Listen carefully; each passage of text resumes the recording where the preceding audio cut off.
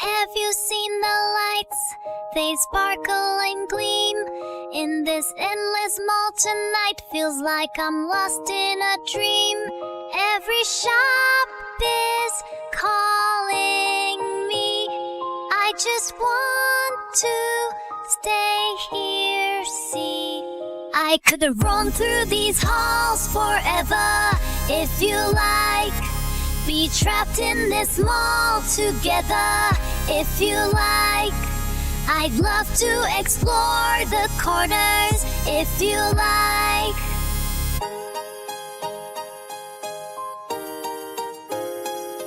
The music plays so loud, guiding me where I go. In this vibrant crowd, do you feel it too though? Maybe I'm just here alone, but I don't want to leave this zone. I could roam through these halls forever if you like. Be trapped in this mall together if you like. I'd love to explore the corners if you like. Every step's a mystery. Wonder what's beyond the next. Lost in this endless journey, every moment we connect. I could roam through these halls forever if you like. Be trapped in this mall together if you like. I'd love to explore the corners if you like.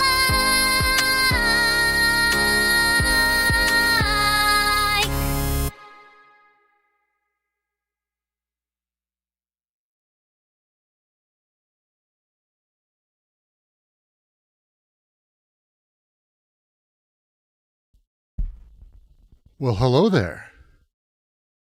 How are all of you doing? I hope you're doing well. Generally speaking, I hope you're doing well. I'm doing acceptably. I've been building out stuff and fucking with a handful of things. Some of you who've been part of the stream in the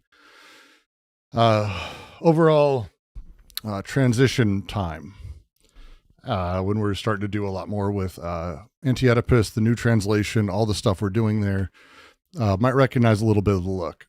Because one of the things I've been doing in the background is kind of adding features, playing with it, breaking things, learning things again, breaking things. And so I don't have to say it a million times. This is one of the things AI is quite good for. I am not running a multi-million-dollar company that needs a lot of security, but give me fucking CSS code so I don't have to fucking do this 1,000 times, and help me with libraries and how things work. So I'm going to give you a tour of kind of the setup overall, and I'm pretty happy with it at this point. Maybe we'll be able to test out some of the weird shit I tried figuring out to do, and then it sort of broke, but it sort of didn't, so I don't know if it's going to work. Jeng is part of this, by the way, still, but still requires the $10. So obviously you got the chats. One of the things that has taken more time than I've wanted is that the chats, the windows are all actually windows now. Like I can actually, they weren't really that before. It was a really good fake, but they were not that before. So, how is 120 to Sodom? This is actually, we'll get to it. Is my desktop just like this? My desktop is not just like this. I'm sadly using Windows 11 and don't really use the desktop very often. There's a few parts to all of this. Obviously, stats are its own thing. It's kind of keeping track of what happens during the stream, the setup. It lets me, lower volume, just some real basic shit. This library, and again, these things are, God, I hope this works. The library is actually a pretty decent library. I'll be adding much more to it over time. There's a couple duplicates. I got to figure that out. But for the most part, it's like, let's go read. Would you like to read let's read Deleuze in the Diagram. So it's actually a library / ebook reader, which I'm pretty happy with. And then again, I get to zoom in so all of you can have, it's ebook reading because it's HTML. Well, ebooks are not literally HTML, but they're basically fucking HTML. Which means I can actually just go through, we can find sections to read. We can go through works. We can do real theory, which I'm pretty fucking excited about. Find stuff inside of books if we want to find specific things, all that good shit. And I'll be adding the rest of my books in here. Mostly I have PDFs, but I'm switching to ebooks for a whole bunch of reasons. So I'm a fan of this, and it literally lets me add books on the fly. I've got 104 that I added just really quick. Oh, we're getting AO set up for reaction streams? Well, speaking of which, also this is actually my camera now. For those... For a long time, what I did is I had this as a green, basically a green screen, and then an OBS. I'd be layering in. I basically color keyed out. This is actually my camera now, and I can adjust it so that way if I want to make myself smaller, I can go like this, center myself, happy day. So I can go down here, or I can, whatever. So if I want to make myself smaller, or if it's like, I'm actually going to be the focus of the stream, I can adjust it. It's kind of nice. I actually think it's pretty solid. Again, I'm pretty happy with it overall. Is that really the edge of the camera? Damn. Why is the camera doing that? That's okay. Oh, that's why. Because the crop always it adjusts based on this. That makes more sense. That's okay. But for now, we're mostly going to leave it.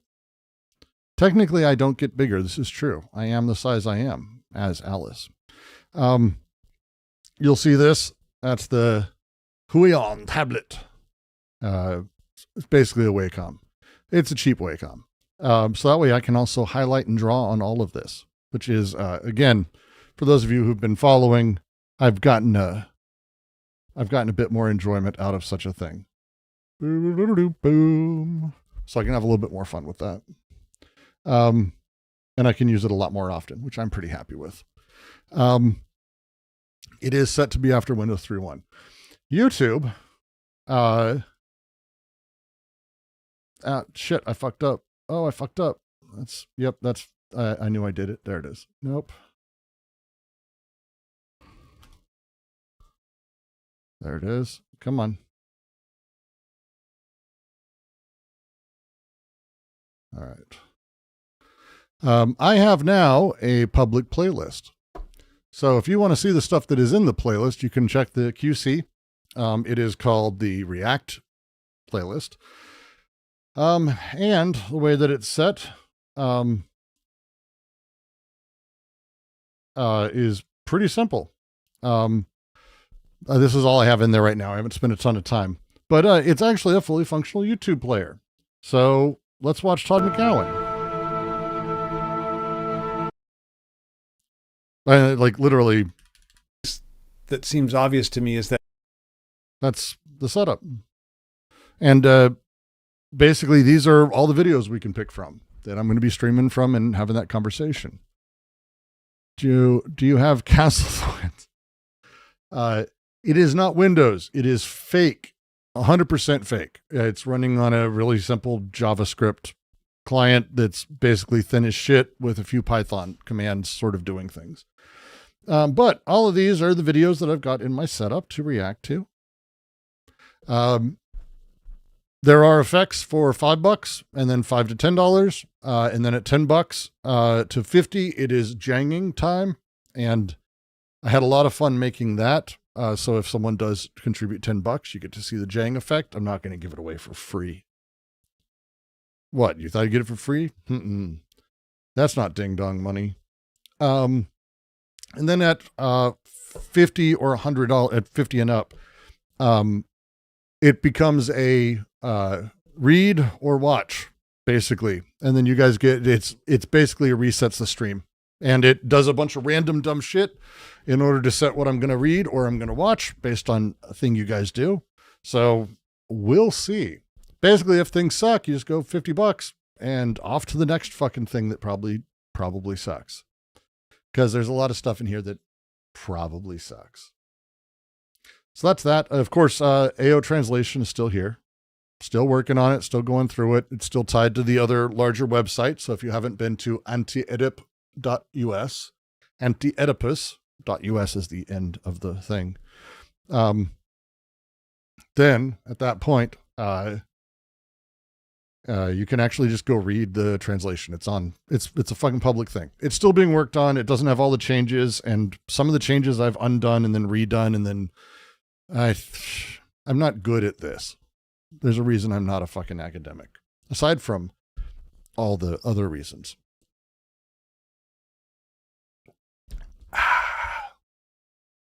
So that's what I'm up to right now.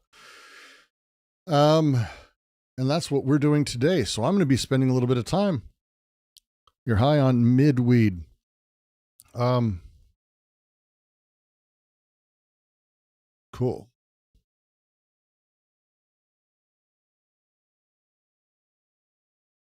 Cool. Let's see what to watch. I actually want to watch the beginning of this. If you guys haven't seen it,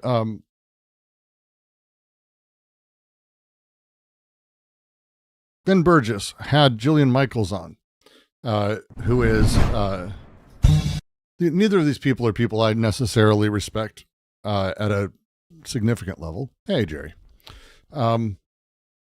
I have, I think, about equal respect for both, for a lot of reasons. Ben Burgess is, I find him tiring, significantly tiring, like super fucking tiring.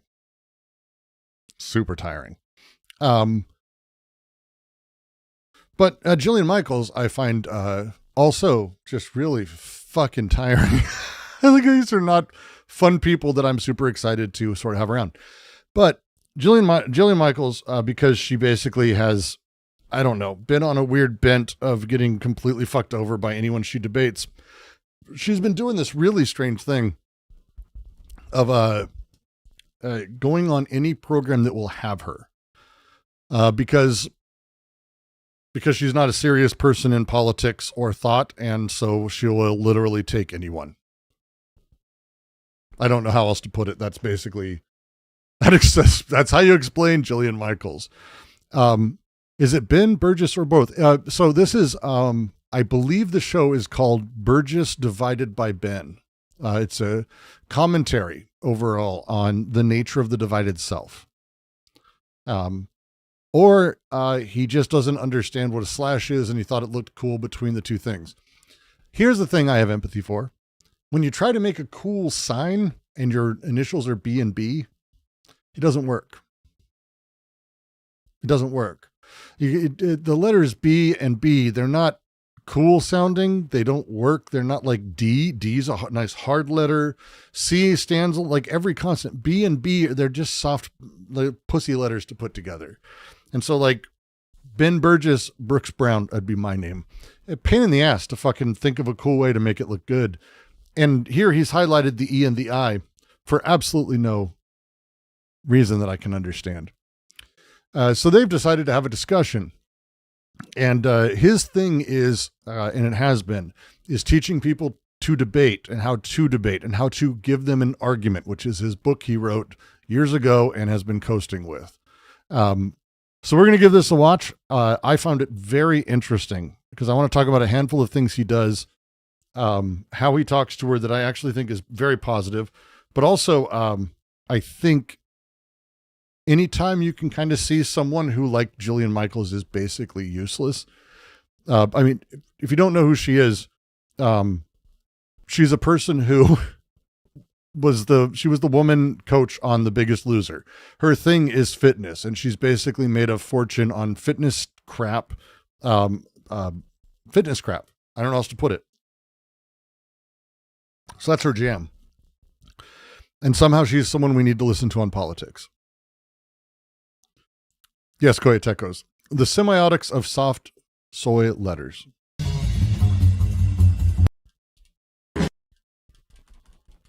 That did. We have ideas on. Dr. Ben Burgess, thank you for coming. Yeah, thank you so much for having me. I really appreciate your willingness to come and talk with me about these things, especially when we're probably on, very different sides of the political continuum. Mhm. And I have a thesis. This is Okay, my do thesis. it. I think the vast majority of us want the same things. Mhm. We just have different ideas on how to get there. Now, okay, so you don't think so?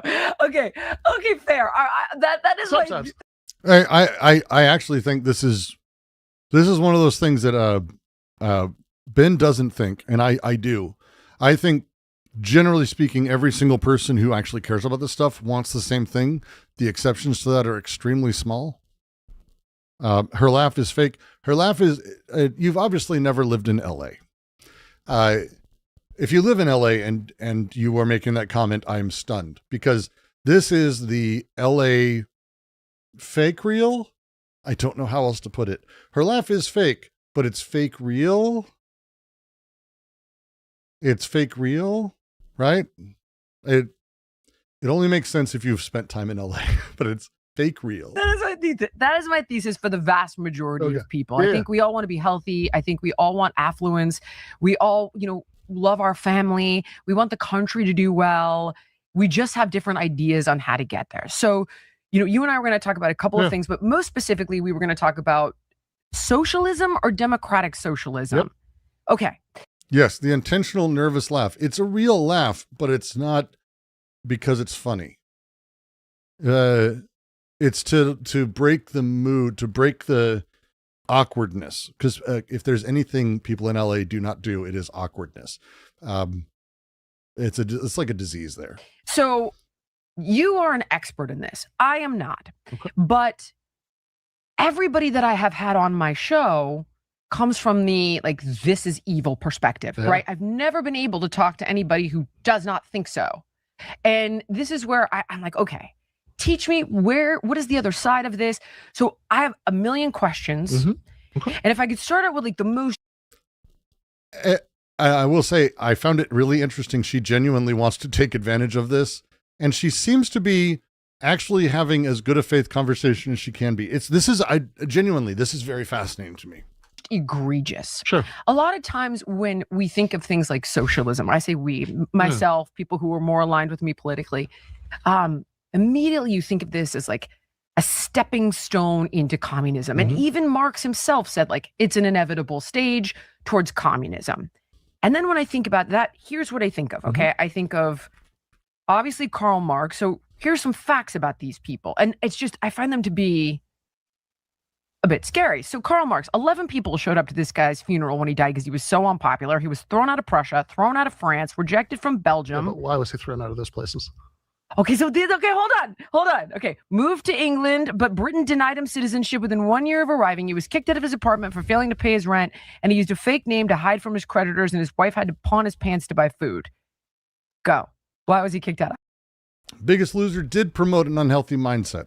Again, I'm not saying Biggest Loser was good, just that's her thing. And we'll probably click over to, she was on Surrounded with a bunch of body positivity people. And I found it was unique. It was unique. I don't know. Okay, well, because he was a dissident journalist in an authoritarian regime. I mean, that seems like a pretty straightforward, pretty honorable reason to be kicked out of a country. England wasn't an authoritarian regime, was it? But he wasn't No. kicked out of England. Oh, okay. Moved Also, England was an authoritarian regime. What the fuck? to England, but Britain denied Yeah. him citizenship within 1 year of arriving in London. He did get citizenship. I mean, that's what you're reading. I don't know off the top of my head, but he lived in England until he died, right? Like the places where he was kicked out, right? Was from Germany, right? Prussia, I guess, at that point, right? Which is where he's from. And yeah, I mean, France. that was an authoritarian regime, right? Like he had, he was the editor even before he became, a socialist the Neue Rheinische Zeitung, I think it was called, which was like a liberal newspaper that was, that was advocating reforms. And so he was kicked out. You say, okay, stirring up trouble, but it's like, look, you could say that, you could say that about all kinds of people I think that you would like, right? Who are kicked out of different countries, right? People who might be like right-wing people who were kicked out of Cuba, people who might have been kicked out of Iran. This is why I hate Ben Burgess. This shit, the immediate response to him, and it's fascinating. He does this all the time, but it's immediately to say, "Oh, you are right wing." Sure, but the people you would like have to be right wing. Why doesn't he use examples like famous examples of famous people who were absolutely made monsters by their own population? You could go to World War II, for example, of a few million of them that they were kicked out of their countries over and over. Like, oh, wait, was Marx Jewish? Fuck, I can't remember. Why would this not be a place to play that? It's just such an odd thing. Right, people, et cetera, right? So it's like, okay, why is this the case where this is a strike against him? Fair, good point. Okay, good point. Okay, here's the second argument here. Is that this guy couldn't even pay for food. How is this guy going to design an economy? He can't. I love it. These are the kinds of people that are in charge of things and talking to people and people listen to. She makes money on her podcast. Right? She makes money on her podcast. Can't even cover his basics. Well, again, I mean, I think if you have somebody who, Oh, no, she's very serious. She's not doing an ironic performance. She is doing the thing.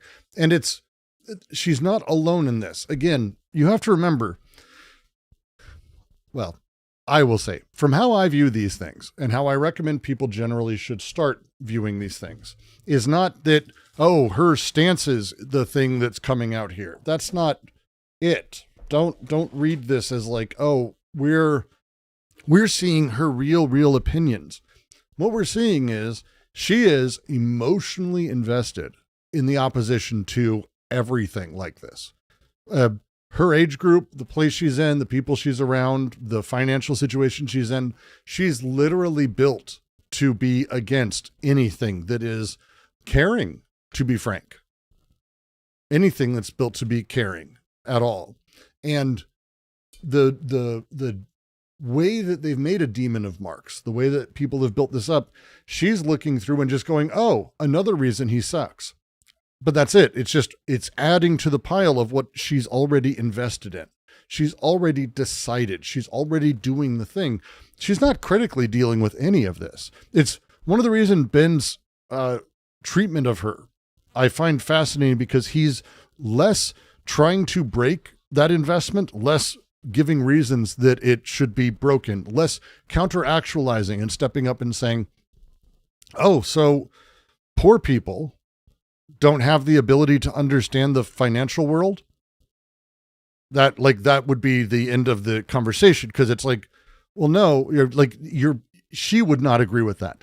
But she's saying it about Marx, again, as a thing, because that's the investment. That's where she's at. And he's just giving reasons for it. He's saying, oh yeah, but it's justified because of this world.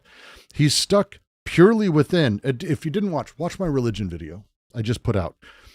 The challenge with most of this shit is that people are very stuck in specifically what I would call representational thinking, where they're talking about these facts related to these facts. And what do these things refer to? And when you're doing that, you're not dealing with what is actually the productive layer underneath. What does this stuff do? How do these things actually work? Because a great deal of the stuff she hates, and if you start talking about those things that she hates, you can talk about what these things actually do. Jillian Michael, for example, hates food companies. They're all scumbags. She basically treats them and considers them and thinks of them like cigarette companies, which isn't far from reality. It's not far from reality. So use that. Seeing her investments pretty easy. I'm mostly just very few people have sophisticated thinking. We are watching people on YouTube. You're watching me. I'm flattered if you think I have any level of sophisticated thinking, but even still, it's not much more sophisticated. It just happens to agree with you. Probably. That's the religion video I did is deeply challenging to a huge segment of my audience. And I've been getting messages from people who are like, I watched it and I think I have to rewatch it because it didn't go where I thought. I thought you were saying something else, and then you did. It's because when you're talking and dealing with things in that representational space, it's all simplistic thinking. It's all that. Could have had like a pretty good life if he hadn't been, he hadn't been committed to his political principles. I mean, like, he got his PhD in philosophy. He could have just been a philosophy professor. I don't think anyone denies that, right? That like he could have done that. But again, he became a dissident journalist. He cared about these political views. He had so I think that, what it sounds to me like you're describing is somebody who is so deeply committed to what he believes in that he ends up throwing away what could have been a good life to exist kind of on the edge of poverty, try selling articles to the New York Herald Tribune. This sounds, I struggle with that a little. But okay. This sounds pretty good to me, right? Like I think really, he sounds like a lazy bum to me. So this is a lazy bum who is producing how many?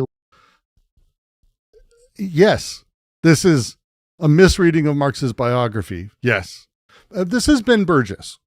Ben Burgess will happily chase a person around with facts in order to have a slight way around them to talk with them.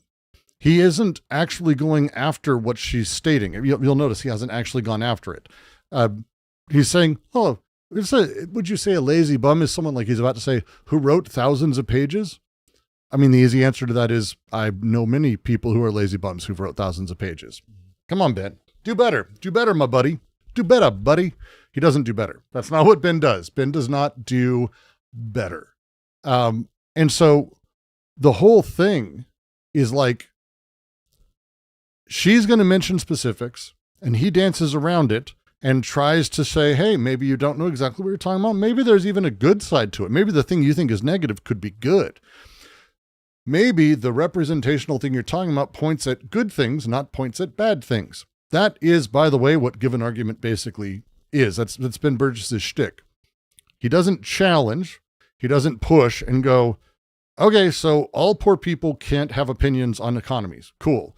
Because she would say, well, that's not what I mean. That's the first thing she would say. It's like, that's not what I mean. It's like, okay, well,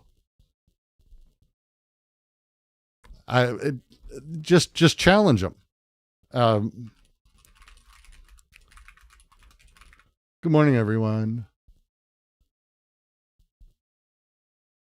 It's hard to pierce the reflective defense. You can't pierce it if you're staying in representational thought. You need to talk to people about what they're doing and what's actually happening and what's actually working.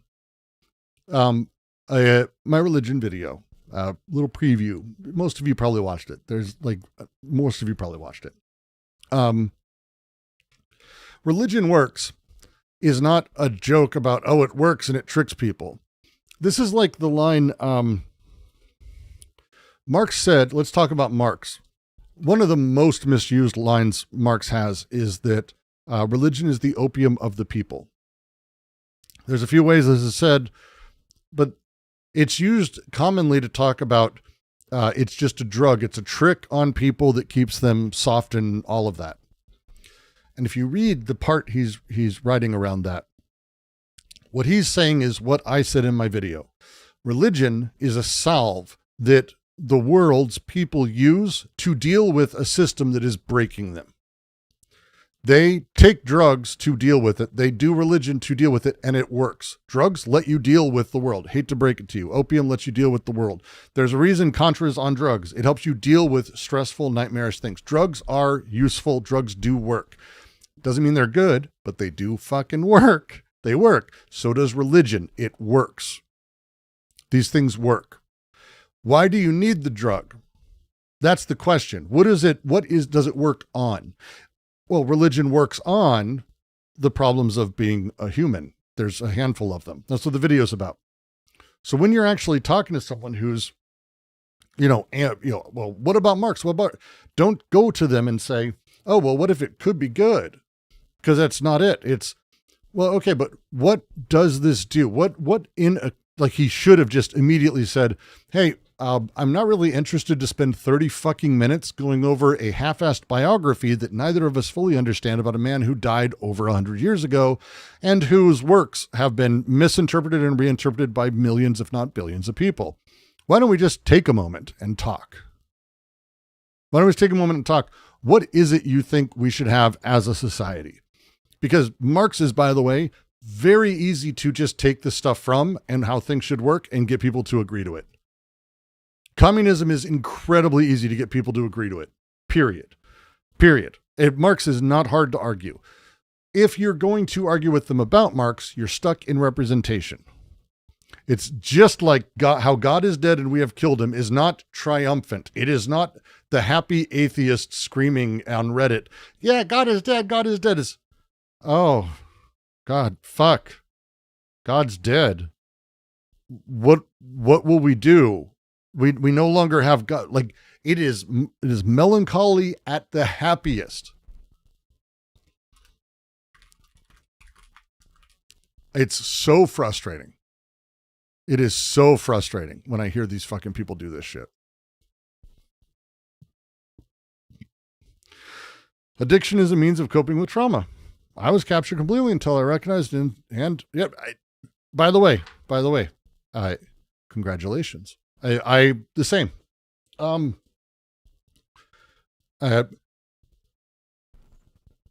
sensational world can be affected by drugs, drinking, sex, violence, all sorts of things that hit you.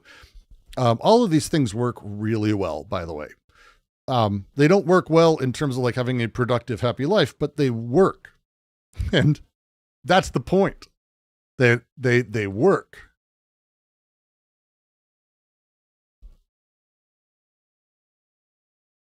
They work. And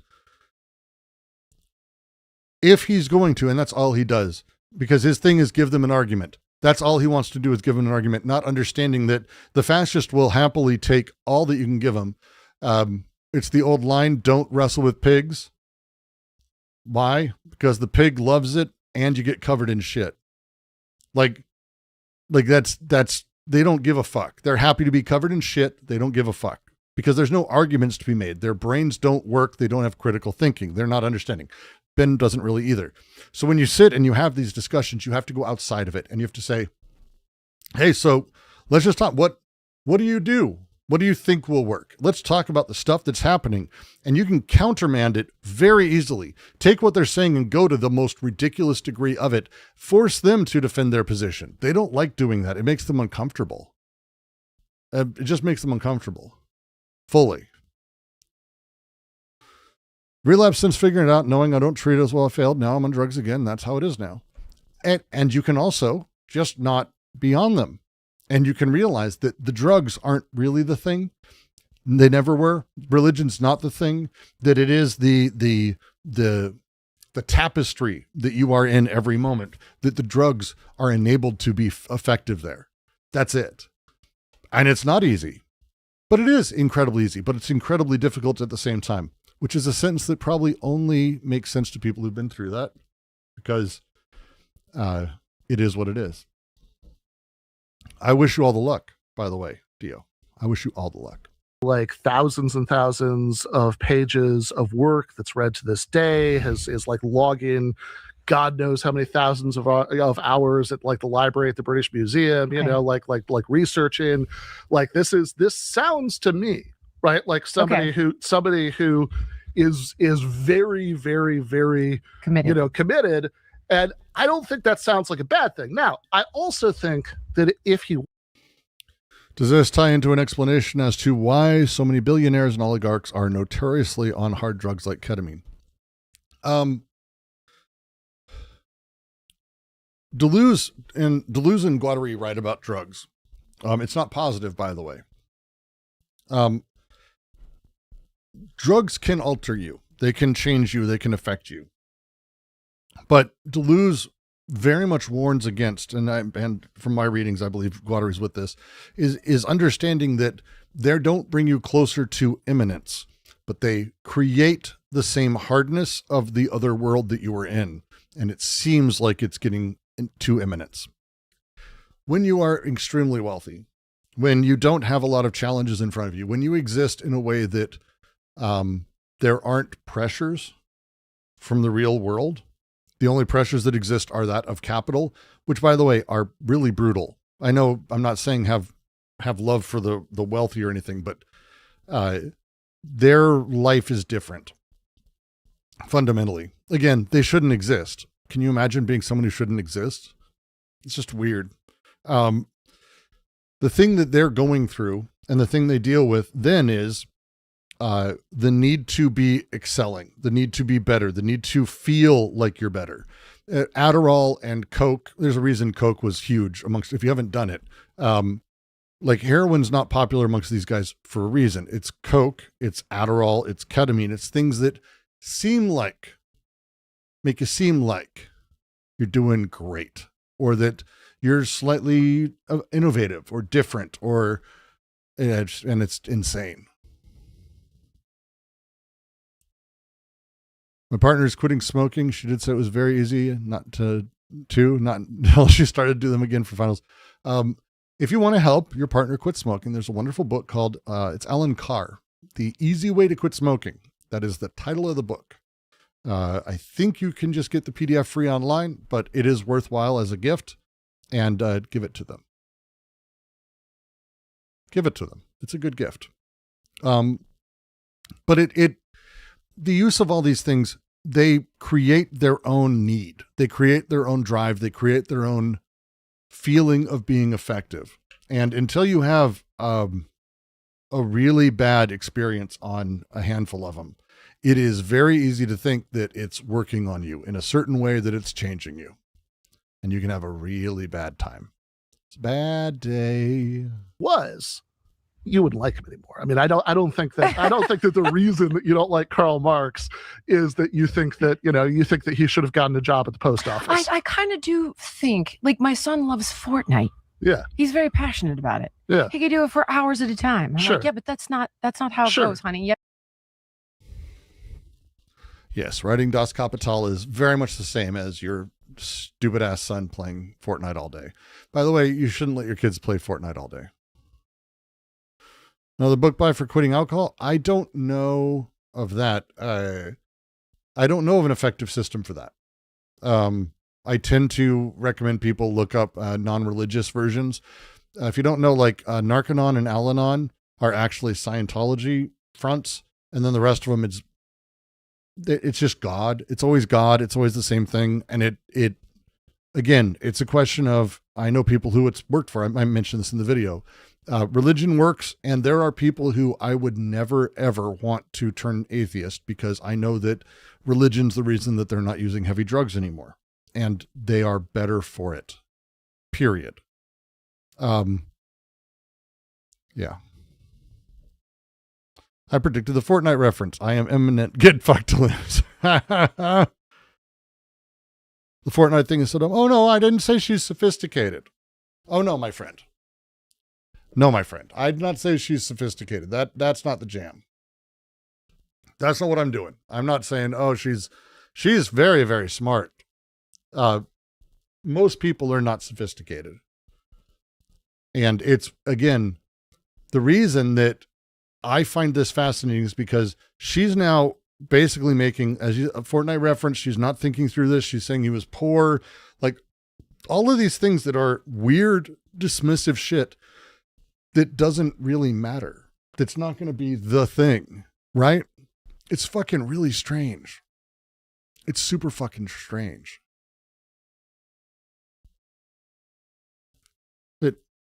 Super strange. You have to do things you don't like. You have to do the hard work. You have to put in the time.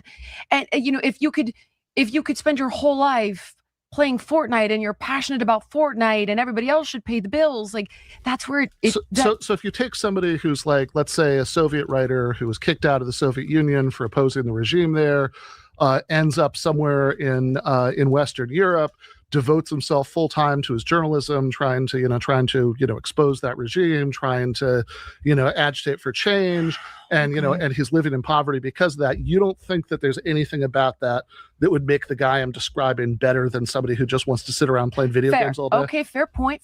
It does seem to a certain extent, though, like I want everyone to pay my bills, which we'll get to the concept. It's great. And you'll sure. address it, of meritocracy and the risk that you take when you put yourself out there. Love it. Let's do it. Well, hold on. I will promise I'll get you. Okay, but then here's where this gets like, okay, so let's say he's just this idealist. Okay. And I'll get to like, where does it work? Where does That's the best line. That's why we're watching it, was just that fucking line.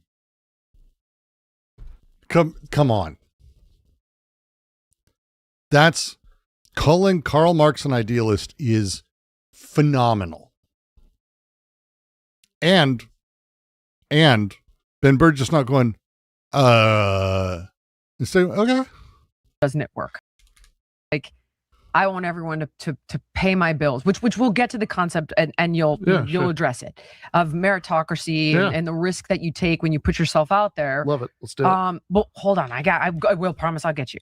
Okay, but then here's where this gets like, okay, so let's say he's just this idealist. Okay. And this is why, again, he's allowing her to state all of the terms, all the claims, say all of it, and then he's letting her basically create the rules that he's going to play within. Because his book, his world, Ben Burgess, useful, really wants to spend time inside of representation. That's his big thing. Is he's going to find out how to discuss, so maybe he can rearrange the representational thought, but it doesn't change the productive apparatus underneath. RB, you can try different 12-step meetings, stop going, do whatever. It's less culty to me. I'm going to back what RB is saying. I have had experience with very good 12-step programs. Went for a friend, and they've had very good experiences. I've had friends who had really awful experiences. You need to find what works for you. That's it. Like, again, get better, because we all want you here. I'll get to like, where does it work? Where doesn't it work? Fuck you, Windrip. Nope. Ben does not look like my long lost twin. He looks like the before picture in a version of me where I'm Eric Wareheim.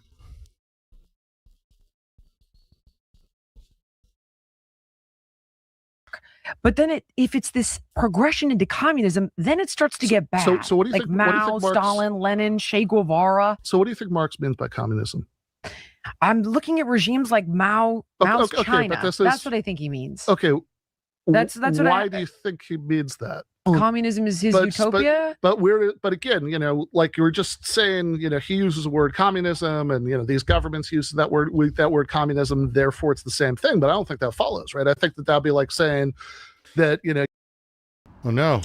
Iran perceives this war as the opportunity to achieve really important national strategic goals. The first is to create national unity and to further legitimize the authority of the regime. As you know, because of sanctions and because of mismanagement, because of corruption, this regime in Iran is not very popular. But if the Americans are coming to invade and overthrow the regime and sow chaos and destruction, then the people are going to solidly unite behind the government, no matter what government it is. I love it. The Iranians see this as the best opportunity in a long time to finally destroy the American presence in the Middle East. Holy by shit. forcing the Americans into a quagmire that they cannot extricate themselves from. As we discussed many times, supply issues in Iran will be a huge problem for the American military. They can get in, but it's going to be very hard for them to get out. Jesus Christ. And the third strategic national interest is to create global legitimacy by defeating the Americans, right? The Shia regime is trying to be the leaders of the global Muslim movement And if they were to defeat the Americans in Iran, then they would become the de facto leaders of all Muslims in the world, surpassing Saudi Arabia. You take like the Spanish Inquisition and say, well, So first off, that worked. Thank God. Thank God that worked. I can't pause Jang. I can do nothing. Until Jang finishes playing, it doesn't stop. I can't do anything. I removed all of the Jang clips that are over 7 minutes. There are some that are 11 seconds. There are some that are 6 minutes. There's none that are an hour anymore. I have those in a separate folder. There are still 780 of these fucking clips to go through. And it's random. No one can pause Jang. Nobody. And that will happen every time someone jumps in. It does the little hack screen. That turned out good. I'm glad it turned out. I'm glad it worked. I'm really glad it worked. Really glad it worked. well, there's those, they called themselves Christians, so therefore Jesus or the Apostle Paul. Do Patreons get to choose a Jang clip? No one can choose Jang. You can't control the Jang. Okay. I tried, this actually was funny because I built a lot of this just in basic CSS, had AI add a little bit. And then I went in because I was like, I really want it to do a thing where it's like, the progress bar is like the crypto joke. Like, the joke, the crypto thing where it's like, we're fucking encrypting your hard drive. I wanted it to be Jang is encrypting your hard drive. That was the idea. So I put it into AI and it wouldn't work. I couldn't get the AI to build that because it said I was trying to create like illegal software and it reported me and I had to put in a report to fucking Claude because it wouldn't let me do it. It sent me this error that's like, you're violating one more time. Like, it was like, holy shit, motherfuckers. Fuck. Jangcoin would be a great rug pull. I just wish I had no morals. That would be a great rug pull. Fuck. Wanted the Spanish Inquisition, right? Like I think that kind of feels like that same kind So of you're thing. saying that I think he means that. communism is his utopia? But again, like you were just saying, he uses the word communism, and these governments use that word communism. Therefore, it's the same thing. But I don't think that follows, right? I think that'd be like saying that you take like the Spanish Inquisition. And say, well, there's those, they called themselves Christians, so therefore Jesus or the Apostle Paul wanted the Spanish Inquisition, right? Like I think that kind of feels like that same kind So of you're thing. saying they bastardized his vision. I'm saying that I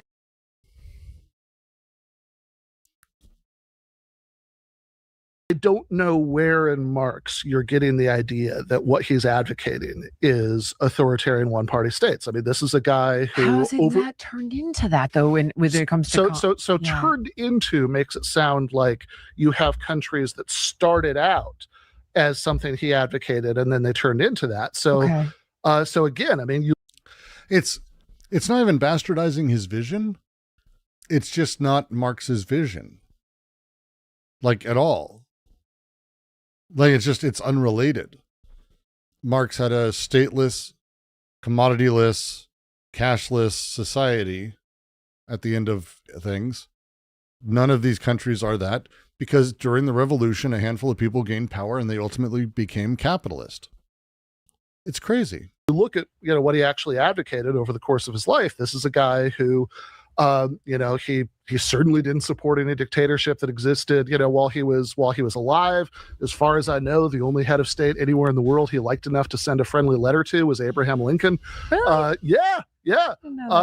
Sent a telegram to Lincoln to congratulate him on his reelection because he was passionate about the war against slavery. This is the one time as far as I know, right? I mean that the one sort of radical experiment in his lifetime that he praises is the Paris Commune in 1871. If you read anybody who wants to look this up, it's called The Civil War in France. That's what he wrote about it. And if you read what he praises about the Commune, a lot of it is this sort of ultra democratic stuff where they make every state official have the salary of a skilled worker. Everybody is immediately recallable at any time and for any reason. Factories are turned over to be run by workers associations democratically, right? That's the stuff that he was into. And I mean, I guess just saying like, okay, you have these other people later who claimed to be inspired by it. I feel like, look, they're like the worst. Didn't he have correspondence with Lenin, supported Soviet project? There is so much there. Like, this is where we start talking about, like, again, what's the point? What's the thing? How is this working?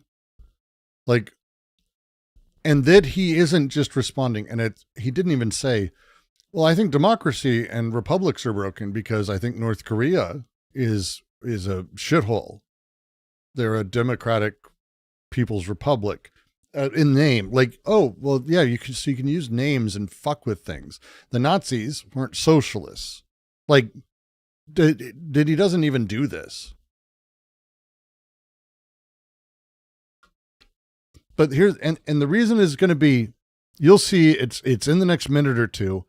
She makes a response that's like, yeah, Ben, it's sitting there waiting.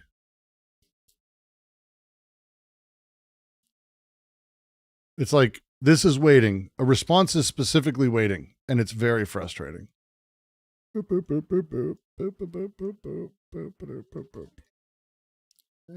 leave it like that. Worst of the worst, Ben. Oh, well, The worst: Lenin, Stalin, Mao, Che Guevara. Che Guevara, they called him the sadistic enforcer. I didn't even know how bad this guy was until I was preparing for this interview. Like, he's a crazy racist, by the way, which is the separate conversation. But he literally, like, all the businessmen that fled, he stole their homes. He had servants. He was like overseeing executions. He was a terrible person. Okay. But again, I mean, this is, I'm a democratic socialist. To me, it's a little bit like if we were arguing about religion and you were an atheist and I was like a Southern Baptist. What are you doing, Ben? Why are you doing this? Ben, why are you doing this? Like, this is, now he's responding to this absolutely clearly emotionally charged thing she's saying. And he's responding by giving a theoretical thought project for her to analyze. Baptist or something, and you started telling me about all the historical crimes of the Catholic Church, right? I'd say, okay, but like, this is delivered to the wrong address, right? Like whether you're right or you're wrong about this, right? Okay. Like, they have a, I think if you want somebody to, argue with you about Cuban history, I mean, I'm probably not the best guest for that, right? I'm sure there are lots of I people. don't. I think my concern is that it starts out with all these sexy promises and good intentions, and in its worst cases, it descends into these really bad people doing really bad things, and then literally I have like country after country after country after country where it goes to hell in a handbasket. So again, you say country after country after country, but that suggests that you have country after country after country where you start out with a democratic form of socialism. Can you imagine being him where you think you're doing really well and like you're saying things that are just not hitting a point at all? You become an authoritarian one-party state. Okay. Is that what you're claiming? Okay, so here's the, so let's just start with this one example. This Sure. was told to me by Glenn Beck. Okay. I'm sure you don't like Glenn Beck, but I'm simply saying he's been on my show. This is what I've been exposed to. And anybody who wants to check it out, by the way, Nathan Robinson and I reviewed his book, Arguing with Socialists for Current Affairs several years ago. So if you just Google Glenn Beck Arguing with Socialists, and my name, like, just because. I am speechless. I'm speechless. You mentioned Glenn Beck, right? Well, I mentioned him because he gave me this example, right? When I was asking questions. So it's like, Yeah. I'm able to ask him questions. I'm Yeah. not able to ask you people like you. And that's why I'm so grateful you showed up. So he brought up a very specific example. Now, this wasn't socialism because it didn't exist at the time, but it was. So it was strict communal property system. It was the Jamestown colony. And it went so far south because they were all supposed to do the work and share the goods and nobody owned land. And they ended up hating each other, killing each other. It fell to complete shit. And only when somebody came in and said, okay, we've got this head right program where everybody gets 50 acres of their own land. You're now responsible for yourselves. You have autonomy. Then it started working. And so that concept doesn't seem to work. You've got the Soviet Union, USSR. Yeah, I mean, exactly, Shiloh. Matan, who is, and I will probably won't even say negative things, but Matan is not someone who plays themselves up as like, oh yes, I'm Dr. Matan, which, by the way, that should be a bit Matan does. This is Dr. Ben Burgess, who writes academic things and understands socialism. And Matan is like, absolutely did a billion times better. Because again, what does he do? What does Matan do? Matan actually does what I said earlier. Says the thing and then makes it insane. And just continues to make the point more and more absurd. It's Adam Friedland, same thing. This is the reason comedians, by the way, have always been able to do this far better than whatever Ben Burgess supposedly is. It's incredible. It's just so incredible. Didn't work. Poland in the 70s and 80s didn't work. East Germany didn't work. Romania, same time, didn't work. Hungary, no. Czechoslovakia, Bulgaria, Albania, no. Yugoslavia, no. This is where it's like. Let's take a second and go back to Jamestown, though, because a lot of people don't know about American history at that level. Okay. Jamestown's one of those really, really fascinating things because the Virginia Company of London, Virginia's not originally a state. It's named after shit in London. Okay. Was a private, partly kingly owned. This is like the East India Company was a company, but the king owed a bunch of it, right? As a thing. The colonists who were sent to Jamestown were primarily indentured servants of the worst kind. They were required by corporate law to pool everything into a common store, into common everything. And the pooling was supposed to yield profit that would be sent back to the investors. This is not a socialist setup. This is not a socialist setup. If you don't know the story of Jamestown, the answer is corporatism. Like it's one of the earliest recorded things you could say that is straight up corporatism killing the colony. So to say it's socialism is because you equate people supposedly having to get along as socialism. Because again, Glenn Beck, who is mentally half not there thanks to years and years of doing drugs and being a morning disc jockey. Yeah. But Ben Burgess granted it. We're not watching Ben Burgess. We are watching it. Matan is meh for me too. Don't get me wrong, but it's still good to see little clips. It feels good. This is what I know. Maoist China. Good Lord. North Korea. No. Cambodia. North Korea. Hey, what's it called? Like again, Ben, your child. Ben's a child. You know, the first thing you said when you were starting all this is obviously, it's like a list of 50-something countries. Was that you had country after country after country where things, you said, started out with good intentions, but then they went to shit. I'm guessing they made these promises to the people. Again, if you're saying, okay, you know, if I advocate a democratic form of socialism, well, we know that this turns into this, then what I want would be an example of places that started out. Ben Burgess is a total joke. He is, because, and I'll tell you, one of the reasons we're watching this is because I want to show the opposite of this. Let me actually cue it up. Mehdi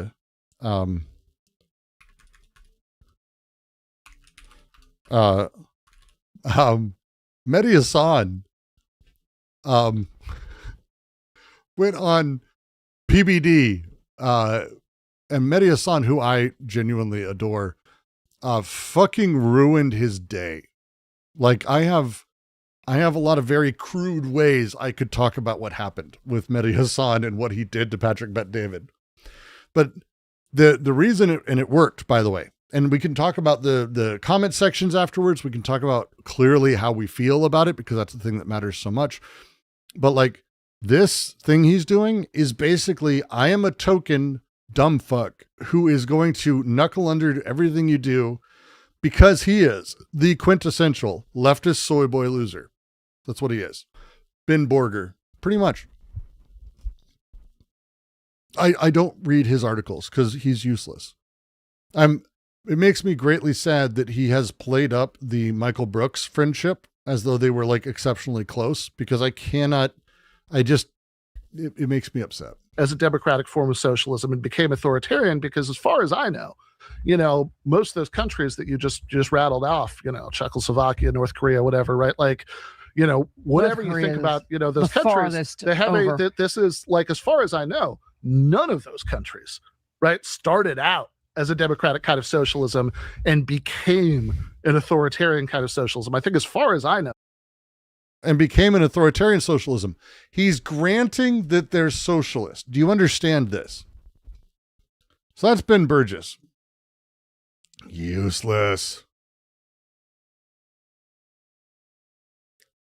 And now we're going to just compare. We're going to compare because I actually think Jillian Michaels on Surrounded. I'm curious. I'm curious to get your guys' thoughts. And I know they're going to fucking copyright strike me, won't they? I can't do this, can I? Nope. I'll do that later another time. Damn. It's worth watching. She is actually kind and compassionate and interesting to listen to, and it's actually quite good. It's actually very good to watch. But let's watch the opposite of a Ben Burgess. The opposite. This is the fucking opposite of a Ben Burgess. Now, if you don't know who Patrick Bet-David is, he had a multi-level marketing scam company and made a bunch of money on it, and continues to do things that are just basically, hey, I pay me money because I'm good with money, and I will tell you how to be good with money. And that's what he does. He runs conferences and shit like that. He's awful. But he is one of the most listened to podcasts on the right. This was one of the best things. After leaving MSNBC is crushing it.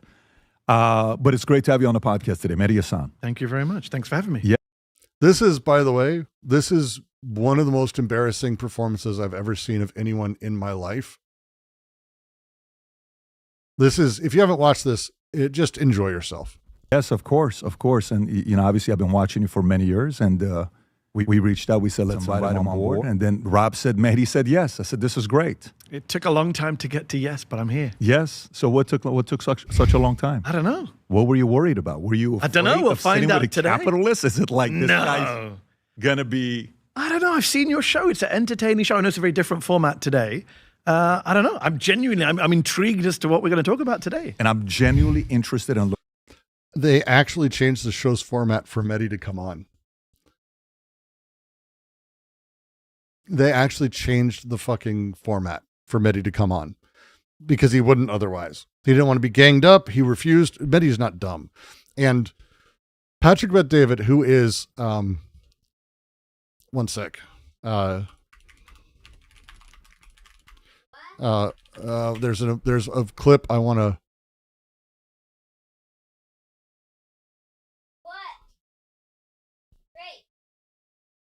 One sec. I think this is it. One sec. What? This one's it. We're gonna. You're good. He's good, Heather. You can. Do you want to go tell Mom that I said it's okay? You can play in here. It's okay. I said it's fine. No, go. Don't scream it. Don't scream it. Jesus. Don't scream it. All right. We will come back to this in 2 seconds because I want to show my favorite. It's a Majority Report clip, but it's one of my favorite. Let's check in with Patrick Bet-David's program, where for whatever reason, this is one of my favorite things that Patrick Bet-David's ever been involved with is these clips. I was crying the first time I saw this. Patrick Bet-David, he's got an interesting dynamic on. He sends that guy, what's that guy's name? Dan? Who's the two guys? There's Vinny? Adam Sosnick and Vinny. He's got his sidekick, Adam, to basically go to war with Vinny all the time because I think Patrick Bet-David feels a little bit uncomfortable defending this. What, Dexter? In a minute, maybe. Stuff. And so he gets a little bit embarrassed. So he sort of like recedes whenever this comes up. Have you noticed that? Yeah, in a very funny way. It's strange. I wonder why that is. Anyways, maybe he's just personally uncomfortable. I have no idea. I have no This idea made my what day. like the world of wealthy Florida people do. Anyways, here is Adam defending the administration and basically telling Vinny to move on. Now, Vinny seems genuinely invested in finding out what was going on in this, world of like Florida multimillionaires and this Epstein stuff. But here it is. Back to your point. Okay. What do I want? Adam, I want jail. Okay. And if God forbid the president of the United States was involved with it, guess what? Same for him. Which president? They're talking about the Epstein, by the way. Is it our president. Okay. If he was you want Trump to go to jail now? If he was with underage girls, 1,000%. So if Trump was with a 17-year-old I'll say it girl again. When he was 20 40 years ago, old, yes. So you want Trump to go to jail? It's called pedophile. Hold on, let me ask you. Is it illegal? Can you have sex with a 17-year-old in New York? 35 states. In New York. The age is 16. Do you know how fucking amazing it is? I love Vinny for this. Can you imagine, like, anytime I watch any of these people like start mincing words about, well, what if it was this and this and this, and it's like, and he's even barreling through it. It's so great. And then in certain states, Oh, pause it for 1 second. I did not expect Adam to be going out there and arguing for a dropping, I guess. I mean, to say, like, this is what the argument is, right? Like, knowing the number of states off the top of his head. Libertarian over there. I don't know why you think I'm a creep. Also, did you know Wyoming has specific rules about statutory rape that involve the way that the phone, like, Jesus Christ, these fucking people. This is, why not drop it down to like, I don't know, 13, just in case? Do you think it's a coincidence that Alan Dershowitz has spent like the past few years tweeting and writing about how onerous age of consent laws are? No. States. In New York, Adam, hold on, let me ask you. Is it illegal? Can you have sex with a 17-year-old in New York? 35 states. In New York. The age is 16. And then in certain states, it's 18. According to some Muslim scriptures, you could be 9. So it's okay if he was on a different part of land hooking up with a 16-year-old. Okay, no, but let me ask one last thing, because obviously, Can you imagine being the guy defending? what I wanted you to do was just get it all out there. Yeah. Thank you for that.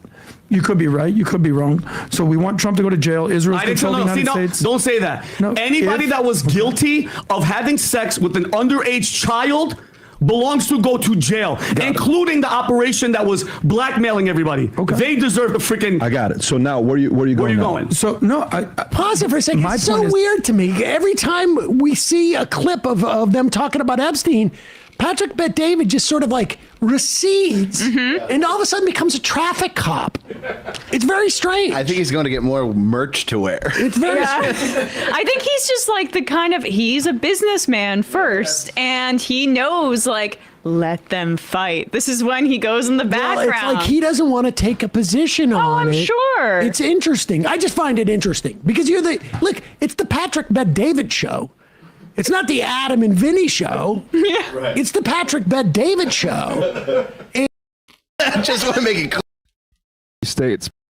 Well, then last now, question. wait a second. I got to stop that too because if you're a fundamentalist, religious person. Yeah. Right. Also, I think sex trafficking pretty much illegal in all 50 states, but anyway. Okay. Accountability, Adam. Listen, what I'm sick of people doing is skirting around the issues. Just say how you feel. I've been saying it for Yeah. Perfect. So then last Now, question. wait a second. I got to stop that too because that seems like Adam is subtweeting Patrick Bet-David. He just said, I'm tired of people skirting around the issue. Just say what you believe. Oh, yeah. And it's almost like he's trying to say, I don't know. Go back. Let's go. Anyone who hasn't seen this, you do not know how this goes. You do not know where this goes. And it's my favorite Patrick Bet-David moment of all time. Adam. Listen, what I'm sick of people doing is skirting around the issues. Just say how you feel. I've been saying it for. Yeah. Perfect. So then last question. Who do you trust more? Donald Trump, JD Vance, Kash Patel, Dan Bongino, Pam Bondi. Who do I trust or most? Or whoever's the loudest people on the internet, Tucker, Candace, Dave Smith. Who do you trust more out of that group? No. It's a binary option. No, hold on. Who do you trust more? Adam, I don't trust anybody that's lying to me blatantly in my face. The correlation doesn't match because those guys are asking the questions, Adam. They don't know either. They don't know 100%, but you know what they want? Yeah. Stop bullshitting us. He just nailed it. Why do you keep talking about it? We're talking about it because of you. Okay, stop yelling. Just because you're yelling, you're not right. No, it just pisses me off. You can be loud and you can be wrong. It's hard to be loud and wrong. Show me where I'm wrong and I'll shut up. But the point is you're not right. But here we go. Where am I wrong? Is Kash Patel lying? He's not. 100% he's lying. So 100% Kash Patel's a liar. From what he said, Adam, he was in the administration. He said they had all of it. So if you don't know what he's doing, Adam is working right now to get anyone who is emotionally invested in JD Vance, Kash Patel, the administration, to go, Vinny doesn't trust Trump. That's what he's just trying to discredit him at that level. It's child. It's how a child thinks. But again, is Dan Bongino a liar? Yes, yeah, he did. Absolutely. Yeah, he did. Is Pam Bondi a liar? Yes, blatantly lying in front of our face. Is Trump a liar? I think so, Adam. Is JD Vance? I think they're all lying to us, Adam. Okay. Yeah. So even if it's a little lie, okay, they so lie. how about this? They're all liars. Yeah. Who's right? Because you probably absorbed a lot of content on X. I assume. I know X is your thing. No. Who's right out there? Who's your? Go ahead. You've already gone 99%. This is mean. Let's go. I don't appreciate the condescending tone that Adam is taking towards Vinny. Now, look, I do agree. Vinny sometimes gets a little bit passionate and loud. I've sat next to Vinny in the room, and it was difficult. But Adam is being so condescending here. Where is Adam going for his information that is so much better than X? Well, we played that it's this exact version of the Megyn Kelly Ben Shapiro argument that we played, where Ben Shapiro says we have the same sources. I'm hearing it from Kash. I'm hearing it from Dan. I'm hearing it from Pam and JD and Trump. And yeah, that's the reality. That's the problem with it. You were the guys that were saying you can't trust the government about this, and now they have to rely on like the level of fan adoration towards Donald Trump to back up their argument. This is a divide in this case of somebody who's trying to appeal to the administration versus somebody that's trying to appeal to their audience. And that's the divide you're seeing on right-wing media right now, especially under 40 online male-focused podcasts that are obsessed with this Epstein story. The people that are trying to cater to their audience, because their audience captured in a very like specific way. We're seeing with Andrew Schultz changing on a if I ever don't say that Emma is fantastic, let me know, because Emma's fantastic. Dime like this. It's a difference between people who are closer to power in the administration and the people that are more interested in building up a podcast audience. I just feel like Adam is being just treated horribly. Take Vinny's argument instead of like trying to nibble around the edges. Who do you associate this with? Are you on this team or that team? Vinny's not on a team except for the team of truth. Exactly. Can I say, like, this entire divide that Emma's talking about could all be solved by sort of high school media literacy of citing a source. Yeah. like the stuff about Acosta, Labor Secretary Alexander Acosta said that he was told to go easy on Epstein because he was intelligence. Just cite that. You don't need to say, like, well, I'm on team Dave Smith. You could cite that. You can cite claims from other former like Israeli officials who had hinted at the same thing. You can cite the thing with Robert Maxwell and his connection to Mossad, and that's through Ghislaine. Exactly. Even if it isn't through Epstein, clearly Ghislaine Maxwell had that. But I do think it's interesting. Like, the biggest Israel defenders are very, very hesitant for this to gain traction on the right. I'm watching this, and I'm hoping that we don't have to do a Vinny is right merch shirt. Oh, like that. That's a good point. Let Vinny talk here some more. 100. This, you have no idea where this is going still. We're not even close. This person. I trust them. Adam, who is it? I don't trust anybody. 100%. Who do you give the most trust to? Here's my thing. Who do you give the most he's asking a question credibility to? Because he's asking you questions. So you're saying those people are lying. If they're lying, who's lying less? Yeah. Who's telling the truth? You were willing to say that the director of the lying? FBI, You the said president of the United States are all liars. 100% Who's lying. more right Cash than lying, them? Bongino lying. Trump, you're like, I Who's think he's more lying. right than them? Yeah. If that's 100%, who's 100% telling the truth? Well, all the victims that were out there. Hold on. Okay. All the FBI reports. All the. By the way, But name go to- names. hold But on. name names, 'cause you were Virginia Giuffre, Okay. All right. who said, hold on, since we're gonna go back to Prince Andrew, she was underage and the prince was there having sex with me. Yeah. Time out. Oh, no, Time out. hold on. Time out. That's I believe one- her, and I believe the rest Cool. of the victims, Adam, that all of a sudden we don't know where they are. But the victims don't know what the top Mossad intelligence was. So who do you think knows those answers? Adam, it's easy to say the hold victim. on. Listen to me. Trump, Dan Bongino, Cash Patel, they all know what is going on. But That's not the they're question. like- No, that's not the Who question. do you trust them? Is it Candace? Is it Tucker? Is it Dave Smith? Is it Dan Bilzerian? Who do you think is this guy knows what he's talking about? Who's that person? This Is it is, you? Can you I pause trust- it? This is such an It's insane. annoying deflection by these like MAGA sycophants. You still have no idea where this goes. This is the most insane thing I've ever seen. And Trump sycophants. This is like how anyone takes these people serious after this is so stunning to me. Poor Vinny is all I can think. One party has a monopoly on the information. It's the government that has access to records that none of us have. The reason this story has been has had such a long tail is because there is so much there that hasn't been revealed to the public, and independent journalists Julie K. Brown, others have pieced things together. That guy from Mother Jones who went through the Black Book in 2020 and called all the 2,000 names and saw there's like around a few dozen that are circled, and Julie K. Brown has said that those have that has some sort of specific marker that but we can't know what that is. You should smile unless the information is released by the FBI. So this appeal to authority. Who's the biggest daddy? Yeah, yeah, and there is sourcing on it that he ignores, and other information that is outside of what Cash Patel is saying. And remember, Patrick Bet David hasn't weighed in yet. And he's the reason we're watching this. Just be ready for it's fucking crazy. These people are out of their fucking skull. From Vinny sitting right in that chair. We got a spot for you, buddy. Yeah.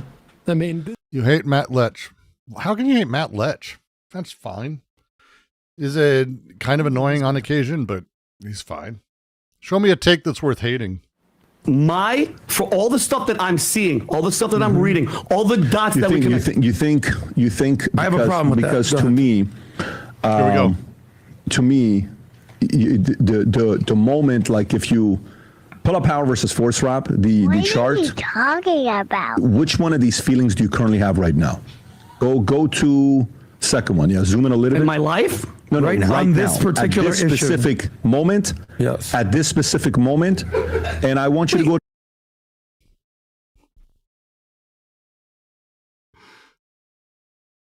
It's my favorite thing. The chart. This is my favorite thing. This is my favorite thing. This is my favorite thing. This is what he interjects. The chart. And it's my favorite thing. Because, one, they don't just have this. Someone had to go and search in Google and pull it up online and put it up. But he's like, where are you on the chart right now? Where am I on the chart right now? I am in, let's see, ineffable bliss. I'm in emotion scale 600 to 650. Strong scale. I'm in an ineffable mood myself. Go to third column. You know where it says level? So go all the way to the bottom. pause it for a second. I'm just gonna leave this up there. Patrick Bet David, to avoid taking a position on this, has brought up a map of consciousness. Oh, a map. The map of consciousness, with 4 quadrants. You mean a table? Well, it's a table, but it's supposed to map your consciousness on 4 quadrants as to understand where you are in the awareness of an issue. I mean, do they not realize how much this looks like they are stonewalling? Exactly. Patrick, listen, I have an idea. If anybody starts to ask questions about Epstein and me, maybe bring up a map of consciousness. So the map of consciousness, for those who don't know it, and you can go look into this. If you're running a major scam, let's say a multi-level marketing program or pyramid scheme, you need to make sure that you can maintain control over the people under you. Also, if you have a cult, if you ever decide to start a cult, really useful tool. By the way, MLM, cult, same thing. This is what you bring up because you force a person to go point to the feeling you're feeling right now. And so they point to, by the way, it's never positive. Like, you don't bring this up when people are experiencing. So I'm sad. Oh, grief. This is a weakness of force. We need to go across it. And that's it. Like, that's how you start. This is how you manipulate and control people. That's why he has this, because he did do this. Like, this was an MLM. He was an MLM guy. That's what he did. Patrick, listen, I have an idea. If anybody starts to ask questions about Epstein and me, maybe bring up a map of consciousness and see where they're emotionally feeling here. This is amazing. This is so funny. I'm starting to think Patrick might be the top of this pyramid. No, it's unbelievable. It's funny you say pyramid. Go ahead. Exactly. Pull up power versus force, Rob. The chart. Power Which versus one of force. these feelings do you currently have right now? Go to second one. Yeah, zoom in a little bit. In my life? No, right on now. this particular specific moment. Yes. At this specific moment. Just amazing. And I want you to go to the third column. You know where it says level? So go all the way to the bottom. Shame, guilt, apathy, grief, fear, desire, anger, pride, courage. I'm angry. Okay. I'm obviously angry. Okay. So, by the way, Look at his shirt. no, but Yeah. by the way, I get it. Bless you, sir. so you're angry.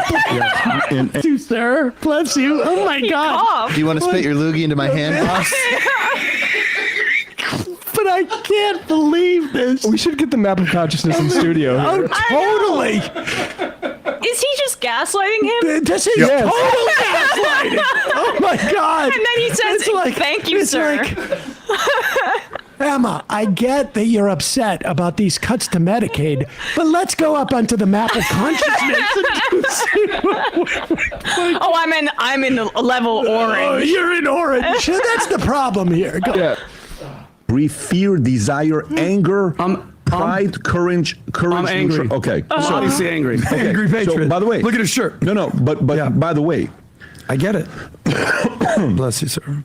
so you're angry, Yes. and how many people you think are feeling that way as well? A lot of people. What do you think it is? From our Yes, from our base. from our base, 90% are furious. I don't think it's 90%. I think honestly, it's 20 to 30%. Okay, and I'll tell you why. And kind of. Majority Report is not clickbait, and they don't engage in tribalism. I would just totally disagree with that. Sam's very good at politics and understands how it works. No, disagreed. Walk it through why I think it's 20 to 30%. What? So, Wait, which people here, like, where do you put Trump right now? The way he's handling- It's amazing. I love it. So you're angry. Yes. And how many people you think are feeling that way as well? A lot of people. What do you think it is? From our base. From our base, 90% are furious. I don't think it's 90%. I think honestly, it's 20 to 30%. Okay, and I'll tell you why. And kind of walk it through why I think it's 20 to 30%. What? So. Wait, which people here, like, where do you put Trump right now? Has The way he's completely derailed the conversation. He does not want to weigh in on the question of Epstein and Donald Trump, both huge members of. Oh, it's weird. The same community that they live in. All right, okay. I love Sam. So great. The whole thing is amazing. Reason, category, and power. I actually don't. I don't. Wait, Trump. This is so fucking nuts. Go get it. This kid's so nuts. Yeah, your thetans are off the chart right now. Handling Epstein. How is Trump handling Epstein right now? I'd put him in the acceptance and reason category in power. I actually don't. I don't Wait, put him. Trump in this? Yeah, where is Trump in this? Right on the way he's handling the Epstein. Would you go fear? I would put fear. He's scared. I think, Tom, where would you put him? It's funny you said that. God, I can't was believe about to this say actually fear, worked. or They're I all could put just the sort of pride, chasing after demanding, this and scorn. lack That's of where I'm at. consciousness. By the way, both of you are wrong. I'm sorry. Parasocially psychoanalyzing Donald Trump. I love it. It's amazing. And they do this over and over. And that's where I'm at. Yeah. By the way, both of you are wrong. Oh my God. Both parties. Like, trust me, I'm angry. I'm not in the right state to decipher what's going on because I'm coming from an angry place. You know, like, Tico, where he's at and what we're talking about before. Yeah. How come we're not doing something? Like, how are we feeling? Where are we at? We're in what? We're in guilt, anger. This is why I love PBD. That's why I love PBD. By the way, both of you are wrong. Yes, the whole thing's beautiful. So PBD is basically an empty human being, like fully just flatly empty as a person. So I believe Mehdi Hassan, despite his interview of Zhang being just disappointing as fucking hell, Mehdi is not empty. Mehdi has principles. Mehdi is well-read, well-researched. He's an exceptional reporter. He's very bright. Also, I learned he's my age, which is weird. He feels like he's older than me. Just weird. But I love Mehdi Hassan. So here's what happens when they get together. Yeah. That's the best beer. I'm not going to be the guy who gives you beer recommendations. Best beer. Okay, got it.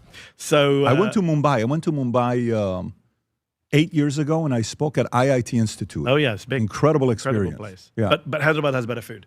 So I have to say that as a Hyderabadi. So my parents moved in the 60s and 70s to the UK. I was born in 79. I think we're similar in age. And I moved to the US 12 years ago, come February. So it's been over a decade I've been here. Became a citizen in 2020, been a journalist all my life. What do you prefer? UK? But they're both my age. You know how fucking weird that is? Born in 79. I'm born in 80. Just fucks with me. Okay, and I know, listen, this Mom's is a watching, controversial question. Just ask me. I don't want to upset Mom, so you don't have to answer it if you don't want to. They both have their brilliance. I go back to the UK all the time. I'm heading out there next week. I get to go for work and pleasure, and I love going back to the UK. But the US, I got to say, the US has given me opportunities and open doors that even the UK I don't think could have done. Really? And I think you hear that from a lot of black and brown folks from the UK. Because I'm someone who's criticized racism, obviously, in the UK and in the US. But what's interesting is you talk to people in the media space, entertainment space. You look at someone like Idris Elba. You look at someone like my good friend, my old school friend, Riz Ahmed, Oscar-winning, Emmy-winning actor. They've all talked about how when they came to the US, they got more opportunities than they got in the UK. Why do you think that is? Is it just capitalism? Is it just business? Is it incentives? I think there's also, the country is a bigger country. I think we can sometimes forget when we live here how this is a continent of a country. Yep. So just geographically, space-wise, there's more places to just do things. The UK is very heavily concentrated around London, right? The entire country. To the great consternation of people in Manchester, Birmingham, the entire economy is centered around one city. Politics is centered around Westminster in London. And I think there's also, in England, we don't have the legacy of, plantation slavery and the black struggle for civil rights in the US, but we do have a different kind of legacy of empire and that form of, history to overcome. I don't know what the right word I'm looking for, like staid, stodgy. It's just a kind of an old way of doing things. We're gonna skip ahead. Quite provocative at the time and even till his death. Even when he wasn't sharp at the end. We'll give it a second. It's a very long set. He won over your guy. Honestly, like game recognizes game. No, look, you're here. I like your talent. And I watch and I see what you do. Yeah. Listen, we may not agree on, 50% He's not like of that things. with most other people. But no, he is. He respects talent, and he's got it. Fawning over people, Trump doesn't fawn over To people. bring the guy Putin maybe, over.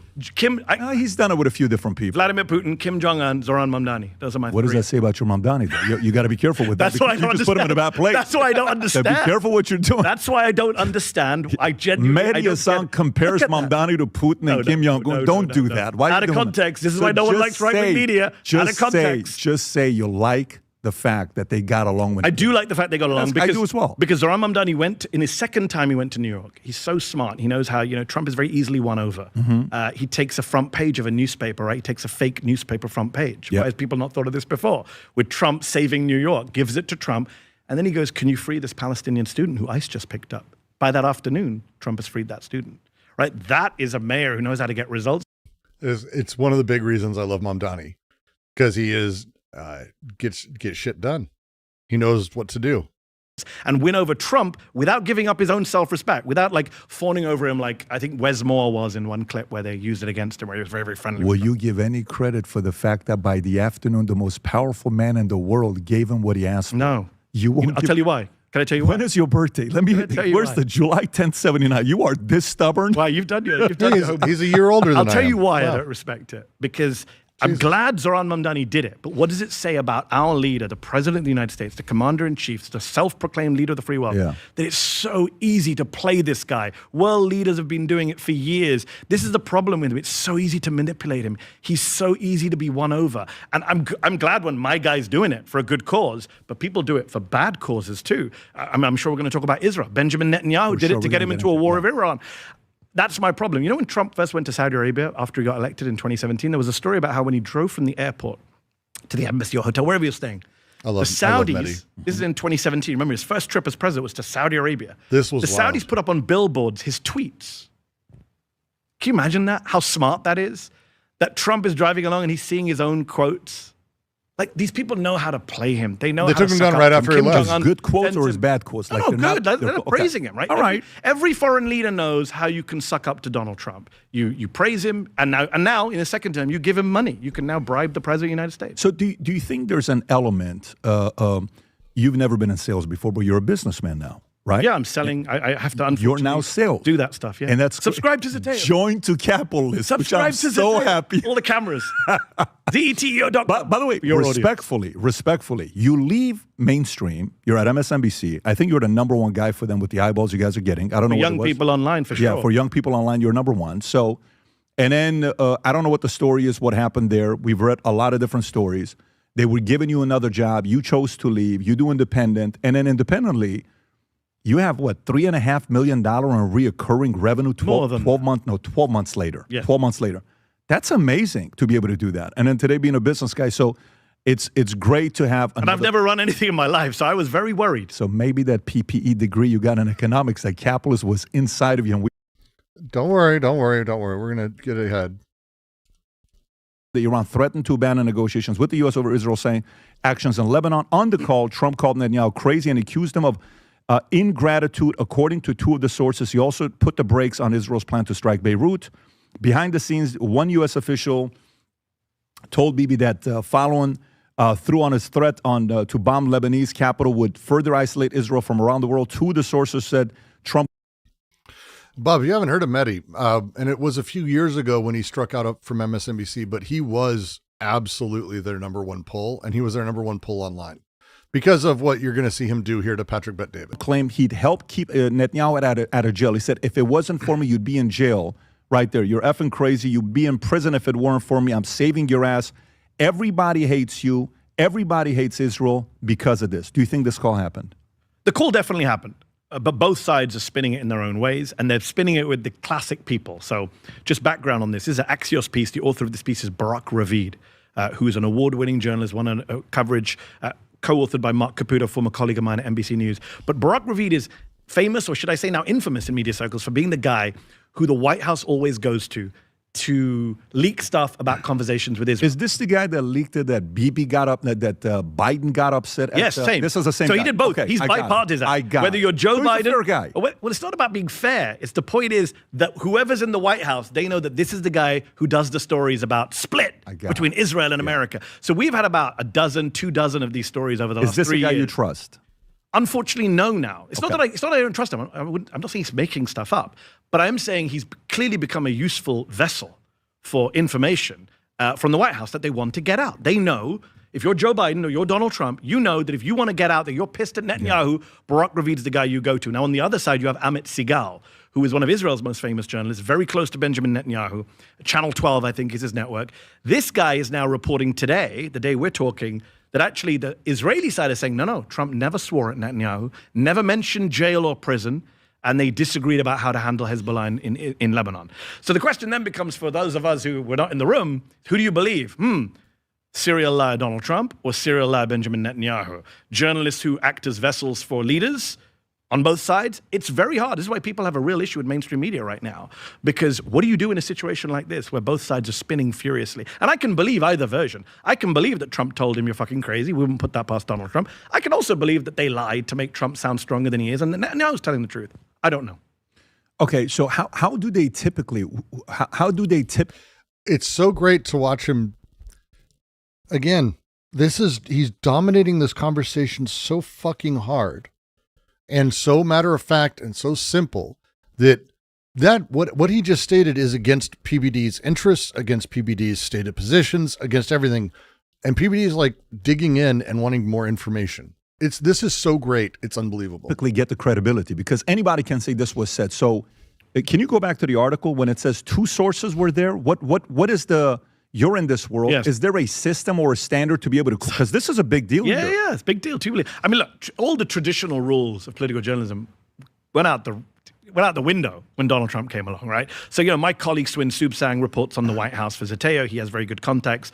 And, he tells me some of the crazy stories he gets from behind the scenes in terms of people trying to screw each other over, right? In the Trump administration, there's a very unique dynamic. And, he's referred to it as a Reservoir Dogs dynamic. It's been referred to where everyone's got a gun to each other's head at the same time, right? So they're all trying to screw each other over. So that's another issue is, are 2 of the sources people who are allied with each other? Are they from different wings of the White House?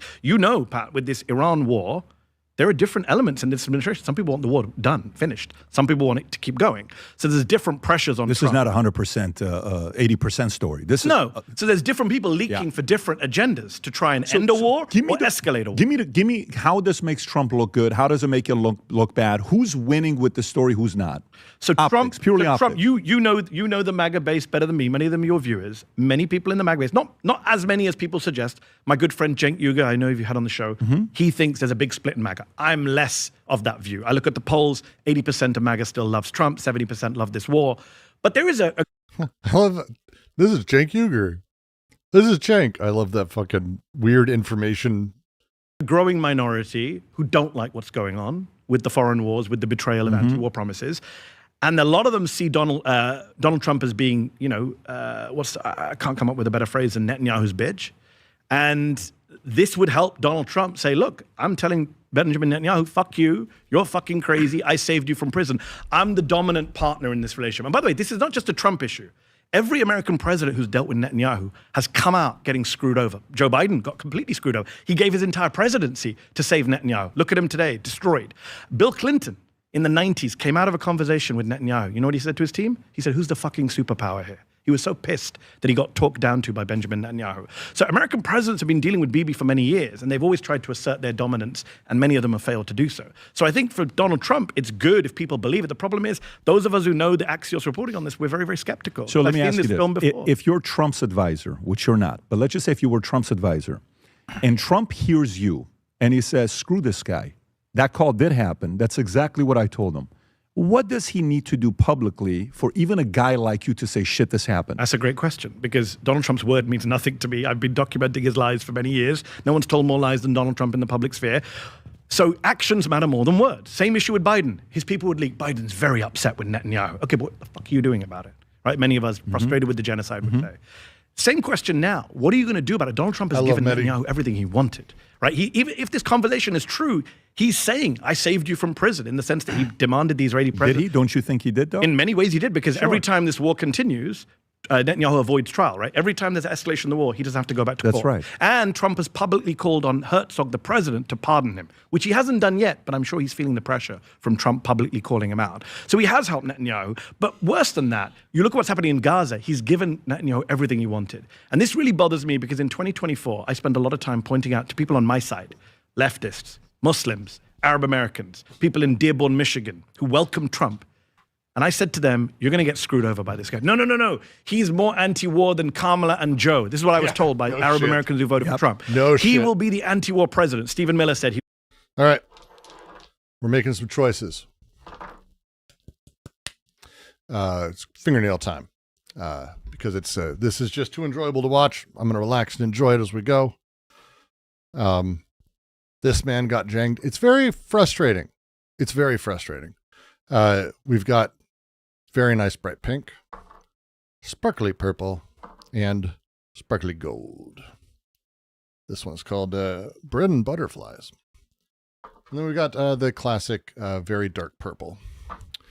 Say it in chat. I'll decide whichever one I feel like got more votes. We won't send our boys to die. Trump said, remember what he said? He goes, Liz Cheney will go to war with Kamala and kill Muslims. I won't. They all believed that shit. Then he bombed, 6 countries last year, 7 countries last year. Now he's in a war with Iran. In Gaza, he had this ceasefire at the beginning that people were very happy about. But since then, he's allowed Netanyahu to do whatever he wants. And earlier this week, Netanyahu went on camera and he said, we now control 60% of Gaza and I'm going to take 70% of Gaza.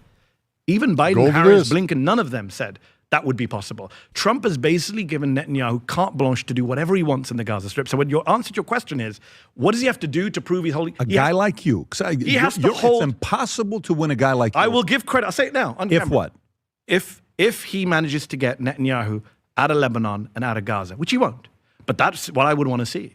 Because that's what's happened on his watch. On his watch, Netanyahu's taken more territory in both those places. Right. Prove to me that you actually care about Middle East peace. Prove to me that you have control over Netanyahu and American weapons, and get him to pull out. Because right now, Greater Israel is happening in front of our eyes. Netanyahu's doing the project that far-right Israelis have always wanted. He's taking Lebanon, southern Lebanon. Saying Egypt, he's taking Turkey, Gaza. all this stuff. Who knows what's next? coming That's next? what you're thinking? Well, if you embolden the guy, what is the lesson of the last 3 years? There's impunity. You can do whatever the F you want, and America will never stop you. Okay, do me a favor. Differentiate between what Bibi's vision is and what Israel's vision is. What do you mean by that? Okay. Fuck. So this is why. So if you didn't know, PBD's fans actually have turned on him since this interview, because fundamentally, what he's done and how he's done it, he basically just let Mehdi destroy him here, and it's crazy. And Mehdi is bringing up stuff that, again, the thing to understand, and it's what Ben Burgess didn't, and Mehdi does, is that there isn't really two sides. Oh, half the country is behind Israel and Trump and half isn't. No, people have a lot of varying opinions, and a huge number of people are very upset for whatever reason. Again, varied reasons. But it's like what he's trying to do, what he's talking about, he's giving places for people who are on the opposite side to invest. Because it's not about two sides, it's about creating a tapestry that people can find themselves in. And Mehdi understands that. So for instance, you could have there's a difference between what America's vision is. Yes. Be the greatest country in the world versus what AOC's vision would be if she became president versus Trump, right? So what do you think is Bibi's vision versus Israel's vision? That's a great question. And I'm sorry to be the bearer of bad tidings. We do this thing in the US, especially on the liberal side, where we say, look, we're against the Netanyahu government. We're not against Israel or the Israeli people. The problem is the Israeli people have made it very clear over the last 3 years that they're totally behind all these wars. There's been no real anti-war movement. In Israel, there's no real... There's a little bit. It's not a big number. It's tiny. It's tiny. You look at the polling, 80% of Israelis support 20% is what I was going to say. Every military operation blindly. You look at the polling, some of it's horrific. Like 80% of Israelis support removing Palestinians from Israel. From Gaza, and another small majority support ethnically cleansing them from Israel itself, Palestinian citizens of Israel. Israeli society... What percentage was this one? So I think it's 80% say they're fine with getting them out of Gaza. Okay. Like forcibly. Right. And there's another majority or big plurality of Israeli Jews who say even Palestinians in Israel should ultimately the emigrate. West Bank and some of that. No, Israel proper, within the it's Green Line. amazing. Got it. Okay. 1/5 of the population of Israel is Palestinian. This is the reason I love what Mehdi's doing is Mehdi responds. He's particular. He doesn't give ground. This is how you give an argument. This is what Ben Burgess thinks he's doing in his head, but has never succeeded doing. Palestinian citizens of Israel. So the polling is horrific. There was a poll done last year by Penn State, I think it was, where almost half of Israelis said that when we capture a town in Gaza, we should treat it like the Bible and Jericho. We should kill all the inhabitants, all the men. Like this kind of crazy. So, okay, all these polls, you take them with a pinch of salt. I get it. But anyone you speak to in Israel who's a serious commentator on Israeli politics will tell you that over the last 5-10 years, Israeli society has moved to the right, to the far right, in a way that American society has not. Donald Trump is polling in the 30s right now. Even at his peak, he got 49.8% of the vote in the last election. He's never had a majority. In Israel, the right-wing parties, the far-right parties are dominant right now. Maybe in the 90s, early 90s, there was a peace camp. There was Oslo, all this stuff. That's gone now. You could argue about why it's gone. So how is that? How is that possible? How is it that in Israel, the guy is being that aggressive and his support is getting higher? I don't think his personal support is going. We'll see what happens in these elections. Because you just said 80%. I mean, the war, right? This is what I'm saying. This is why I'm saying don't focus on Netanyahu. It's a very good cop-out. Even Bernie Sanders, who I'm a big fan of, he often says, Netanyahu, Netanyahu, Netanyahu. A lot of Palestinians say, Bernie, it's not Netanyahu, it's Israel. It's the Israeli political establishment. So if you swap out, I'll give you one example. If you swap out Netanyahu tomorrow with Naftali Bennett, who's an opposition leader, former prime minister, I interviewed him once. Naftali Bennett is also on the right, also likes war, has threatened Turkey, has threatened Lebanon. You've got another opposition leader, Avigdor Lieberman, former defense minister. You know what he said this week? He said, flatten the suburbs of Beirut. We should be going in and don't listen to Trump. So the opposition in Israel are equally hawkish, right-wing. If not worse, even. So this idea that it's all about Netanyahu, it's a myth, I'm sorry to say. Okay, so you're saying the two are the same, is what you're saying. I got to tell you, Mehdi nails it. It's nailing it. That's fantastic, but that just fucking nails it. On issues of war and peace, yes. I'm sure in some domestic politics, tax rates, I'm sure there's smaller stuff. Is yeah, in domestically within Israel, I'm sure they are. To the war, when it comes down to the region, Israel's role in the region. Tell me what the vision is. If you think, yeah. what do you think their Greater vision Israel. is? What do you think Israel's vision is? There's a best case scenario and there's a worst case scenario. Okay. The best case scenario is that they have this idea of we must be in a state of permanent war footing, right? I think there's a phrase for it, I forget the name, combat between the conflicts. There's some military doctrine that says even when we're not at war, we carry on doing preemptive strikes, we carry on doing cyber warfare, we carry on doing assassinations, so that Israel remains the regional hegemon. We keep our superiority, our military edge. We let everyone know in the region who's boss, even when we're not in a formal state of war. That's the best case scenario, that this is just a security doctrine that says we will bomb and invade whoever we like just to remain top dog in the region. That's best case scenario. Worst case scenario is it's ideological, that these are fanatical, messianic people who believe that all of the territory is theirs, given to them by the Bible. I interviewed Naftali Bennett in 2017, nearly a decade ago, for Al Jazeera. He was education minister at the time. I never forget this interview. I said to him, we were talking about peace treaties and two-state solution, and he said, the Bible says it's ours. I'd never heard someone say it that bluntly to my face. I can't imagine Ilhan Omar going on TV and saying, the Quran says this, right? This guy's openly saying, the Bible says the land is ours. Where do you go with that? There's no debate after that, right? That's just a kind of religious, ethnic nationalist, messianic vision. So Benjamin Netanyahu, even though he's not a religious man, has signed off on a greater Israel. He was asked about whether he believes in it. He said, absolutely. The opposition leader, Yair Lapid, who's a kind of centrist, supposedly a liberal, he was asked after the Mike Huckabee, Tucker Carlson interview. He said, do you agree with Mike Huckabee that all of the territories from the Bible, it's all yours? He said, yeah, our borders are biblical. This is what the opposition leader said. Forget the right-wingers Smotrich and Ben-Gvir. What do you think is a likelihood their vision becomes a reality? Right now, more likely than not, because the United States of America has allowed Israel to get away with a genocide. How long?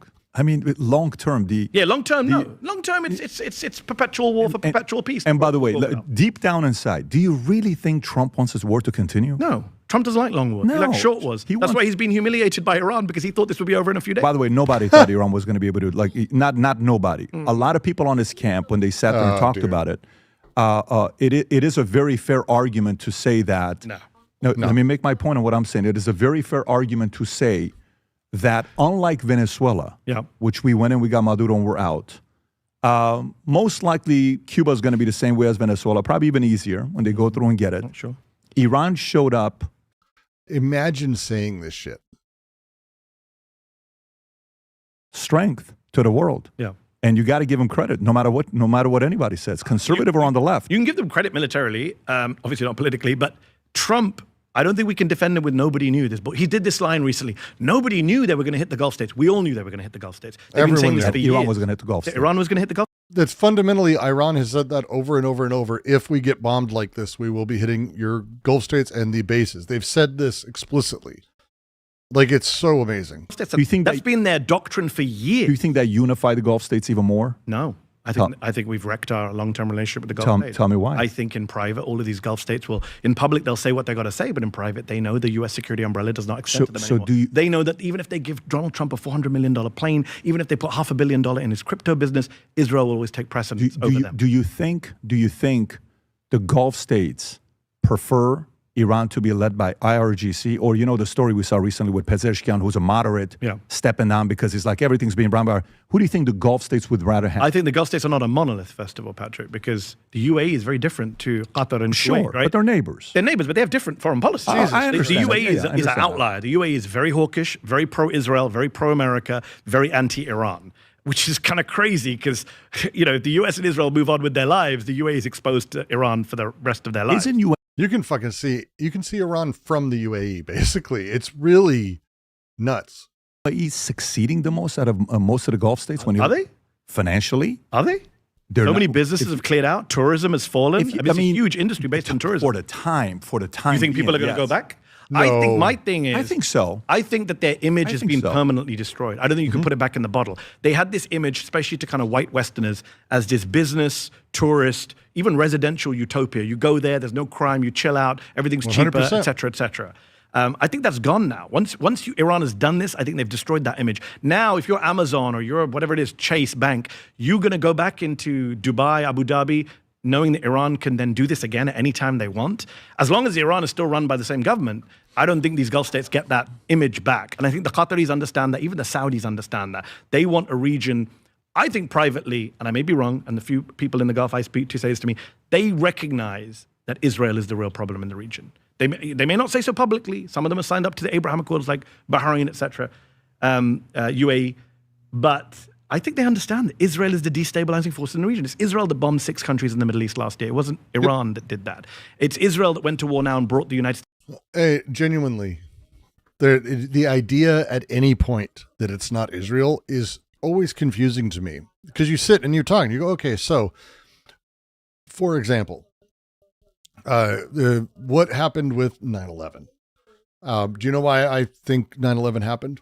It had to do with our building of American bases on holy sites and our partnership with Israel and support for Israel. I believe that because that's what they said. This is not new. This is not new. And again, it's so confusing to think of anything else besides Israel being the destabilizing force, because sure, they're bad actors, but come on.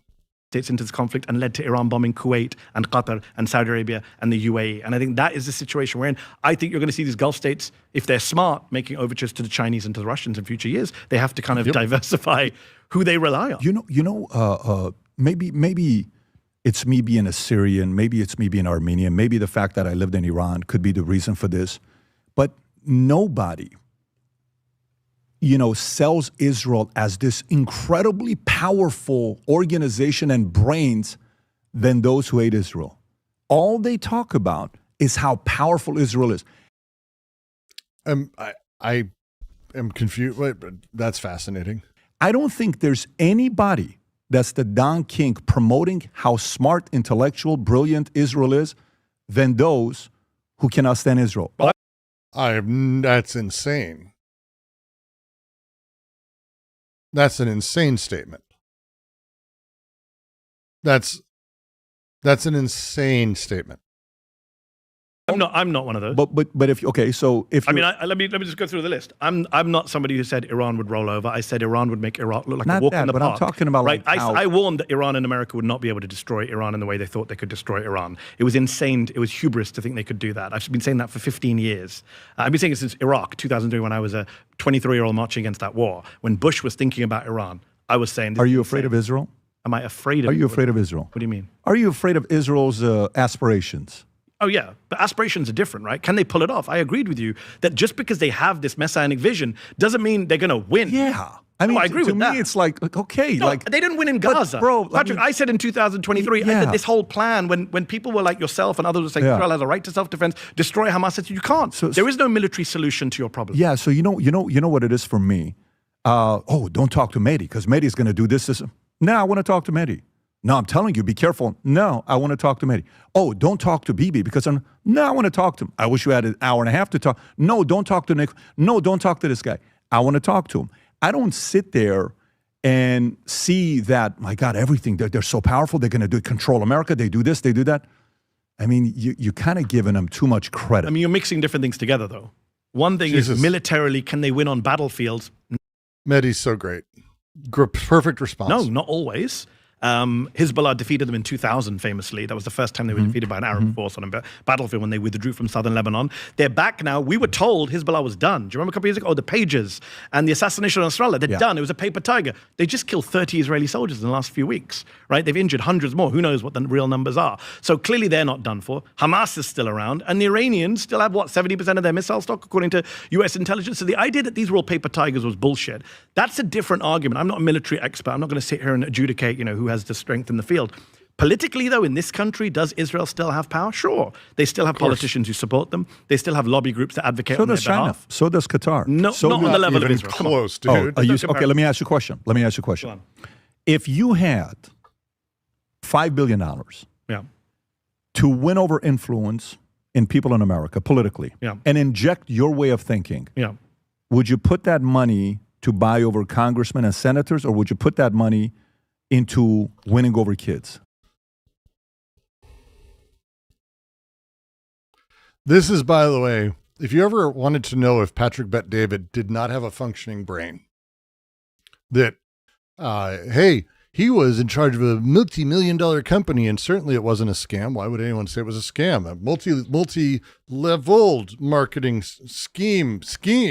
It's a schema. If you ever wondered, this is it. He is about to make one of the stupidest attempts at making a very stupid point that is just so disconnected. So the question he's asking, if you have a bunch of money and you want America to do something, do you spend it on getting kids excited about the thing, or you spend it on Congress? His answer is that you spend it on kids. And Mehdi's answer is, what are you talking about? Of course you spend it on Congress. And Mehdi destroys him. Where would you put your money? Both. No. Either or. Okay, then do diversify. Seriously, use it as a mutual fund. You got $5 billion. How much you put in one? How much you put in the other one? Honestly. I don't know. I want you to think about it. 50-50. I think they're both important. You think you talk about when you say young people, you mean like TikTok? Universities. I'm talking about universities, TikTok, social. Give money to universities, give money to places to get the kids' influence. Where would you put the money in? But let me take your example, take it a step further. Okay, let's say I put it all in students. I win over young people. That's already happened. Have you seen the polling? The young people hate Israel. I know. But does it translate into policy? No, because the Congress still controls the purse strings. So I'll give you one example. 8% of Democrats support Israel's war in Gaza. 8%, according to a poll last year. Which is crazy. In Congress, it's the other way around. It's like 80% of Democrats support Israel, only 8 or 10% are voting against weapons or genocide. I'm ballpark figures here. So what's the disconnect? The disconnect is we have a Congress that doesn't represent the public on either side of the divide. I don't think the Republican Party fully represents its base, but more so, Democratic Party certainly doesn't represent its base on Israel, the leadership. Look at these primaries. We're sitting on a day where there's going to be a bunch. And then they fact check him. It is right, by the way. And also, my favorite thing, they're only using, if you don't recognize this is Gemini. This is not just searching and finding a fact thing. This is someone searching and then using the AI result from Gemini. Primaries. So my big point here is, yes, it's great that young people have been won over. It's great that everyone under the age of 50 in the United States of America, whether Republican or Democrat, does not want more weapons going to Israel. That's the latest polling. Under the age of 50, everyone. That makes sense to me. Right? But Congress does. So the disconnect, this is why we have such a crisis. And by the way, I haven't said it for a while. Hey, welcome everyone. You're seeing the new layout for my streams with any luck. With any luck, it's going to stick around. It's not going to break during the stream. It's broken a little, but it's holding together. There's a bunch of stuff that happens at every level for people who throw money at it. And more than 50 does weird shit. So we'll see if it works. I really hope it works. 10 is Jang still. 10 always jangs. Of democracy. This is why Israel matters so much in our political system. It's not just a foreign policy issue. It's an issue of our democracy where we have members of Congress and a president who does not follow American will, does not follow the will of the voters. And so to answer your question, yeah, you do need to spend money lobbying Congress because ultimately they're the ones voting on weapons. They're the ones voting on aid. They're the ones voting to censor our speech, saying anti-Zionism is anti-Semitism. All of that stuff is coming out of Congress. And people say, oh, Qatar and this. I just gave you an example. The Qataris gave him a $400 million plane. Thanks for talking about Dahlgren last stream.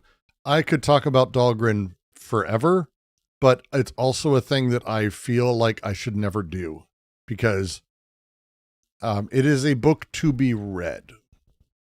It's a book to be read. I would argue the same as of Ulysses. I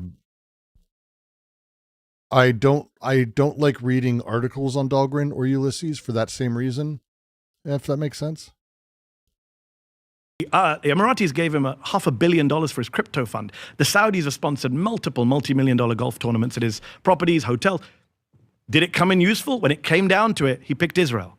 He picked Miriam Adelson. He picked Benjamin Netanyahu. Yeah. He picked AIPAC. He picked Marco Rubio. I don't know about He that. picked all these people. What do you mean? Oh, no, I don't know how to. I don't have a thing for jewels. Thank you, art and design, for that. I don't have a thing for. I need to get the jewels connected into this. Well, I don't know what the fuck is this.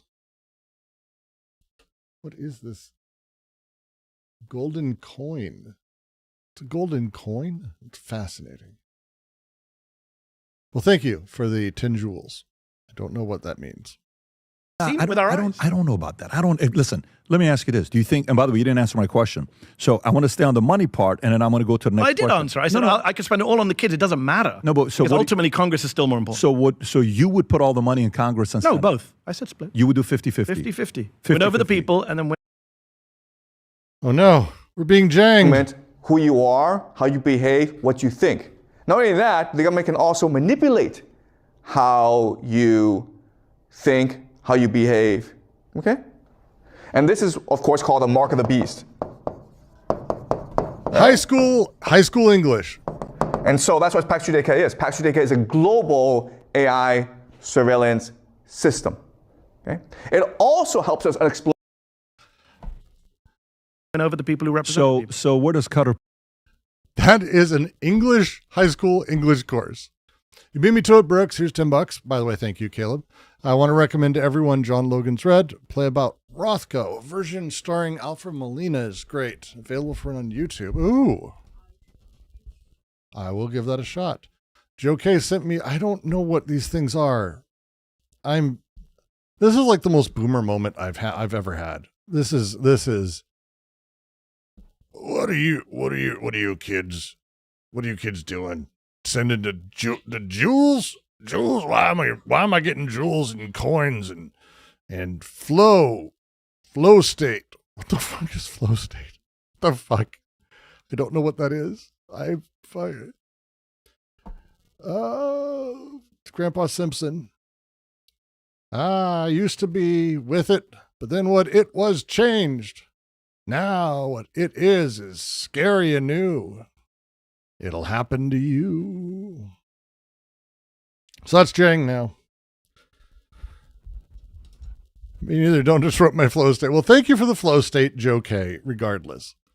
I don't know what it does. I don't know how it works, but I will figure out how to get those things integrated. I don't even know what they are. Fuck. Put their money. They put $6.5 billion in universities. Where does China put their money? $5.5 billion in universities. What type of influence do you think they got long term? You think long term? Like you think China thinks short term? You think Qatar thinks short term? Fuck? You think they're trying to buy influence long term when they get in front of the kids? You think? Do you have evidence? It's a serious question. The dollar? No, I'm talking about. Do you have evidence that? Well, first of all, what Chinese investment has gone into university? I fucking like Betty. The smile is so great. The smile is so fucking great. I love it. The smile is so good. Cities. What type of influence do you think they got long term? You think long term? Like you think China thinks short term? You think Qatar thinks short term? You think they're trying to buy influence long term when they get in front of the kids? You think, do you have evidence? It's a serious question. The dollar? No, I mean, no, I'm talking about, do you have evidence that, well, first of all, what Chinese investment is going to You want to pull it up, Rob? I mean, this, you know. I know that the Qataris are sponsored. I've been to Georgetown, Qatar. They spent a lot of money on U.S. universities. But it's great. I'm asking about what's China's sponsored university? Oh, China's given donations to. The Chinese government sponsors American universities. I did not know this. Let me pull I'm up happy these to show my numbers. ignorance. By the way, I don't know where the money is coming from, but I'll show you here. China has invested an estimated 5.6. I was short by $1 billion. Okay. 6.4 billion in American universities over the recent decade.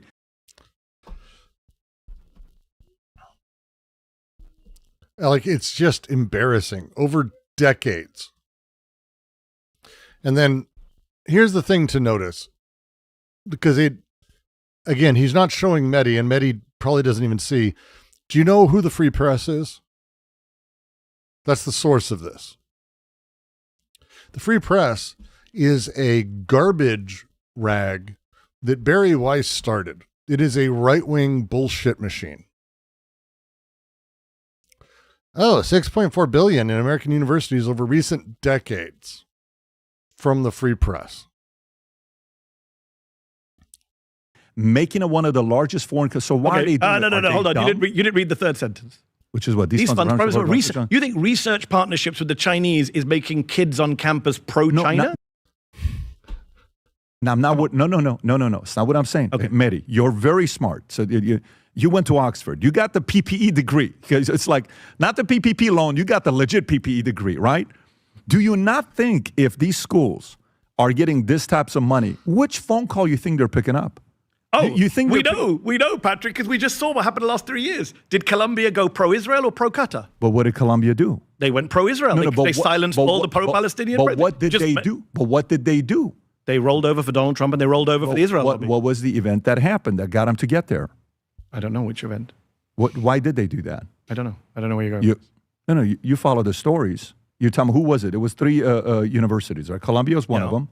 And the other there was a two? bunch of universities that cracked down But why on did they do pro-Palestine that? centers. Why did they do that? Multiple reasons. Pressure from politicians Okay. who are pro-Israel. You think maybe pressure they from screwed up donors as who well? are pro-Israel. Pressure from activist groups. This whole ridiculous debate where we conflate criticism of Israel with anti-Semitism. I remember when I launched... I'm not with that. Just so you know, like in Florida, when they're saying you can't debate and criticize Israel, I'm not part of that camp. Not just that. DeSantis is one of the many governors and Republicans I'm not part of that who have camp. said that if you're an American business that engages in BDS, you can't get contracts No. with the state. That's insane. That American business can't do what it wants to do. But by the way, what I'm trying to tell you is I think the reasonable people are not with that. Short term, some of these things may come and go. Long term, they're not. I had Randy, what's his last name? Randy Fine. I had him on and I asked him the question He's a racist. about where He is a racist. It's great. So Mehdi's response, again, Ben Burgess fucking wishes he could do this shit. Mehdi's response is to go, yes. And did it go against Israel? What happened? Because he's just dismantling it so fast. And it is. Mabel's exactly right. When someone is being stupid, let them be stupid and then follow their stupidity.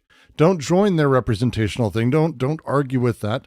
Let it be and then overturn it. He's exceptionally good at this. he's at. I think you may have even tweeted something about it when we talked about it. I asked him a couple questions pointed whether he was pro-America, America first, or Israel first. If you're in America, hey, I have a problem with you not being America first, but I want to go back to this. If they give $6 billion.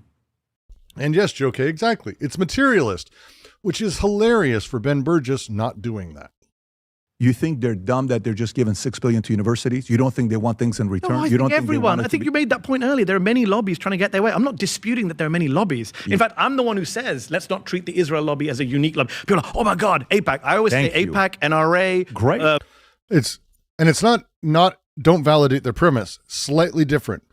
Over-validate their premise. Which feels like not validating it, but that's what he's doing. He is over-validating their premise every step of the way. He's going, yeah, I agree. Because the thing is, PBD and Jillian Barbary Michaels, whatever her name is, she is the type who, she is saying things, let her just ramble and then go with it. It's conversational judo is maybe the best. That's really good, Mark. That's kind of what it is. It's you're letting them have their momentum, and then you're using the momentum against it.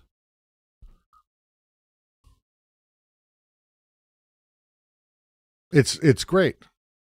All of them. Big Pharma, all of these people. All of them. I want to get money out of politics. I'm on I the do left. as well. I'm a Bernie, Elizabeth Warren. I want to get money out of politics. Let's get rid of and I'm not on Citizens the United. left. Yeah, Citizens United, Yeah. West Supreme Court decision. Yeah. Okay, so, but let me come back to your direct point about influence. I'm not disputing that they're spending money, they're lobbying, everyone's doing it.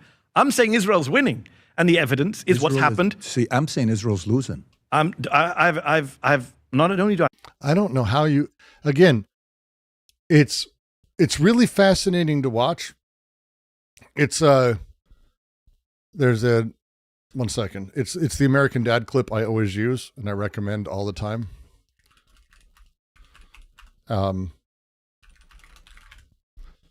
Best line. One second.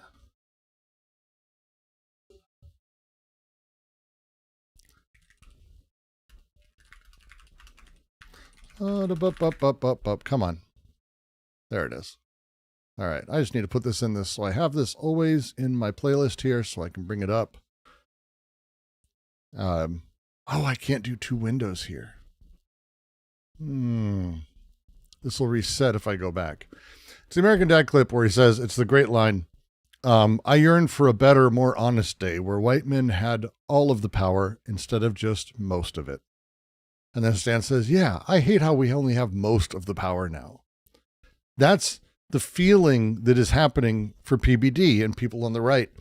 They've had with Israel, and I do not over-exaggerate this, the idea of having a conversation about Palestinian rights before 5 years ago was not really a thing you could do in polite company, period.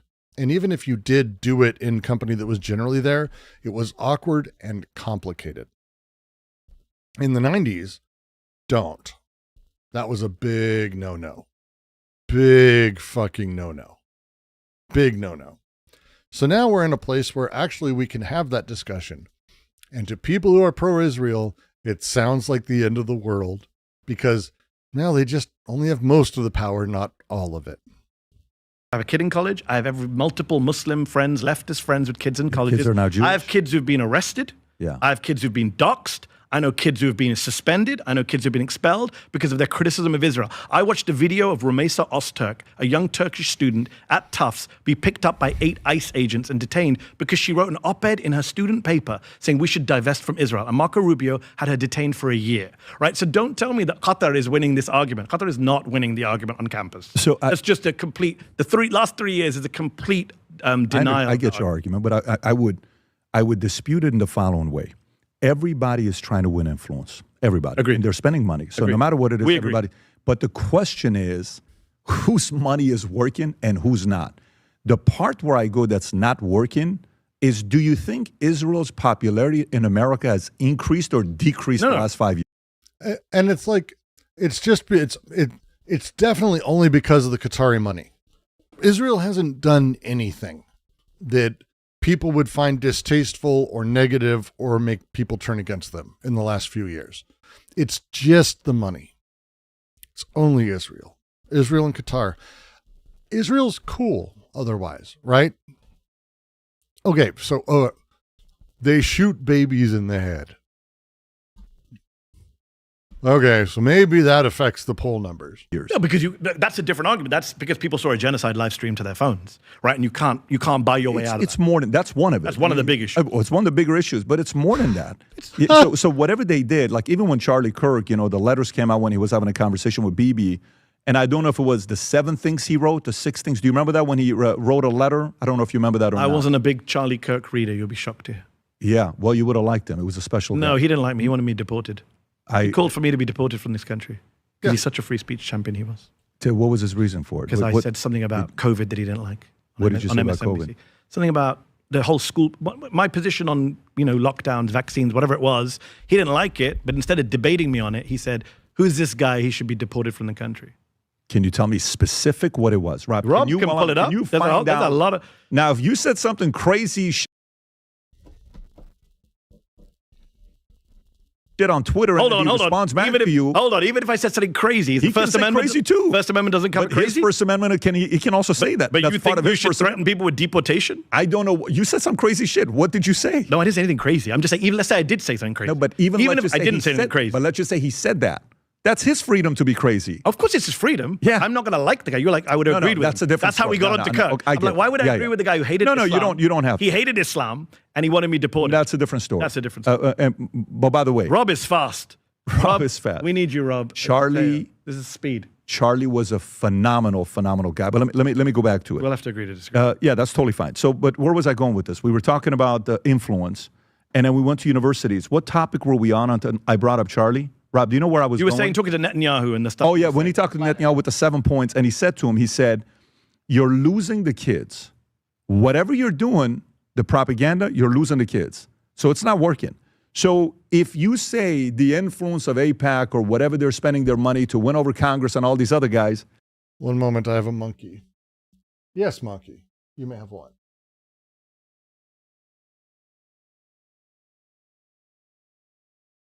Thank you, monkey. Guess what happened? I think they gave money to John Cornyn. AIPAC did. He lost. He's been there for 40 plus years. Paxton won. Yeah. So what happened with that guy winning? He was a guy that was not even supposed to win. He had issues. Letters came out with his wife, all this other stuff. Because he's more like Trump. That's why. It wasn't a pretty thing. So I don't know if their influence, don't get me wrong. When you talk about Mary, she's put up some real money there. I mean, Trump's been very open about it. She's put up some real money there. And can I say, I don't think we're disagreeing that much. I think we're not actually disagreeing.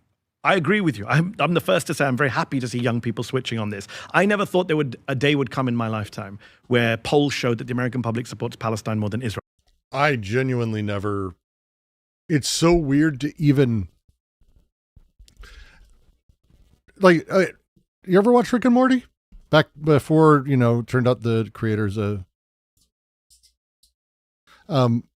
a running joke in one of the episodes that when Rick gets drunk, he starts trying to talk about Israel and how no one will have it. And they don't even say anything. It's just a joke that you can't have that conversation. And it's running throughout the whole episode.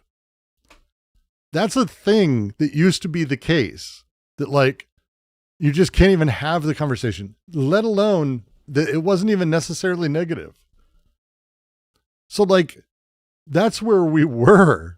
Just imagine that. Fuck.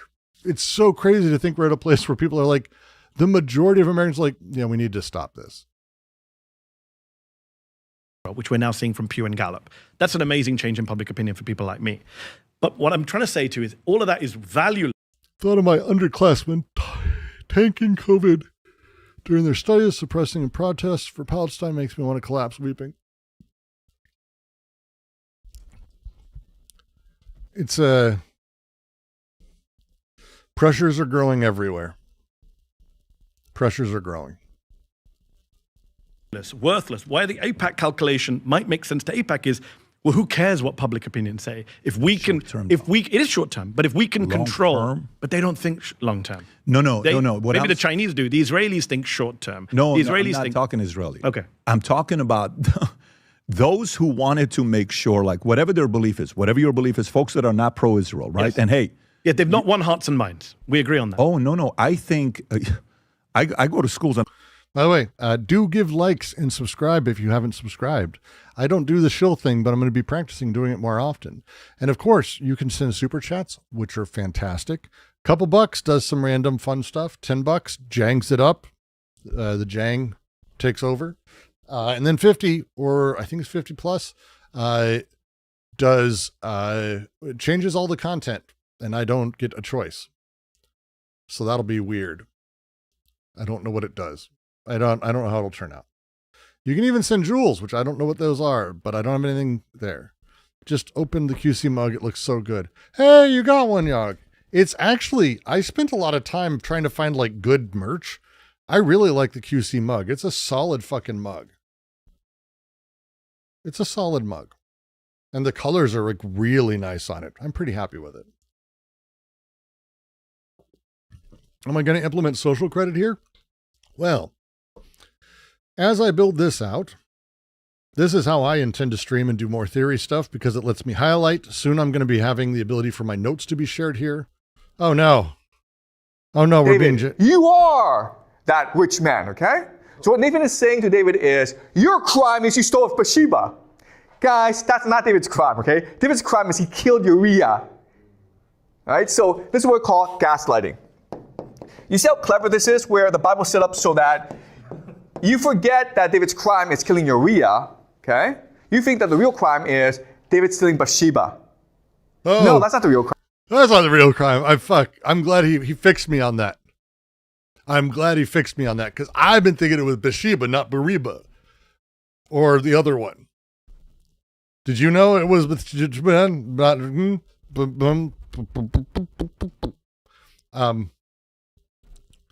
Thank you very much, Syphilis, for janging it up. I'm always telling people, like, you think it's fucking Bathsheba? You fucking, you need to get your shit together. I'm with Jang. What the fuck? High school English course.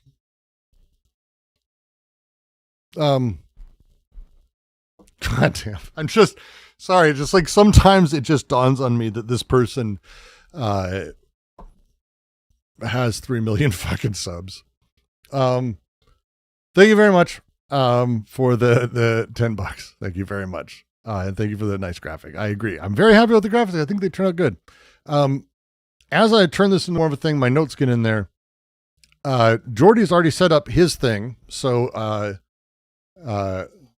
one sec, let me make sure. It's gonna be set up so that when he's not streaming, if I am, I'll be going through his, and we're going to start trying to figure out how to merge these things and get some of the stuff together. So it's going to be cool. It's going to be nice. But my goal is to slowly build this out more so that way it can be a bit more of a, hey, this is how I take notes. This is how I read. This is how I do my secondary, like giving examples. So people can actually do shit and I don't know, have it modeled. I've kind of learned that that's the biggest thing that I can offer is just model the behavior that has, for me, worked very well to understand philosophy and the things I'm doing in a way that is not perfect, but it ain't plastic pills. I thought he said Uriah. I think he did say Uriah, but not Bathsheba. Yeah, it's you see, it was Uriah, not Bathsheba. So don't get them mixed up. Right? I fucking high school English. When I talk to kids, first thing I ask is, who do you watch? Used to be Charlie Kirk. Who is it now? Really? What's your position with Israel? Oh, boom. I mean, it's like 0 to anger towards Israel. So guess what that means? Whatever the propaganda was, correct or not, it worked for those that are anti-Israel. But guess what's They've scary? made a lot of But progress. guess what's do you think it's propaganda? By definition, I don't think it's propaganda. I mean, here, I can tell you the moment that turned me against Israel. Actually, I don't want to repeat it because my son's in the room. And it would give him nightmares. Nothing, Dexter. I just remembered a very sad thing I saw. That was it for me. And if that's propaganda, Israel made it. scary What's when that? the pro-Israel side hear you say that, when they see the numbers of people watching Candace Owens or Tucker Carlson or Nick Fuentes, God help us, when they hear that, they don't go, shit, we need to work harder to win hearts and minds. What they say is, we need to crack down on democracy and free speech because that's the only way we stay in power. That is why Peter Beinart, my good friend who used to be a hardcore Zionist, now a liberal. That works anymore. It's a 4-year-old goal for me. It's an image I will never forget from many years ago. Peter makes the point that you're going to see a lot of Zionist groups in this country allying with the right. Traditionally, she's the age of my daughter right now. And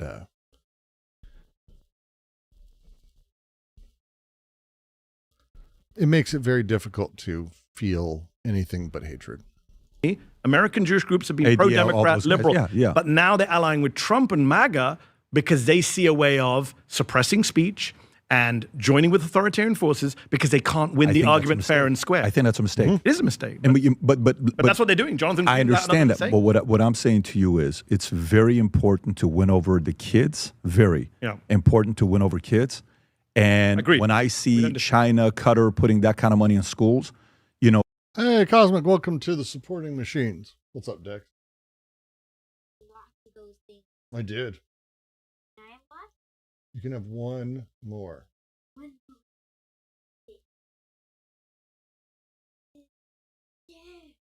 Go for it. Sour Patch Kids have a wrapped candy version where the stuff is on the inside. So I told them it's inside out Sour Patch Kids. They're great. They're chewy, like inside out Sour Patch Kids. It's pretty tasty. Also, Conwiz, thank you for the Sunday. Am I on TikTok? Is this TikTok? Is this one of those NPC things? I started an NPC channel. I didn't know it. What's happening? Why is there a Sunday? I didn't choose these. What is happening? Their long-term thinking is let's win these kids over and then let's see what happens. So I don't think Israel is winning when it comes down to winning over. Qatar's like, we really need to win these kids over. Can we show people what Israel does? Yes. Wow, that wins people over? Yes. Wow, good propaganda. Did you see the Jerusalem Post conference in New York this week? No. They hosted a conference that ties in with the Israel Day crazy parade. They had Ronald Lauder, the Estee Lauder guy, the billionaire, giving a speech. His son-in-law is the Federal Reserve guy, Kevin. This is Walsh. awful. I can't remember his name. Is he Jewish? He's Jewish? Ronald Lauder is a very leading figure in the American Jewish community, big supporter of Israel. He gave a speech at Jerusalem Post conference, and in that speech, there you go. He said that Mossad and Shin Bet, the Israeli intelligence, domestic and foreign intelligence, should be working hard to get American kids to support Israel, influence operations. Openly called for it in a speech. There's a clip doing that. It's insane, right? So when you're talking about this, that should be treason, by the way. That should be called treason. When you're in a country and you're a citizen of a country and you're asking the intelligence agency to do operations in the country you're in, I just fucking, it's insane.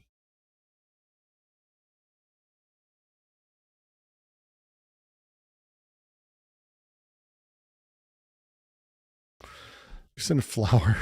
What is happening? What are these jewels? I didn't do any integrations for the jewels. I'll figure that out. I don't even know. Are those in the API? I fucking hate this so much. Are those actually in the API? 1 second.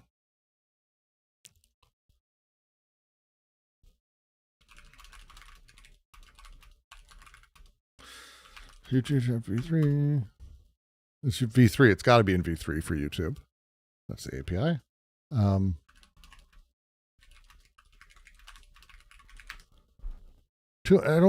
don't know what these things are.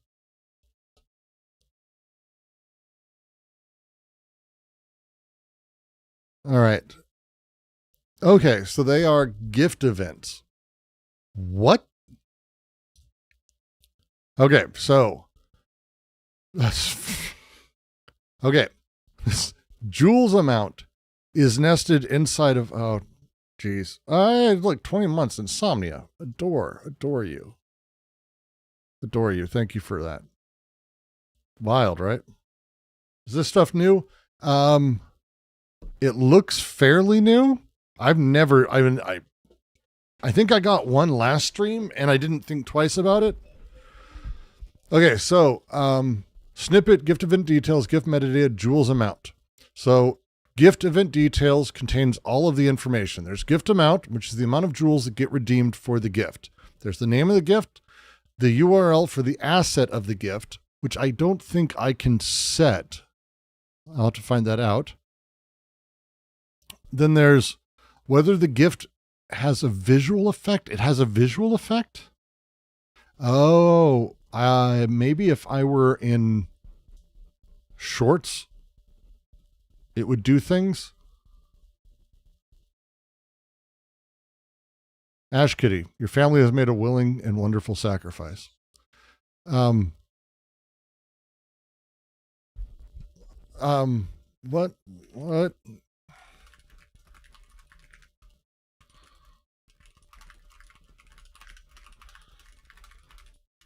I'm just, you can't find anything in the fucking API anymore because the knowledge base is broken. It's all Gemini. So you have to ask questions like Gemini shit. My maternal grandmother died in front of my eyes. The grief of my mother was too much to see. She became more religious. As I said, religion works. And I'm sorry for your loss. Yes, lost, Dexter. Okay. I fucking hate Google. Okay. So all of those are 50% cuts, by the way. But this is like, this feels like, I'm going to say this sentence, and it sounds like I'm making this up. The exchange rate for joules is every time 2 joules are received, okay, I get 1 ruby. Every ruby is a penny. So every $2 that gets spent on those things, I get $1.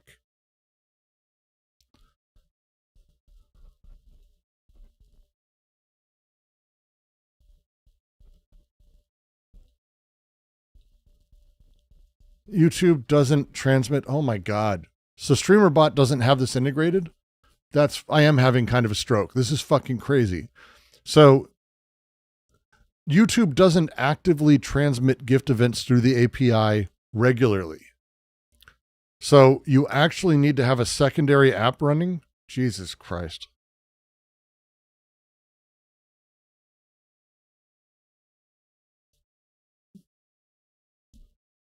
It's a busted version of Twitch. They're trying to do that shit, and it's just, it ain't gonna work. But I appreciate and I click on the other, like fan funding, which doesn't show any of the Joule shit. It's fucking weird. What I'm saying to you, it's not that they don't know what's happening, but their solutions are so batshit crazy. Go back to that story. And so authoritarian. Israel is losing the information war. So they get it. They agree with you and me. Yeah. But their solutions are scary as shit. They're authoritarian. It's not going to work today, though. I hope it doesn't work. You know why it's not going to work? You know why it's not going to work today? Why is it not going to work? Are you with MSNBC today? No. Do you know how fucking dumb you have to be as a human being to have introduced the person in front of you? If you didn't see it, he introduced him as the guy, you sent another gift. Yay. Cheers. Thank you, I guess. I'm so confused. I'm so confused. He introduced him as the creator and maker of Zeteo. They had a 10-minute discussion about striking out from MSNBC and being on his own and being a businessman and what that means and how to be a salesman. He has in front of him on his notes this. They had an incredibly huge exchange about not being at MSNBC. And now he asks him, are you still at MSNBC? There's no Jang exchange. I will figure out Joules. I genuinely don't know what I'm going to do with them because if they don't get reported via API, I can't pull them. So I don't, like StreamerBot is like, I don't fucking do that. I'm like, cool. So that's going to be a thing. Yay. Okay, where are you at? I'm independent. What can you talk about? Anything I want. Anything you want. Yeah. As long as you don't say something crazy that you get a strike on YouTube, you're good to go. Yeah, but that's the thing, right? Look at TikTok. When Mitt Romney had Antony Blinken on stage, do you remember that famous conversation a couple of years back? And he said, everyone's like, oh, they're going after TikTok because of China, because of China, because of China. And Mitt Romney just sits with Blinken and says, every time I go on TikTok, you see 6 times, 7 times as many pro-Palestinian posts as pro-Israel posts. We got to do something about that. Blinken's nodding. I'm like, Mitt, you're not supposed to say that out loud. You're supposed to say that in a smoke-filled room. He said it on stage, right? He made it clear that the TikTok, taken over TikTok by the Ellisons and co. was always about Israel more than it was about China. And that does worry me because you could say, oh, well, I wonder today if, God forbid, the genocide restarted today at the level it did in October 2023 after the horrific massacre on October 7th, what would we see on our social media screens today? I think you'd see much less than you saw in October, November, December of 2023. So okay, fair on what could happen. Can you imagine? Mehdi is fucking just tearing apart his brain and just like reorganizing it. He's agreed with everything. It's so good. But to me, I think the independent content creators, Israel wasn't used to these guys 20 years ago. And this is a very different game. Yeah. Very different game. So they were not accustomed to these guys coming on and not needing anybody and just sit in front of the computer, play video games and talk. And nowadays you have streamers. Streamers are influencing kids. Gamers are influencing kids. How long this is going to last, I don't know. But look what the UK government just did. My With country. Cenk and They just Hassan? banned Cenk and Hassan. Yeah. So again, that's the short-term crackdown. We can't win What the was argument. the reasoning, by the way? What did they say? Anti-Israel. But what was the specific They didn't thing? give a specific as far as I'm aware. Well, I mean, UK, you know your country. I didn't How see. many I haven't times? seen the details because Rob, can you, do you we have know I know that they didn't say, look, banned for criticizing Israel. They say. I don't know what the UK government has said. But they're saying this. You don't know if that's the position. I don't know. I don't know the Right. exact. But my point being, this is exactly what we just talked about, which is, again, we can't debate with Hassan Piker, the streamer, so we just prevent him from coming to speak. You can do it here, though. This is specifically in UK. But my point is, but they're doing but they do it in reverse, right? So with the UK, you pressure the UK I don't know government. about Cenk, but you want to pull up some of the stuff Hassan has said? You want to give him feedback on what he said? Like, I give him feedback. I know Hassan very well. I have think you he said heard about some of dumb- this stuff? I said- he knows that he let said the some capitalist blood said on the, some- you know, he let said them. some outrageous stuff. He said, he knows is he the that. guy that's a lot of making stuff is 9/11 quoted out. happen again or something? No, what he said. Okay, come on, hold on. What Can he you said. just pull up the crazy shit he No, said? hold on. I'm not going to. I know you're going to defend him, but I want to know what's. I'm not going to defend him. Actually, Go ahead. Well, I'm going to defend him from falsehoods. I've spoken to Hassan very bluntly and said, "You've America given your deserved opponent." 9/11. Yes. What is the context of that? Tell me. The context, he was talking about American foreign policy and, the quote-unquote famous line about, chickens coming home to roost. It was a very provocative statement. He's apologized for that, by the way, just to be clear. Sure. But even Robert Kagan, you know who Robert Kagan is? The big neocon. Yeah. He came out recently and said, you know what? 9/11 was a result of our bad foreign policy. He just said It's called blowback. It's called blowback. It's called blowback. It's called blowback. Diplomatic, Atlantic. Unk alert. What? The fuck is an unk alert? The fuck is going on in my chat? What is an unk alert? I don't like this. I find this uncomfortable. Magazine-friendly way. So you're supporting him saying that, Hassan Piker? No, he shouldn't have said it like that, because America deserved 9/11, makes it sound those people died was worth it. No. Right. But did America bring 9/11 on itself? 100%. Our U.S. foreign policy created Osama bin Laden, created Al-Qaeda, created all of these wars in the Middle East, created that jihad in Afghanistan. Blowback. 110%. That was a blowback from U.S. foreign policy. So boomer, but slightly cooler. You motherfuckers. Just fucking call me boomer and just... You motherfuckers. Serious scholar who's looked at that admits that now. We're coming up to 25th anniversary of 9/11. Even Robert Kagan is saying. When do you think, Rob? Can you pull up? Unk is uncle. I assumed unk is uncle, but is it like the idea of like the funkle, the fun uncle, like the cool uncle? Is that the idea? 2 joules. Okay. 2 joules is 1 ruby, which is 1 penny. Thank you for the penny. Like, I don't know what's happening. I hate you all. Joules, wait. Yeah, that's literally like pennies. It's great. They're calling me old. I'm calling me old. How many arrests happen in UK versus other countries on social media? I don't know if you've seen it. My brother's been calling me. He's like, hey, I just finished watching all the Lego stuff. Have you seen all that? It's like, dude, the Lego shit. So it's Yes, worth watching I've seen it. It's a little bit out of context. But you know, when you talk about Piker, Hassan Piker, what he said. When did Hunter Biden join the stream? I'm not that cool. To me, you can say anything. He has one of my favorite tweets maybe ever is someone was like, he's a rich kid, look at blah, blah.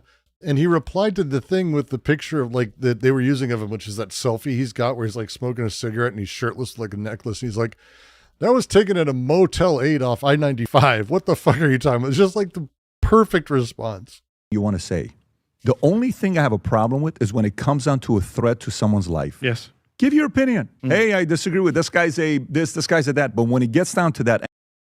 Yeah. Hassan said that if sexual assaults happened, it didn't matter. It was, I agree with the statement. This is one of those things that's like, October 7th is horrifying as a thing. Do you not understand that? The idea that it's worse because a specific type of warfare happened or a specific type of thing happened. Okay. We can go down that road, but it's really bad. The thing is, it doesn't change shit when it comes to the response. It doesn't. whatever fucking happened, anything happened, it doesn't give you the fucking open right to genocide a people. Period. It'd be like saying, well, actually, since, Israel been raping a bunch of prison guards and fighting to get them off and making them celebrities after they've raped prison guards on video, and had riots to free them, that thing, it's suddenly cool to genocide that way. No, it's not how it works. Collective punishment is literally fascism and the worst thing. So Hassan says a lot of dumb shit, and he says it really badly because he's kind of a dumb guy. I mean, he's related to Cenk. What do you fucking expect? But that's not like wrong. Thank you for the solar anuses. Solar anuses join us. So that's under $10 solar anuses. I tried to get the effect. If anyone knows the CSS I can use to get the old school solitaire effect, that's what I was trying to get with them. Like, so it goes bounce and bounce and bounce and bounce and bounce and bounce. That's like the idea of bouncing with all of that. That was the idea. I'm working on it still. I'm making notes too, because I got a bunch of shit I got to figure out.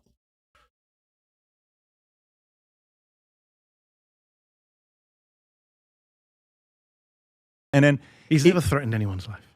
You got goatseed by Bataille. I mean, close enough. That is the solar anus. Just be glad someone talked me out of using my colonoscopy with AI to make the sun come. So I'm glad people talked me out of it, but I did have to be talked out of it. Yeah, thank you for the $. Like, this is what the jewels will end up being going for. Yeah, I had the colonoscopy. I got talked out of it. I still think it would have been one of the funniest things to just start using it. Because there's this great scene. One of my favorite gags in Smiling Friends is the brown blur. If you don't know it, I'm not spoiling it for you. One of my favorite gags. And I literally was just going to do that on stream. When he said capitalist blood, let them die. Can you pull up that clip? I don't know that clip. I need to see the full Hassan context. sat right here, I'm 47, you're 46, I think we're a year apart. You're 79, right? 7K. So we're the same age. So when you sit down with a young guy like that, and we've made some major mistakes I just in our told career. you. I talk to Hassan all the time. Don't give your opponent sticks with. Here's the one. It's the brown blur bit. And that came out, I had my colonoscopy 2 months later, and I'm sitting there like it was like the next day, and they send you all the photos and everything. I'm like, man, because I get comments like, are you ever going to stop doing the goatsy thing? And I'm like, I should answer, yeah, I got a new thing. Watch this. The guy is a non-violent guy. He doesn't support war or killing. He just says provocative things. You have it, Rob? Then I was going to send, I was going to do the Millennium Falcon landing. Because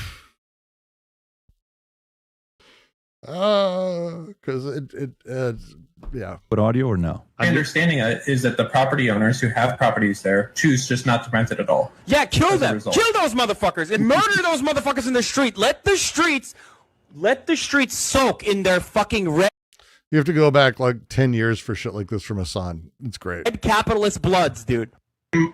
Yeah, that's a dumb. Good-looking That's guy. a dumb thing to say. Talented guy. Good speaker. Why would you say I'm something gonna text like Hassan after this and say you screwed me over on the Patrick Bet David, because I'm not going to defend that. I don't know what the context for that is. But look, even you said, let's park Hassan Piker. Cenk Uygur said a lot of things that are very provocative too. Sure. Not like that, but about he's not wrong. But again, you can say it better. Israel. Yeah. The point is, to come back to my wider point, which is there's still a way for them to shut down the conversations, to censor speech critical of Israel, Cenk to is stop pretty loud. influence. Cenk is everywhere today. But now he can't speak in the UK, is my point. Well, that's the argument for UK's dumb policy. Well, it's not just the UK. You don't think the UK... Has my opinion of Hassan changed or degraded? Hasn't really ever changed. He's kind of he's not. I think he's aware of his limitations, and he is doing the thing. If you didn't watch, I had a video I had about Joe Rogan and Seneca, where I talk about the thing that makes Seneca interesting, and a lot of people are like, oh, Seneca was rich. The Stoics didn't have. It's like, yeah, but the point of Seneca and what Seneca was writing is the challenge of being part of that thing, and in that, yet still trying to do the work. That's what Marcus Aurelius, he was in positions of power. He was about doing the work. And Joe Rogan is someone who is in the positions and trying to do the work, but not aware of it. I think Hasan has shown that he actually has a decent self-awareness of his own limitations, but that also he has a platform that if he stopped streaming tomorrow, or if he just stopped doing political stuff, it would actually have a negative effect on the issues he cares about. I think he is overall a positive force. Do I think he's great? No. Do I want to be friends with him? Probably not. No. He did have the only streamer merch I've ever bought, which was the hunting gear I have. It's camo hoodie and camo joggers that were for the John Brown Hunting Club. And it's great because I'm out in mostly Trump country and I get to wear that and everyone's like, yeah, they don't look twice. It's good merch. And again, he went way out of his way to like found a unionized merch company. Like I can't hold a lot against him. US? Have you not at bro? Pull up no numbers. Way. Come Stop. on, let's compare. The US is much worse. Dude, well, look at this here. The number of arrests for hateful messages. Social. Marco Rubio locked up students in this country for their speech, for speaking. For a young woman in a hijab from Turkey wrote an article in a student paper. She said we should divest from Israel. I don't know the whole story. So pull it up, whatever you want. I don't know the whole story. A judge threw it out. He said it was a chilling free speech in this country. He had her released from prison. Multiple cases. I'm going to give you one. Was she a U.S. citizen? No, she was a Turkish student. She was a Turkish student here. Legal student. Studying at Tufts. Student here and criticized American policy. No, she said, she didn't even criticize the American government. She said, my university, Tufts, hey Tufts, we should divest from Israel.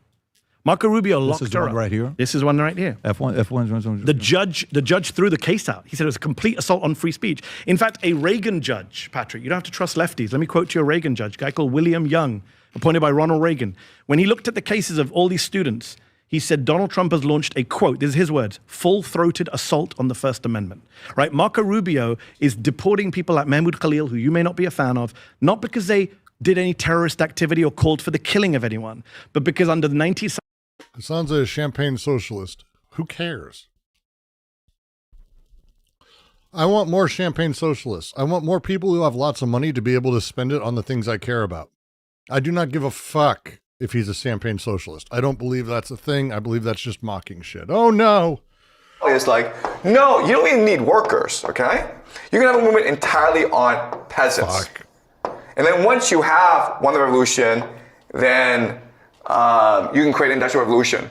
So really, if you think about it, Mao wasn't really leading a communist revolution. It was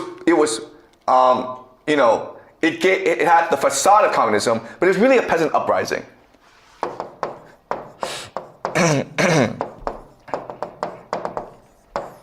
Okay, so Mao was not a great communist theoretician like Marx or Lenin. Mao was a military commander. Okay, so he's no different from other peasant leaders in the past. People like Zhu Yuanzhang, okay, of the Ming Dynasty. These people. But in order to create legitimacy, I can't pause it. In order to have support from the Soviet Union, from Russia, they had the communist facade. Okay, and also communism provided a framework in order to industrialize very quickly. So what's important to understand is that at this time in history, Mao was trying to actually work with the United States as well. Okay, he's trying to work with both the Soviet Union and the United States. The United States wanted to support Chiang Kai-shek. So when Mao won, basically the United States shut off China, embargoed China, which forced Mao to fully embrace communism. Okay. Right? But for the Mao, U.S. did it. Communism was not that important. What's important is to industrialize very quickly. Industrialization. Okay. I can't pause it. Did he just find a way to blame communism in China on American foreign policy?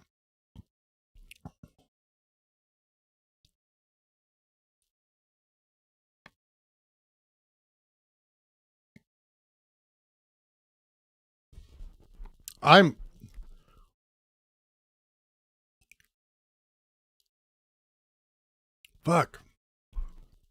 The U.S. made Mao communist. Exactly. I've never heard anything like that in my life. That's a fucking statement. Yeah, he said that. Okay, good. I'm not nuts. Sun's not hurting the left.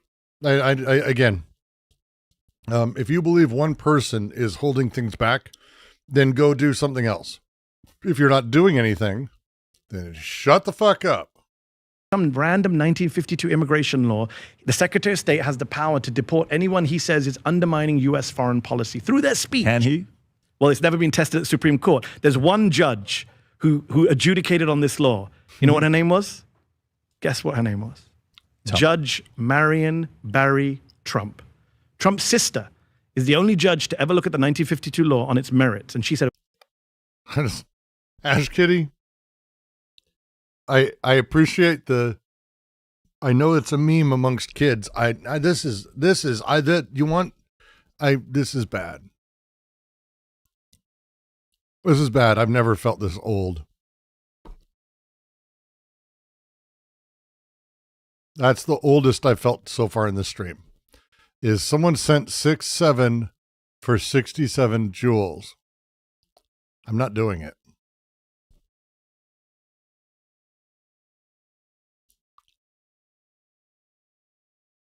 it was unconstitutional. But it then got rejected by another court on procedural grounds. Yeah, it's never been tested. You and I, if I just describe it to you, you and I think it's insane, right? The Secretary of State should not have dictatorial powers. I don't know the laws behind it. So let's assume I'm right. Sure. Assume I'm right. Yeah. You would... That right there. That's what you do, Ben Burgess. That's what you do. You say, hey, fair. You can look it up later. Let's assume I'm right. Can we assume I'm right? It's such a phenomenal tactic because you're then going into the place of like trying to find out what the principle is. And that's what's taking the other person. It's such a fucking good line. Disagree with the idea that the Secretary of State, Antony Blinken, Marco Rubio, whoever it is, has the power unilaterally to throw out people who have broken no laws because he didn't like what they said. Surely you as a free speech guy would be opposed to that. And by the way, the way you're making it seem like is you're quick to forget what happened under Biden. You're quick to...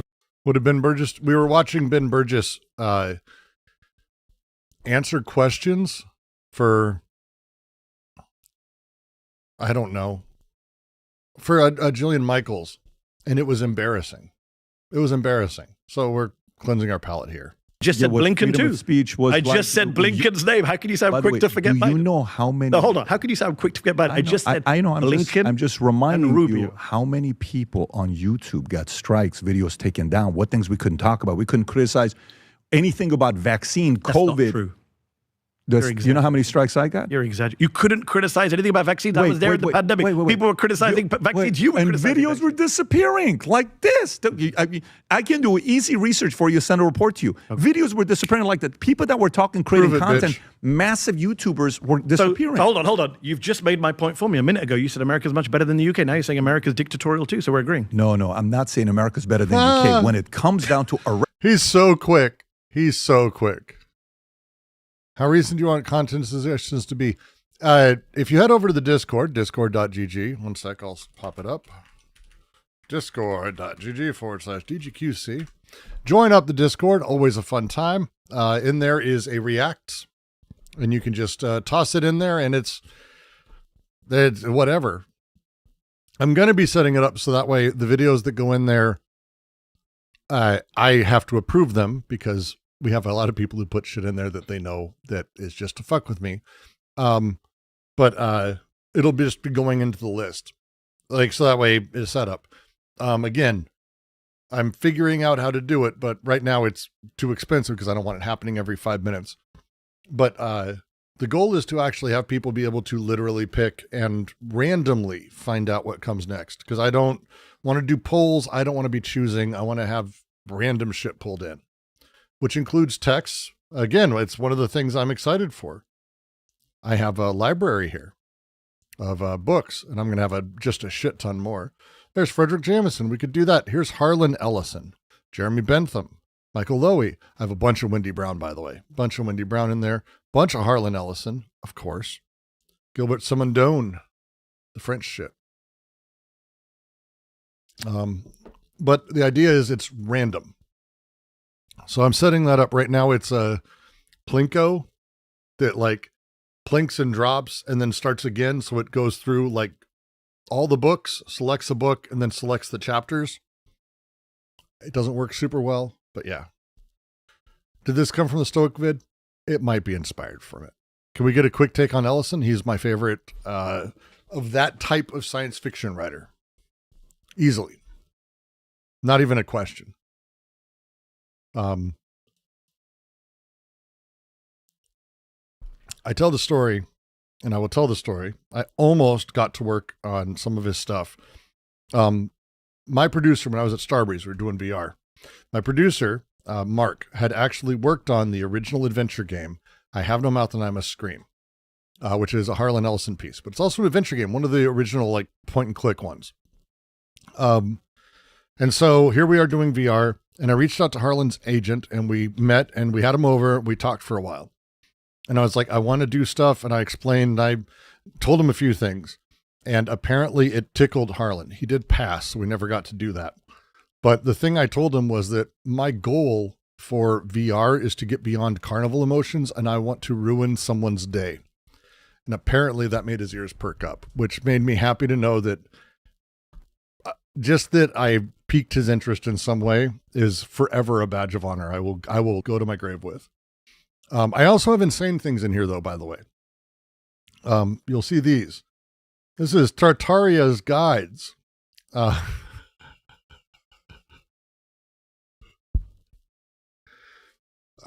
can't help it. Like, there's the shit that's in here. There's just an extraordinary variety. This was my test ebook. But this is Tartaria, History is a Lie.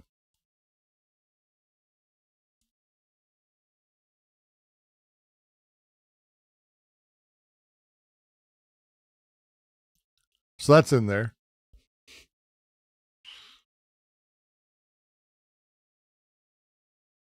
Is this my own reader? It's just an ebook reader. It's nothing fancy. Ebooks are basically HTML, so you can just parse them really, really simply. 1,000 Plateaus is in there. So that way, if we randomly get it, we randomly get it.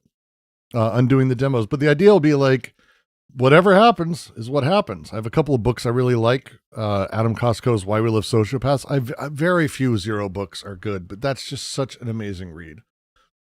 I have some Baudrillard. I'll be adding in more, but this was like my test run just to make sure these go in. Because I wanted to make sure that the icon showed up, the stuff, and then I needed so when I go in, I can go, okay, yeah, we're going to go there. It's not parsing by author, though, which is a pain in the ass. So, fuck.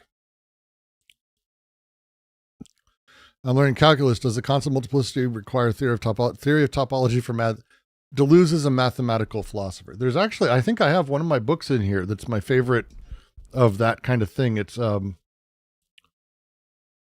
damn it. This is the problem is, it's Deleuze in math. Here it is. Deleuze in the History of Mathematics. Defense of the New. It's literally about the Deleuze in the History of Mathematics.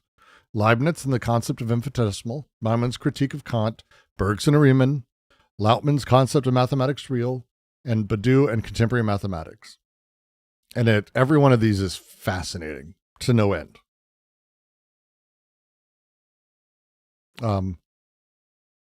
If you want books in here, the QC has a library. So toss it in there. It requires a few things. You'll see when you do that. But it has to be an ebook. I tried to do this with PDFs for like a year, and it does not fucking work. That is odd. Why We Love Sociopaths. Oh, but we do. We do. And it may not be you, but it is the we, because I'll just go into it for a second. I love Costco. My greatest regret is I'm not a sociopath. I suspect I'm not alone. I have written before, we live in an age of awkwardness, but a strong case could be made that we live in the age of the sociopath. It's about how all these characters and all these people who we love in all these shows are all absolute sociopaths. The people who come out as the heroes. Very good read. Very good read. It's Don Draper Mad Men, Stringer Bell and Marlowe, and even the serial killer titled Dexter. Eric Cartman of South Park. Homer's a better central character than Bart. It's a really great read sort of about the whole thing. And it's about why, an idea of why that is the case. And I thought it was interesting, so it's in there. You picked up The Vor? God damn. It is so beautifully written. I need to put The Vor in here. That's in my list. Thank you. I had forgotten about it. I just bit my tongue. That sucks. It's a good thing I don't talk too much on the stream. I need to get that in here. I need to get the ebook version.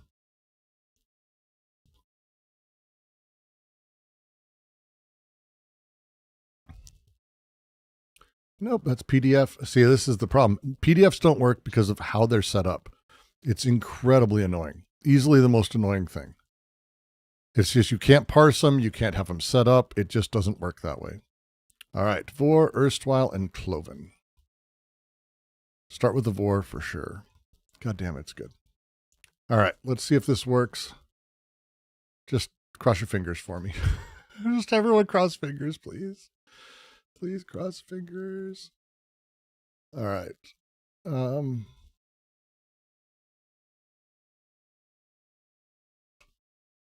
Okay. So it should be there. Let's see. All right, there they are. Please work, please work, please work. Copied. It did it. I'm so excited. See, there's the Cloven. Got the cover. There's the Erstwhile, which is a great cover. And then the Vor. I'm very excited about this. It blows my mind how it doesn't waste a single sentence. My favorite part of the Vor is the opening. I love the book is so good. But like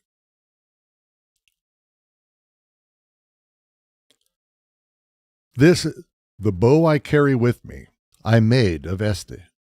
She died just before dawn 10 days ago. Este had foreseen her death while working in her garden, an uncapping of momentum in the afternoon sun. Este was born a seer and lived in the expectancy of her departure, a breeze before a wave, before a storm. Seers die in a threefold lapse, from the outside in. Her long name was Irene Peste, and she had been born to a Bongu in the Vor, the great brooding forest that she said was older than humankind. We say goodbye during the days leading to her night, then all of my feelings were put away. There were more important rituals to perform. All this I knew from our first agreement to be together as it had been described. It had been unfolded. I fucking love this book so much. I can't even tell you how much I love this book. You just get to deal with it. And it is grisly and reverential and just loving and horrifying and, oh God. Type letters or numbers now, everyone. As many letters or numbers as there are. Oh, so there we go. It looks like it's going to be reading. Unless someone starts typing numbers.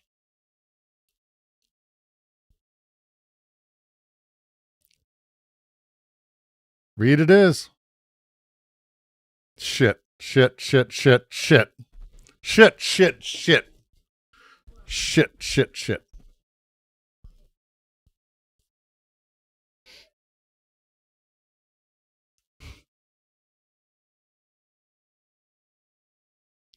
Oh, thank God. All right, now what does it do? Does it not work now? Come on.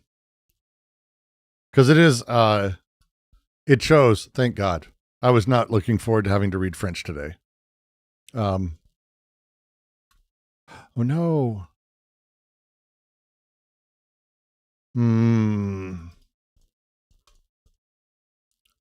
What is the thing to happen now?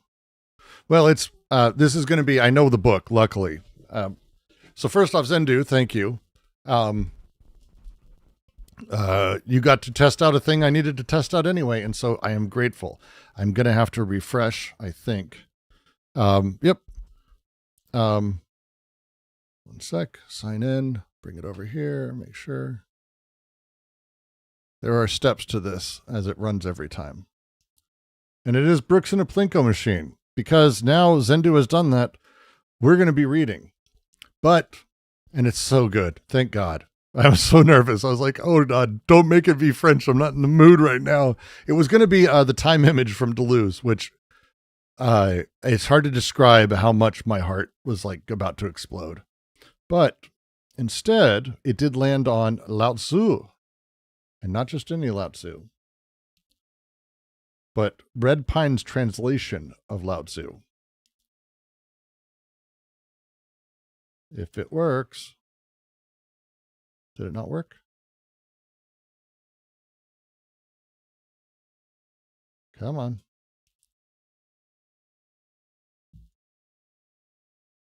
Let me see. 1 second, I have to make sure. Maybe the ebook didn't copy in.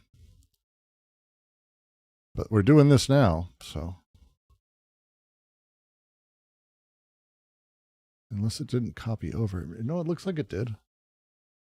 It's having trouble opening, though. There it is. Yeah, there are problems. All right, we'll re-download this. Let's see.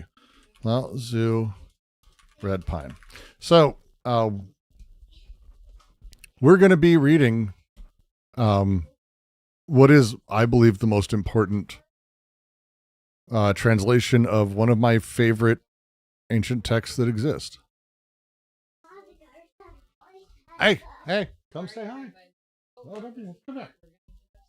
How you doing, sweetheart? What's going on with you? What's going on with you, Vi? You okay? That's you? That's right. That's little Vi. Do you want to say hi to everyone? Can you say hi? Hi. What's your name? Violet. What's your middle name? What do you want it to be? I want it to be Sarah Brown. Sarah Brown. That's right. And what's your favorite song right now? The Addams Family one. The Addams Family one. Can you sing it at all? You. Ba-da-da-dum. Ba-da-da-dum. Ba-da-da-dum. Boo-doo-doo-dum. Boo-doo-doo-dum. There. Come on. You sing it. No, you sing. I don't want to. It's not my favorite song.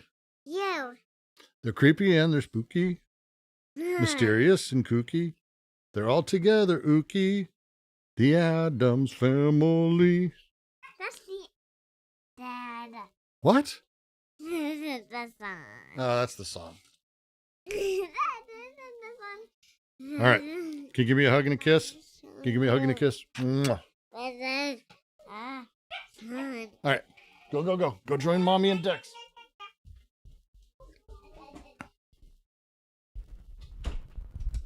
Bye, Heather. I feel like I'm going. It's like fair enough. Let me see. This should be it. Violet's super into the fucking Addams Family. Like super fucking into the Addams Family. Which is fascinating. Red Pine Tao Te Ching. Does it not exist? What am I doing? I'm looking for EPUB. This is the problem for all of these things. All of these are all like weird nightmares to find the right thing for. Can't be a PDF because of how PDFs get parsed. She loves all of it. She is kind of a Wednesday Addams character herself. Like just fundamentally, personality-wise, she is just kind of that. All right, let's get rid of this one, which sucked. Good, gone. And close you so you don't crash or whatever. All right, then let's put the new book in there. So she's just literally just sings it every time. She loves that fucking song. She's also got a very dark, odd little personality, which again, my kid, what do you expect? So this is again, Lao Tzu. Let's see. There it is. Oh, it even has the cover. Beautiful. So, the way the randomness works is Sneako videos on the list. It is. It's been recommended. I'm slowly putting things in here that are like, am I going to pick them? No, but it's not my fault what randomly happens. So this is Lao Tzu and his Tao Te Ching by Red Pine, who does just a phenomenal job reading this. We're going to do, I think we'll do a couple verses. I'm a big fan. Boop. I'm a big fan. As I've joked with people, if I ever had to, like at gunpoint, someone was like, what do you believe? What's your religion? I'd be like, I can probably Taoist. It's just the easiest thing for me to sort of say that I am as a thing. Just easier, I think.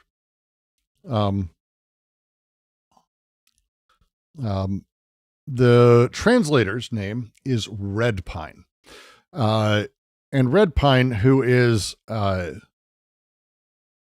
unique dude. I've been fortunate. He actually lived and published a lot here in Portland. And so all the used bookstores I go to have like first editions of a ton of Red Pine. So I've been picking it up, and his translations are phenomenal for anything Eastern. I would just say, I would probably just say anything, because what he does is he dives so fucking deep into the history of these things and how they work and how to consider them. And his version of translation was incredibly inspirational for how I've been handling Anti-Oedipus and how I've been going about it, because his thing is very much,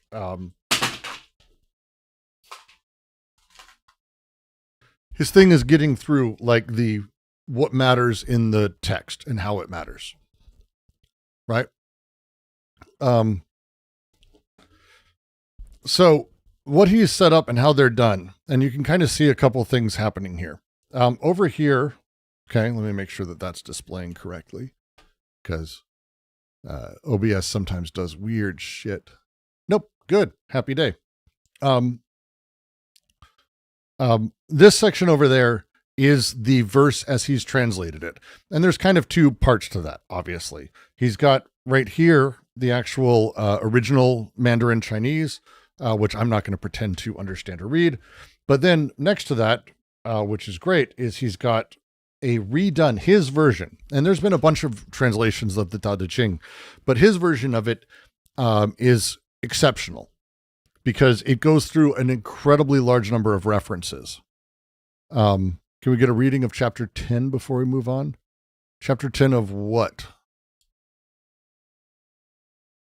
Of the Tao Te Ching? You know what? We'll do one, and then we'll do 10, and then we'll do a third. You guys can fight over what it's going to be. So that's number 2, is he's got his translation, and then he explains his translation throughout the rest of it and why he uses the words that he does.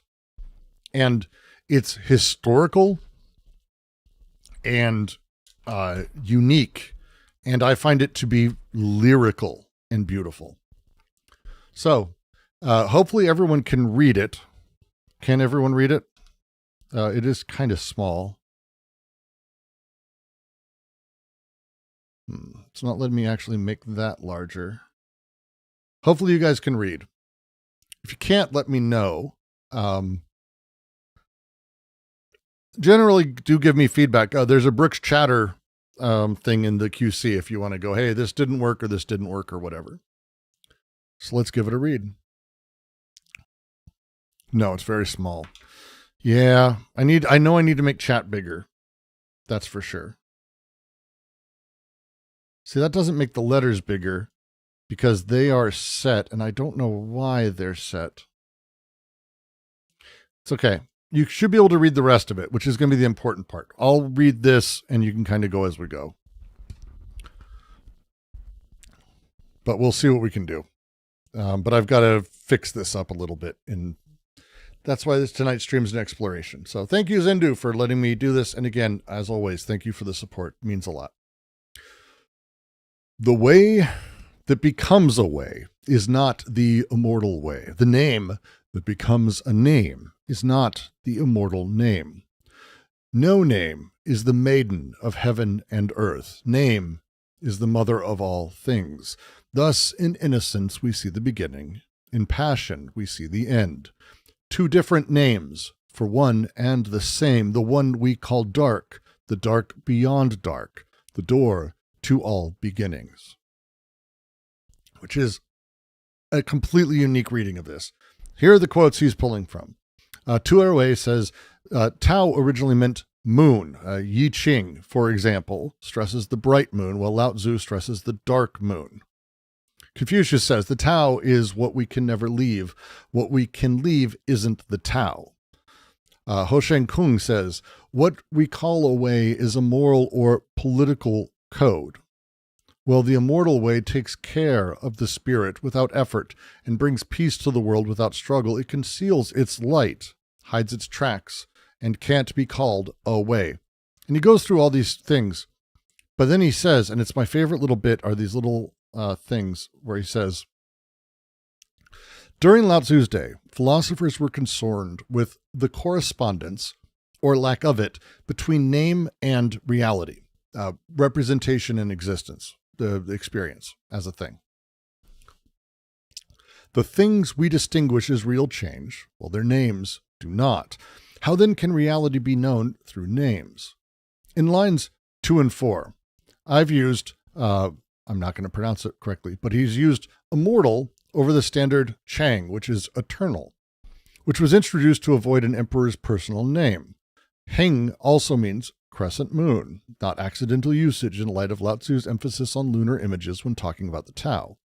Around 1070 AD, Sima Kuang and Wang Angxin punctuated lines 5 through 8 in a way that made their subject Wu and Yu, being and non-being. Non-being is the name of the maiden of heaven and earth, being the name of the mother of all things, and so on. However, the grammatical particles in the Mawang Tui text makes such a reading impossible. In line 5, and this is why I love how he just nuts about it. Line 5, which is, no name is the maiden of heaven and earth.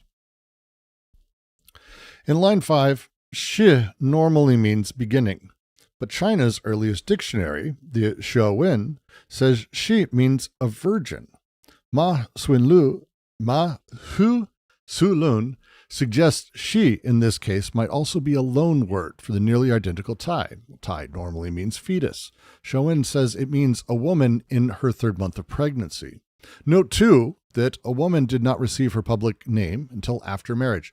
This is the kind of shit you have to go through to understand how these things work. It's fantastically interesting. It's why I love Red Pine's translation around all of this. Because line 7 and 13, most editions have mysterious. But according to Pete Wan, in ancient times there was no mysterious, only small or beginning, which is what we find in the Mawang Tui texts. This verse is not present in the Kyotin text. It's just not there. So the fascinating thing is, and again, the point of this opening for the Tao Te Ching is to talk about how do we talk about that which cannot be named. It is that thing. And they're not wanting to talk about the break, or they're not wanting to talk about the magic, or like all these things have names. But what is the way? The way that becomes a way is not the immortal way. The everlasting, the thing beyond us, that which outlives us. The way, the action, it's commonly translated as the path. The path that is the path is never the path. Because once you've consolidated, once it has become the thing, oh, we have a practice. That's not the thing anymore. That's not the immortal way. Even if it was that, It isn't now because it's become that. The name that becomes a name is not the immortal name. No name is the maiden of heaven and earth. Name is the mother of all things. Name gives us the thing, the separation, the status of it. But no name is the maiden, the remember the language here? Ah, damn it. Let's see what happens. Letters or numbers, type fast, everyone. You get typing. Numbers or watch.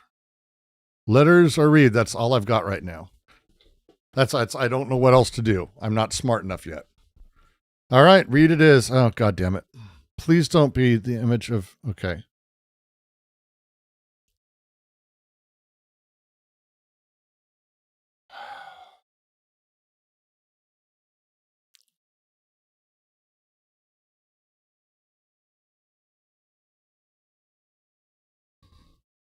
Shit. Shit. Shit. Oh, God. We're reading. Oh, God, and it opened it. Motherfuck. It's because the other ebook wasn't working. It's because the other ebook wasn't working. Shit. I shouldn't have put French books in here to test this.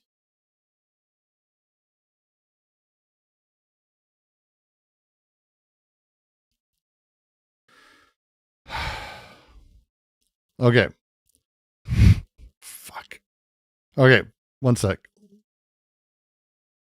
Because this is Deleuze's book on Foucault. I think. It is. Okay. We're going to pull the English one out. I'm not doing that on stream. I'm not embarrassing myself like that. I know you people are going to love it.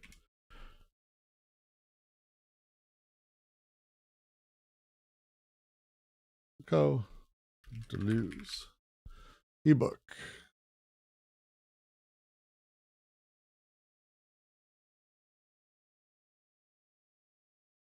Come on. There it is. Oop. And perfect.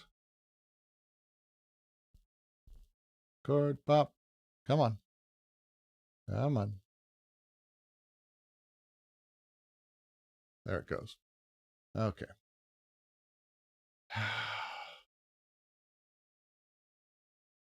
We're going to do, in a second, I'm going to finish the towel and we're going to do topology. Jesus, fuck me. Goddamn topology. Let's just fucking make the most difficult fucking book in here, Brooks. Why did you do this? This seems like a mistake. This seems like a mistake on my part. I'm not doing the French. So deal with that for a moment. That's the way that works. We're leaving this open. And then I don't know if I can open two of them. That's what we're going to find out.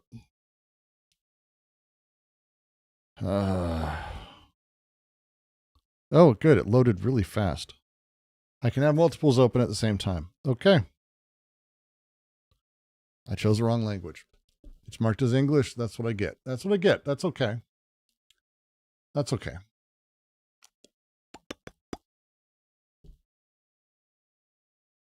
That's what I get for being dumb. It's fine. Please be English. Jesus Christ, Brooks. This is the future I chose? It is. That's the idea. And I'm excited for it. Maybe.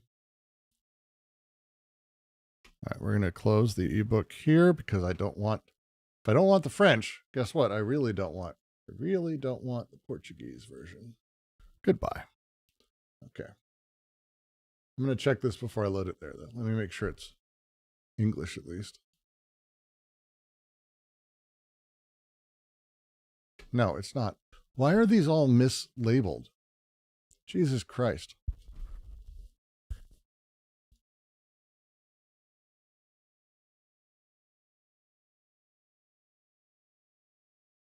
Just one second. And please, everyone, stop donating because now I've got to do both of these and whatever comes next. Okay, so Foucault doesn't have a... Oh, no. Is it on Z? It's not on Z Library. What the fuck?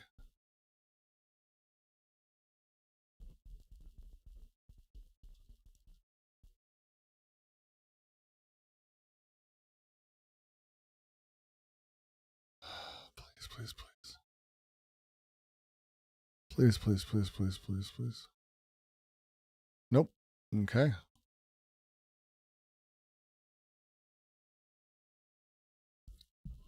All right, one sec. Sorry. I know this is the most thrilling thing you've watched all week, but this is just how it goes sometimes. All right. Gilles Deleuze, Foucault. Gilles. And I want to search for EPUB. This is going to be a long night. I don't want Italian. I selected English. Jesus Christ. Why is this the only language you don't have this in? Why is it? I don't. Oh, no. Okay, we'll just turn that off. Let me see if I can find the book in PDF. And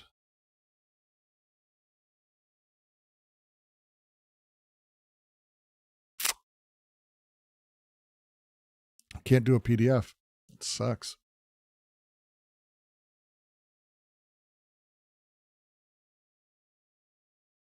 Asking Brooks was streaming for an XP machine. No, this is just a website. This is just a website running locally, and I'm this is just painful.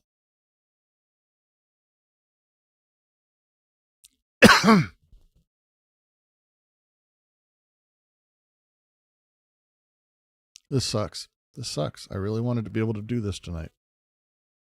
But I don't think this book exists in English. Wait. But that looks like it's in Russian. But Sean Hand is the one who translated it. Well, that's weird. Why is that? Why does this exist? This feels like thinks it's Russian.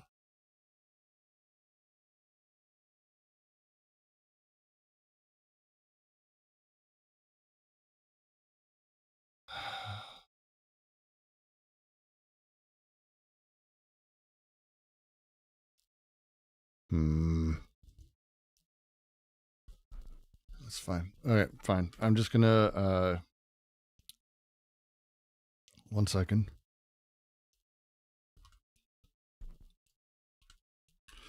Art, to ebook. It's fine. I don't really. Let's see if this works. Fuck me. What a waste of time.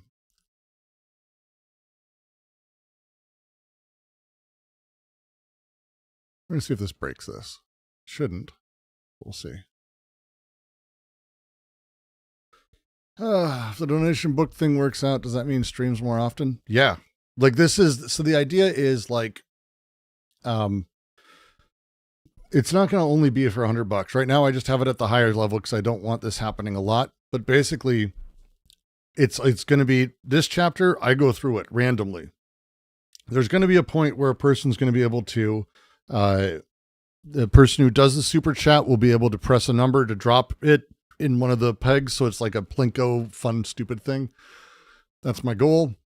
To end up getting there. We're not there tonight yet. But yeah.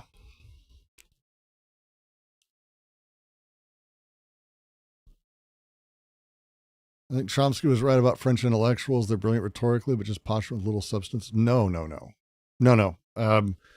Every single person I've mentioned, Deleuze, Foucault, Baudrillard, and the more modern, La Poujade, Jean-Claude Martin, obviously Sarah Latour, fundamentally every single one of them is just wonderful and brilliant and coming up with concepts and things that are absolutely worthwhile, period. It's tough because often they're translated very badly. We're going through this in Anti-Oedipus. because I'm on my 4th reading of Anti-Oedipus, and it's the worst. It's right now it's processing and converting to an EPUB, so it'll take just a moment as it's doing it. I hope this works. We're gonna find out. I'm going to try to get it done in 2 places just in case. But it's very much the translation being awkward or jargony and not dealing with the text where the text is, which I think is actually incredibly powerful. What exactly does simulacra mean? I'm trying to understand, but I'm confused. Well, simulacra is going to depend on who you're talking to, because it's a philosophical concept. One sec, I'm going to make a note so I don't forget that we're reading topologies. Fuck me. That is not a section I was wanting to read tonight. My brain is not ready for it. That's going to be so fucking dense. It's going to be so dense. What did Sirius say? Did I miss something from Sirius? Sirius is here. Oh, Chomsky's projecting because he has no substance and is rhetorically also accurate. Also, friends with Epstein, like really good friends with Epstein. Like in the last 2 years of his life, friends with Epstein. So I'm not cool with that. I mean, I'm not. That's really bad. It's bad. Don't do that. Don't be friends with Epstein. All right. Please say this EPUB worked. We're going to find out in about 2 seconds here. We're going to make sure I don't have any other Foucaults in here. Foucault. Nope. It is downloading very slowly. That's depressing. Okay. There you are. Please work. All right.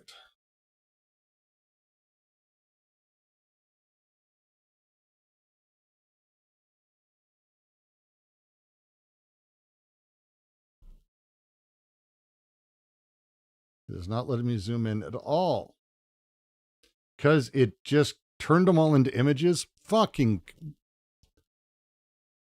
I hate everything so much. Like, it just made photos of it. I will make good on this. We're going to figure it out. We'll figure it out. I'll figure that out at some point.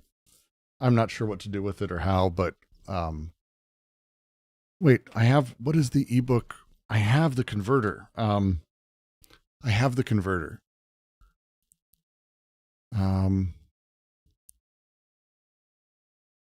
Actually, maybe I can. Yeah, that could work. Open with UPDF. You rescind the effects that don't. I'm very sorry that this is taking as long as it is and that you hate me for it.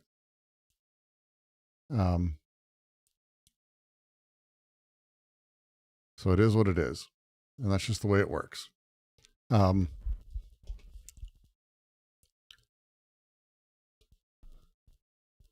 Just the way it works, because problem is I have a mental condition that I become fixated, and you people are, that's how it works. Okay.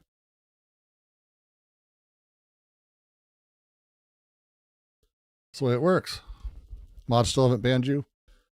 I know. Chomsky was too trusting of Epstein. He said he could help Chomsky's regarding financial dispute with the children. Poor judge of character. That's a bit harsh. No. Whatever he promised, for you to be standing with Epstein during Trump's presidency, the first time around, next to Steve Bannon, and smile and hold them and embrace them? No. Nope. Doesn't work. It doesn't work. That's a big no-no for me. Big fucking no-no for me. I will give people a lot of room when it comes to all that stupid shit. And I have weird friends. Everyone has weird friends. What are you going to do? You know, that's a big, nope. No. Not a thing. All right. This should maybe do it. Let's find out.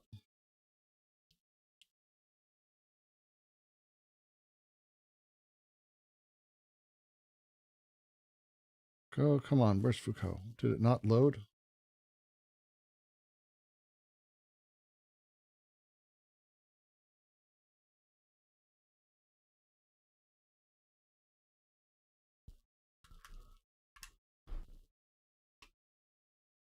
Should be right there in the F's. Foucault. Nope. Did it not work? What is this? Well, I'll have to deal with that next time. Sorry, Zindu. That's the way it works. That's what you get for trusting me. To get back to the Dao De Ching. You managed to get a toxic tag in Jordy's stream data. I am proud that I am the stupidest person in Jordy's data. I am. If you didn't know, that actually happened. That's a real thing. So cool. I guess. I don't know. Maybe not. I'm the stupidest person in stream. So this opening is going through the way that people have discussed the Tao. And Tao is not, at this point, it's not really intended to be a thing you know. It's not intended to be a thing embraced. It's intended to be a thing that we discuss that cannot be named. Because it doesn't work that way. In innocence, we see the beginning. In passion, we see the end. Two different names for one and the same. The one we call dark and the dark beyond dark, the door to all beginnings. As I understand it, this is the chaosophy. This is the chaos of things. The chaos of things, for sure. That's how I've always taken it. Let's go to the 10, because 10's a good one. And it was requested. Can you keep your crescent soul from wandering? Can you make your breath as soft as a baby's? Can you wipe your dark mirror free of dust? Can you serve and govern without effort? Can you be the female at heaven's gate? Can you light the world without knowledge? Can you give birth and nurture, but give birth without possessing, raise without controlling? This is dark virtue. The dark is again they've talked about the moon. The I Ching, the way that these things are set up. Darkness is a very unique set of wordings for this. It's one of the things I really find fascinating with the setup, and it's a wonderful translation when you start digging into it. To read from Red Pine, the Chinese say that the Hun, or bright ethereal Yang soul, governs the upper body, and the Pe, or dark earthly yin soul, concerns itself with the lower body. Here, Lao Tzu only mentions the darker soul, but the word Po also refers to the dark of the moon. The opening phrase can be read as referring to the first day of the new moon. The crescent soul from wandering. The new moon, the darkness that it is pure darkness. It is a blackness, but it is the beginning. It's the beginning of all things. The beginning of all things. Do you remember that? We just read that in the first one, the beginning of all things, the darkness. Either way, dark of soul, dark of moon, Taoist commentators say the first line refers to the protection of our vital essence, of which semen and vaginal fluid, sweat and saliva are the most common examples, and the depletion of which injures the health and leads to early death. Yeah, vital fluids. That's yeah. And then he goes through a handful of translation elements, and I really love the lanes. But the first line has had numerous interpretations. And the first line again, can you keep your crescent soul from wandering? I fucking love the wording there. Is this an annotated version? This is the Lao Tzu's Tao Ching as translated by Red Pine. Easily the best translation of it. There's a lot of fun ones. Ursula Le Guin's, I think, is fantastic and really fun. But you should be aware that most translations are shit. And if you've been watching my stream long enough, you know exactly what I mean. So, yeah, it's translations are difficult. Shy should be placed at the beginning of the verse instead of at the end of the previous verse, where it would function as equivalent to a punctuation mark, indicating a rhetorical question. Sai normally means carry, but it can also mean newly, as in the phrase Sai Sheng Po, newly born dark moon or soul, or as Lao Tzu uses it here, because it begins the sentence, a newly lit dark moon and soul. In lines 4 and 6, a number of editions invert effort and knowledge. 4 and 6, the lines are... come on, are you fucking kidding me? 4 and 6. Can you be the female heaven gate? Can you light the world without knowledge? And then that's that. And can you give birth and nurture? 4, can you govern without effort? Can you be the female heaven's gate? Can you light the world without knowledge?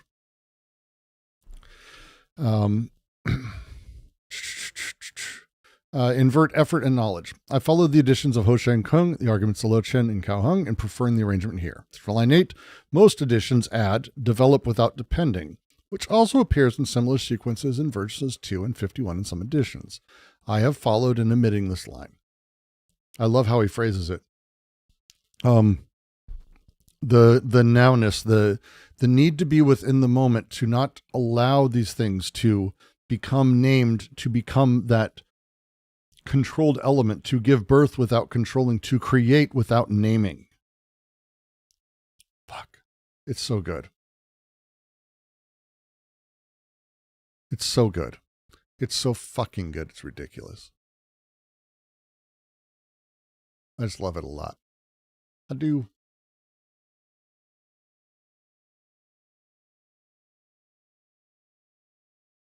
Yeah, that's ridiculous. Why did it do this?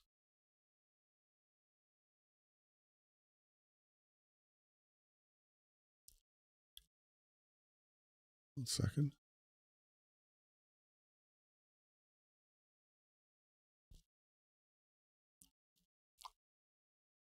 Two seconds.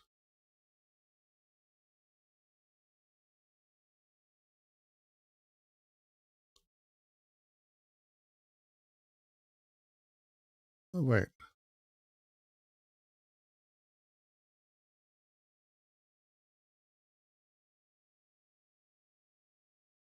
Yeah, I can do something later with that. I love this verse, easily my favorite. I mean, it's one of those things, it's one of the reasons I do the I Ching. I finally talked about it in video, which was very fun, but like the ability to go through here and find any of these verses, the beauty of them is stunning. 21. The appearance of empty virtue. This is what comes from the Tao. The Tao as a thing waxes and wanes. It waxes and wanes, but inside is an image. It wanes and waxes. But inside is a creature. It's distant and dark. But inside is an essence that is real. Inside, which is a heart throughout the ages, its name hasn't changed. So we might follow our fathers. How do we know what our fathers were like? By means of this. And it's not even like, I'm not going to be spending time explaining any of it, because that would be the opposite. That's the point. And there's so much that's just like, recognize the male, hold on to the female, and be the world's maid. Being the world's maid, don't lose your immortal virtue. Not losing your immortal virtue, be a newborn child again. Recognize the pure, but hold on to the base. And be the world's valley. Being the world's valley, be filled with immortal virtue. Being filled with immortal virtue, be a block of wood again.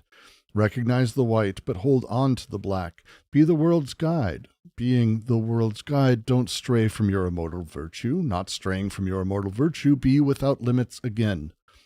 A block of wood can be split to make tools. Sages make it their chief official. A master tailor doesn't cut. So fucking good. It's so good. Those who use the Tao to tailor leave no seams. He's just like all these amazing scholars. He's collecting all the best lines about each of these verses. It's so wonderful. It's so wonderful. Just adore it. I just adore it.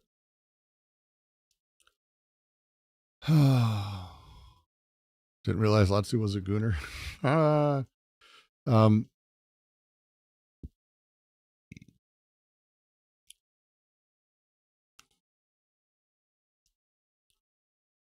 Let's see.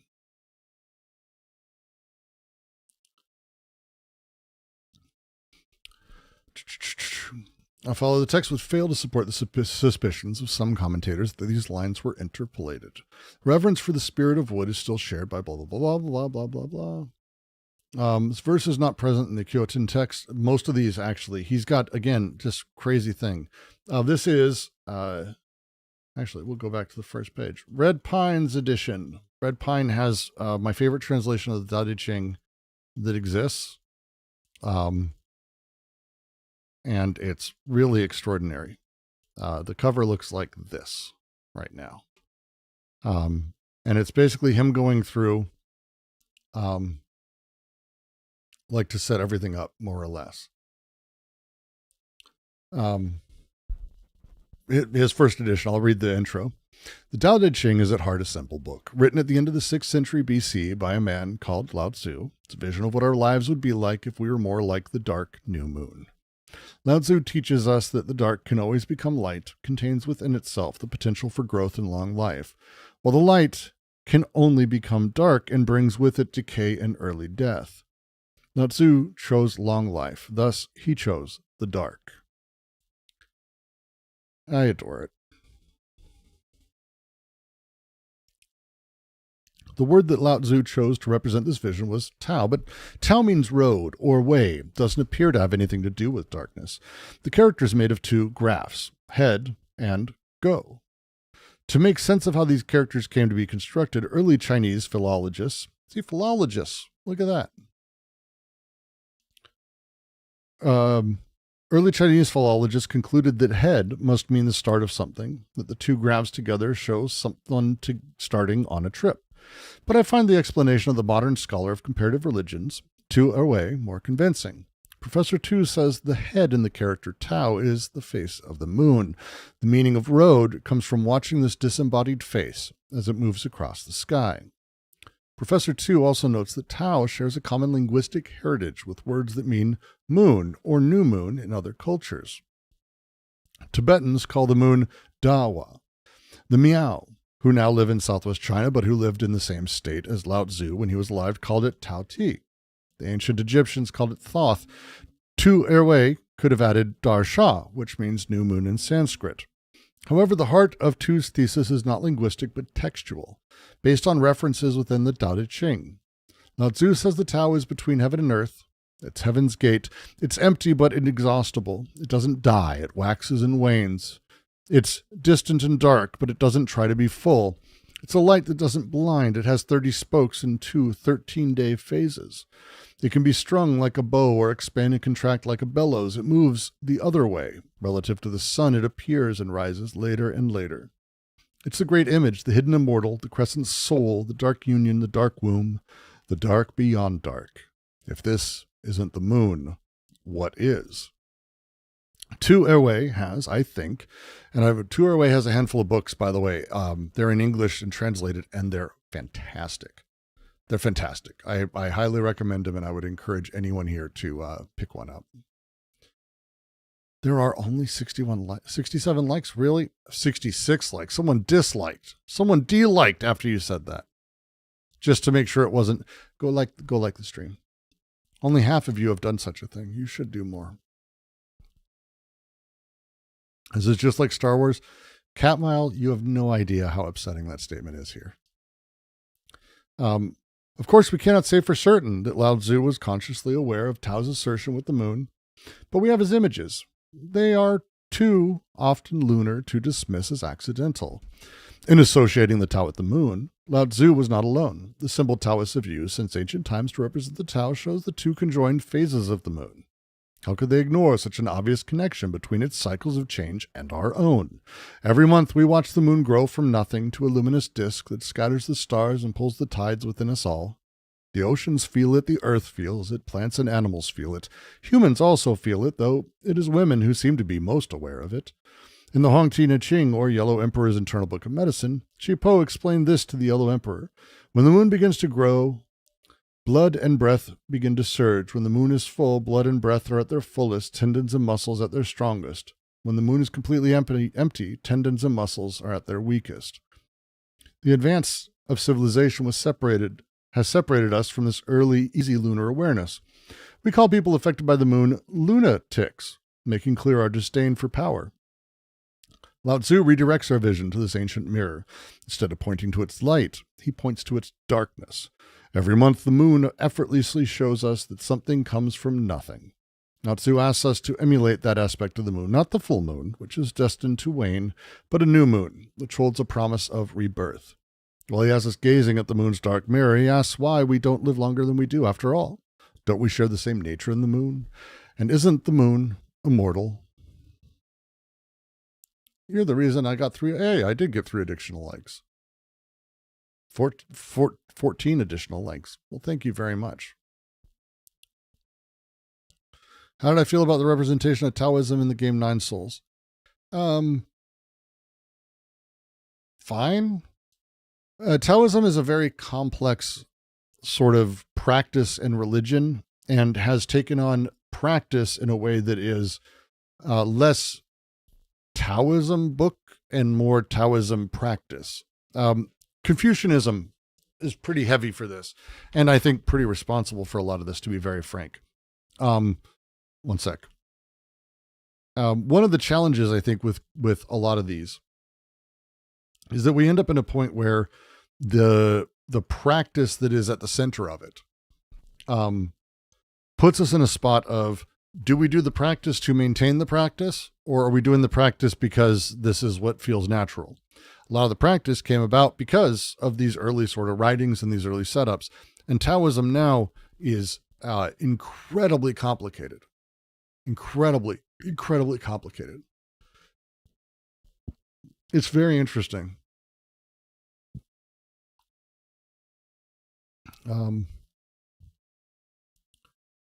Pure copium. I'm not going to be able to pronounce any of that, and you know this. Brkic admits that mostly based on multiple German translators. Why would I know? How would I possibly know that? I appreciate you thinking I'm that smart, but I am not. Not even close.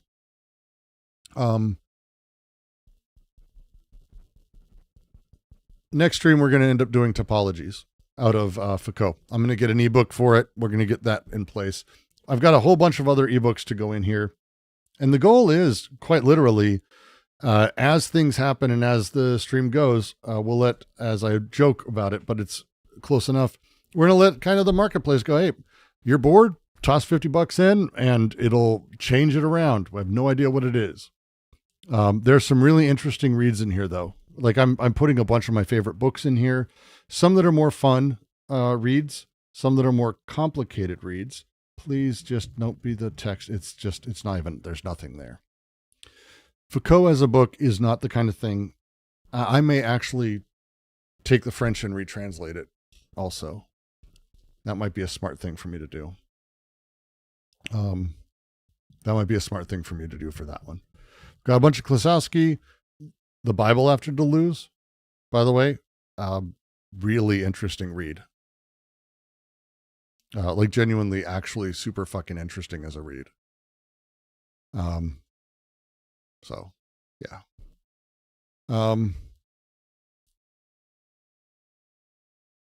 Well, Sumi, you also joined at 11. I am going to be closing out here, actually, because I have been literally doing this. My eyes are going to kill me, but I've been working on this most of today. it's weird when you're doing this stuff because you're like, it doesn't show on the other side, but it's like, this is probably a good 30, 40 hours of my life, at least, to like get this to this point where it's actually working. I've got more things to do. I've got to get fucking, all right, let's do it real quick. Everyone give me the things that we need to fix. First off, Jules and weird new cache system. Fuck, what a fucking, God damn it. I think the Plinko thing needs to be redone or massively more complicated. It needs to be all the books there. Like what I didn't want was the spinny thing. I don't want to just do a spinny fucking thing where it's like they hit the thing, like, oh, it spins and then it selects. That's so boring to me because it's just one random thing and I don't have an interest of like what one random thing is. But like it needs to be like 26 letters, selecting first letter, then from those selecting next and next, and it needs to be like at least 6 steps minimum.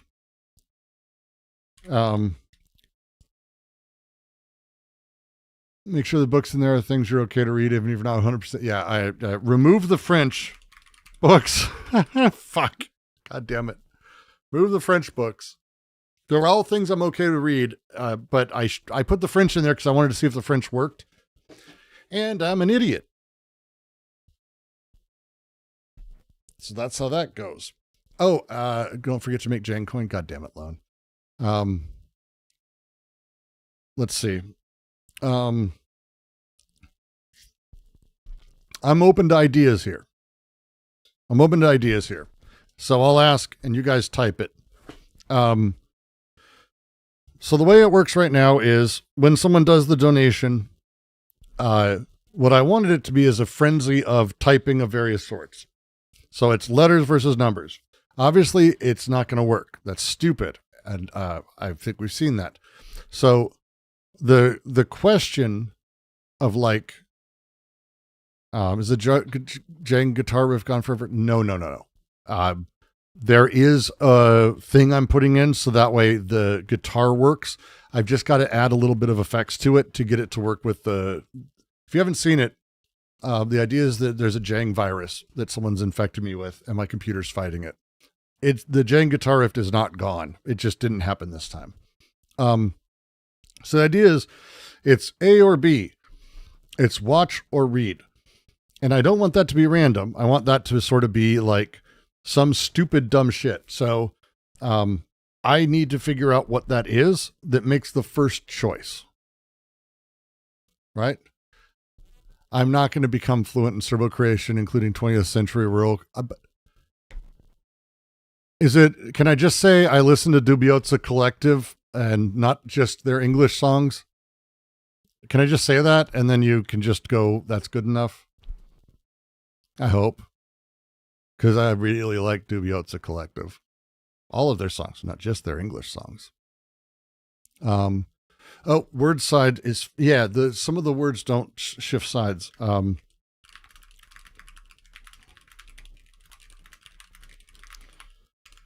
So my question is, actually, let me go back into the Red Pine. Because it might be that those are images,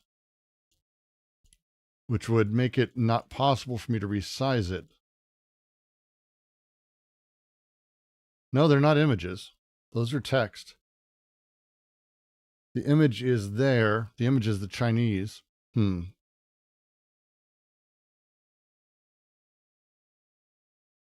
Vowels are consonants.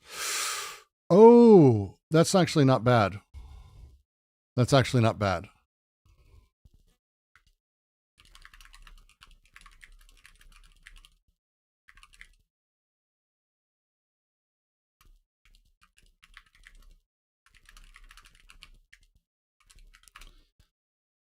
Yeah, I kind of like that. I like that a lot.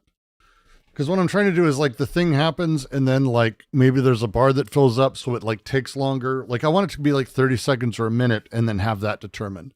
Yeah,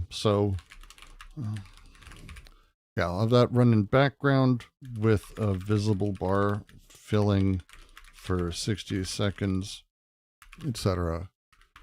I need random call outs for money because I'm not going to remember to do it. I'm terrible at that. Do I have a good Shorin book? The Temptation to Exist, I think, is my favorite of his. But I think Shorin can be very, very, very complicated for people who are in a depressive state.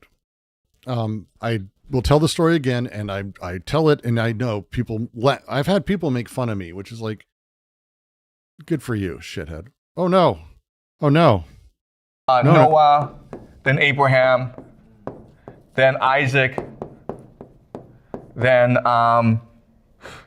Jacob, then Moses, then you get all the way to David, okay? All right. So this is a cosmology, an ordering of events, or a That's fake a cosmology. history. All right. And what this is doing is this. It's combining all the different tribes and groups of Israel together into one family history. Okay, so remember, you have the Egyptian. Oh, God.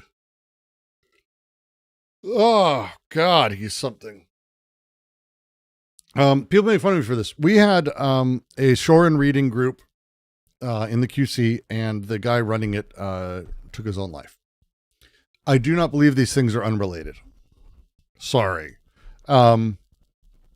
Did he have other issues? Of course he fucking did.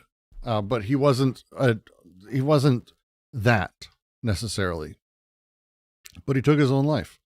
And for those of us who were running the group, it was personally for me, it hit me like a ton of fucking bricks.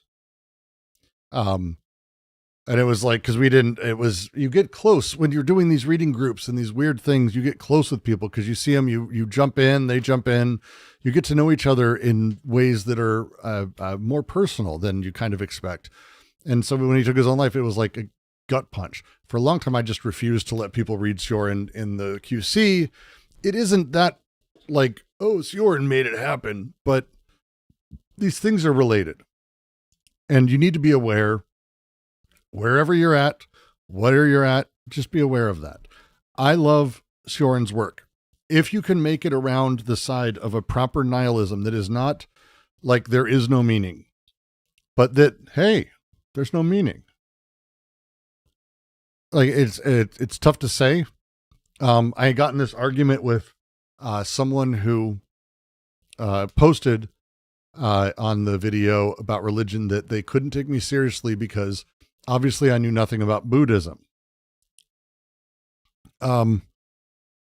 So that's weird. But they said Buddhism embraces groundlessness. And if they had watched it all, or maybe even taken a second to realize I'm not unread in Buddhism, it'd be like, hey, the problem with Buddhism as a nihilistic view is that it actually embraces the meaninglessness as the meaning. It sounds like sophistry, and it sort of is, but generally speaking, when you start talking about, hey, there's no meaning in the world, there you go. That's your emancipation. It's like, but wait, what are you free? What does freedom mean then? Because if I'm free of nothing, then why would I be free? You start building up a new type of groundlessness, one that is actually grounding. And that's not what Unger is talking about either. That's also not what Deleuze or Nietzsche or Shorin are talking about. It is a full groundlessness. And Shorin, I think, expresses it best. That's why I used the quote in there. I don't think it's possible to get around that. Shorin absolutely goes over it the best. And it's dark and it's complicated, but I think it's incredibly important to understand that life has no meaning, except that it has no meaning. And that's it. And I think it can be quite beautiful. And it's very important to remember, I think, quite often, especially as we get carried into our own narratives and understandings of the world and demands of other people and demands of ourselves. And especially when we work to belittle ourselves and those around us. which we do. Life has no meaning? Of course not. Except for that it has no meaning. And that's, I should have some Sioran in here. I should have some Sioran in there. Shorin. Let me see. So Shorin. And there it is. Trouble with Being Born. God, what a fucking title. Actually, that might be my favorite of his books. Trouble with Being Born is just very, very good. Is life not meaning making? Oh yeah, no, you're making it, but there's no meaning in it. That's kind of the point. Like, it's not like you can, I mean, you can make meaning, but then this starts getting, and this is the point of the entire video, is it puts you in a place where you have to deal with the 3 defects of being alive. And there is that. Watch my religion video. It's not what you think. And what I'm saying here is more complicated than I can say in just a few seconds. But it's an important distinction. It's a very important distinction. Let's see. There it is. Boom. Trouble with Being Born.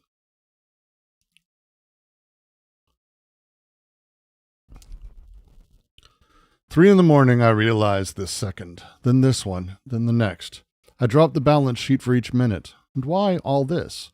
Because I was born. It is a special type of sleeplessness that produces the indictment of birth. What a fucking line. As a general rule, men expect disappointment. They know they must not be impatient, that it will come sooner or later, that it will hold off long enough for them to proceed with their undertakings at the moment.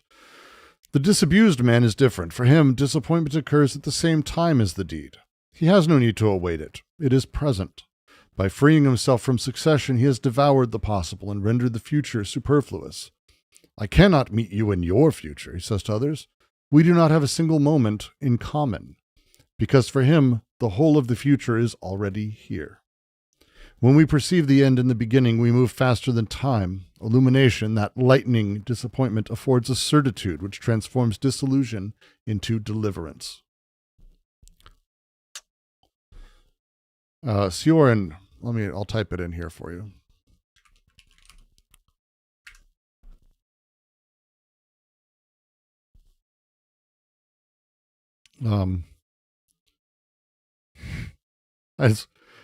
He is so good. This is, I don't even know if this is smart or not, but the line is so good. My faculty for disappointment surpasses understanding. It is what lets me comprehend Buddha, but also what keeps me from following him. Fuck. That's a great line. That's a fucking great line.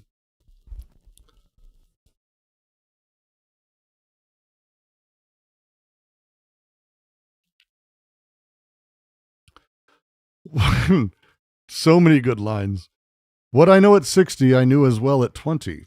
40 years of a superfluous labor of verification. Jesus Christ. It's so fucking dark and just so good. So good.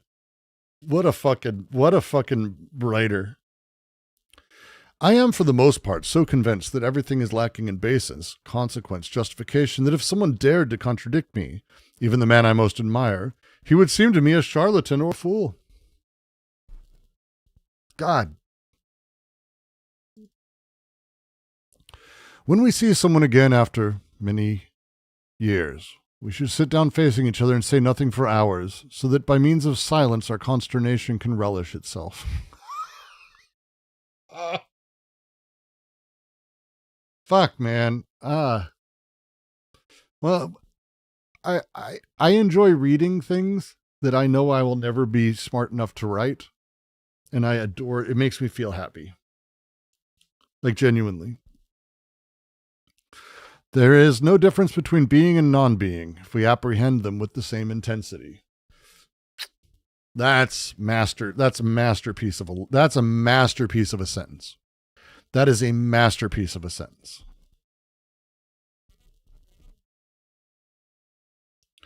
There was a time when time did not yet exist. The rejection of birth is nothing but the nostalgia for this time before time. Fuck. If I used to ask myself over a coffin, what good did it do the occupant to be born? I now put the same question about anyone alive. The emphasis on birth is no more than the craving for the insoluble carried to the point of insanity. He's just great. And all of his books are one-liners. He has so many just sharp, tiny little lines that are so pointed. He has longer writing too, but I just find it so fucking brutal. X insults me. I'm about to hit him. Thinking it over, I refrain. Who am I? Which is my real self, the self of the retort or that of the refraining? My first reaction is always energetic, the second one flabby. What is known as wisdom is ultimately only a perpetual thinking it over. Non-action as first impulse. Fuck. Yeah, these are like, it's like Diogenes sifting through, but a lot of these is like modern hyper stoicism. Like, and what he hated about Nietzsche is the vitality in his nihilism. But I think it's less that he hated Nietzsche for that, and more like Zoran is a bit dour about lack of meaning. He's not bad, but his longer stuff is a bit self-flagellating. His longer stuff is a bit overwhelming on that. Yeah. But again, the thing I like about what he does and how he writes is he does not give sway to any consolation of grounding. He gives no sway to consolation of mortality. He does no consolation for the existence we have. That's the thing I love about him. I think there's edges, for sure, but I think that's a stunning consideration. Nietzsche's great luck to have ended as he did in Euphoria. That's a fucking asshole line beyond words, and also kind of accurate and also happy. Can you imagine how good, like, how good is that? To have ended in Euphoria. No one has lived so close to his skeleton as I have lived to mine, from which results an endless dialogue and certain truths which I manage neither to accept nor to reject. I could read him forever. This guy was a miserable. I think, I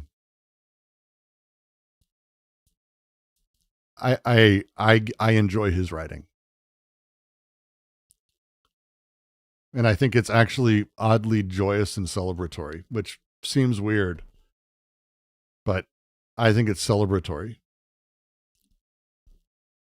I have all the defects of other people, and yet everything they do to me seems to me inconceivable. Tell me that's not just like, you literally can say this, by the way. This could literally just be you saying this. I don't care who you are. I have all the defects of other people, and yet everything they do seems to me inconceivable. That's nihilistic empathy at a grand scale. Isn't that the weirdest fucking thing?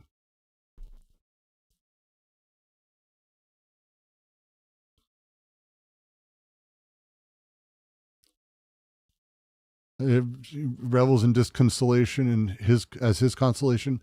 I don't know. I actually, like, here's the thing. There's enough lines like this one in there that is in his absolute and total dark nihilism. This to me is speaking to a stunning universality that I think doesn't exist otherwise. Like, I have all the same defects as everyone else, yet somehow everything everyone does seems inconceivable. It's such a wonderful self-awareness. This is, by the way, my favorite line about this. It's not worth the bother of, since you always do so too late. That's just a true statement. Beautiful, too. In Buddhist writings, mention is often made of the abyss of birth, an abyss indeed, a gulf into which we do not fall, but from which instead we emerge to our universal chagrin. I fucking love it. When you know quite absolutely that everything is unreal, then you cannot see why you should take the trouble to prove it.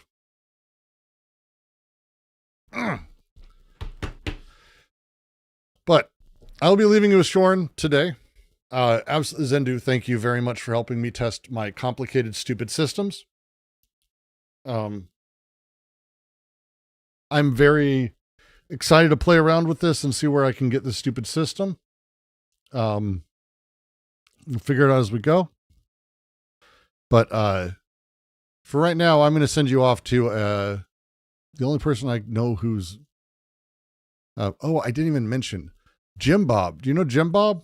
Jim Bob, that like angry redneck guy who like made a bunch of fart jokes and called me a homo because I was making fun of his like weird Alex Jones buddy. It was a whole weird thing.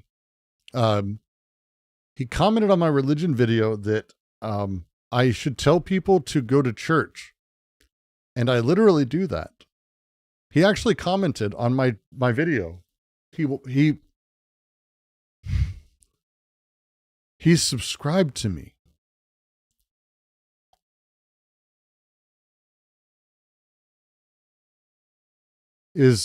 I don't know how to pronounce it. I've literally never heard anyone, I'm not going to debate him, Pashy. I've literally never heard anyone actually say his name out loud besides me.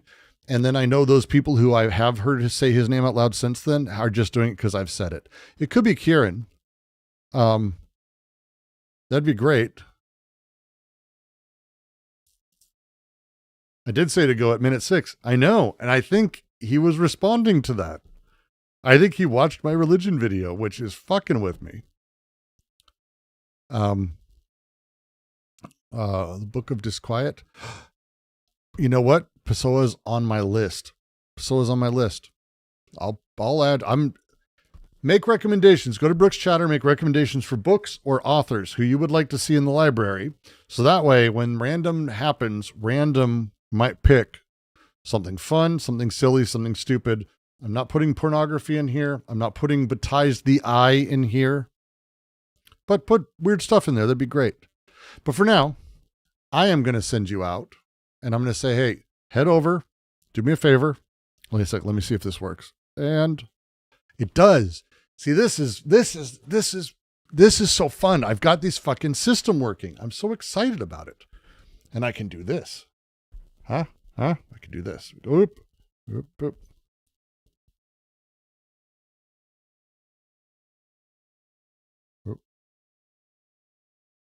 Huh? Little doodle. And it'll go.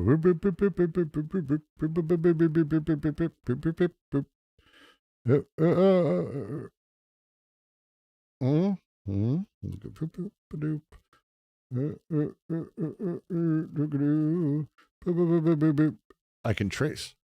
There's Brooks. That's my Brooks doodle. Got all these little things working. It makes me very excited as we do this. Yeah. So I've got more programs to create here, all with HTML. So it's a little jank. The first thing, this was just been a big nightmare, but this is like actually working. Claude won't help me with it. I tried. I really tried. But because the Jang thing looks like hacking and it says hacking, I got, my Claude account got pinged, which if you didn't know is a thing, I learned is a thing. And so it wouldn't send any fucking commands until I like deleted that chat and submitted a thing. And it's like, because apparently like they're really being sensitive of people using Claude Code to do virus shit. Fair. Like, I'm not going to like say they should fucking allow it, but shit. Time to use Gemini or GPT for what? So I can make something that doesn't work? Because they're shit. They're shit. Today, though, I'm going to send you off to a nice brainless thing for the evening. There's 100 of you. Thank you all for joining. It's been wonderful. It'll always be wonderful. I adore having you here. I'm going to send you to Resi.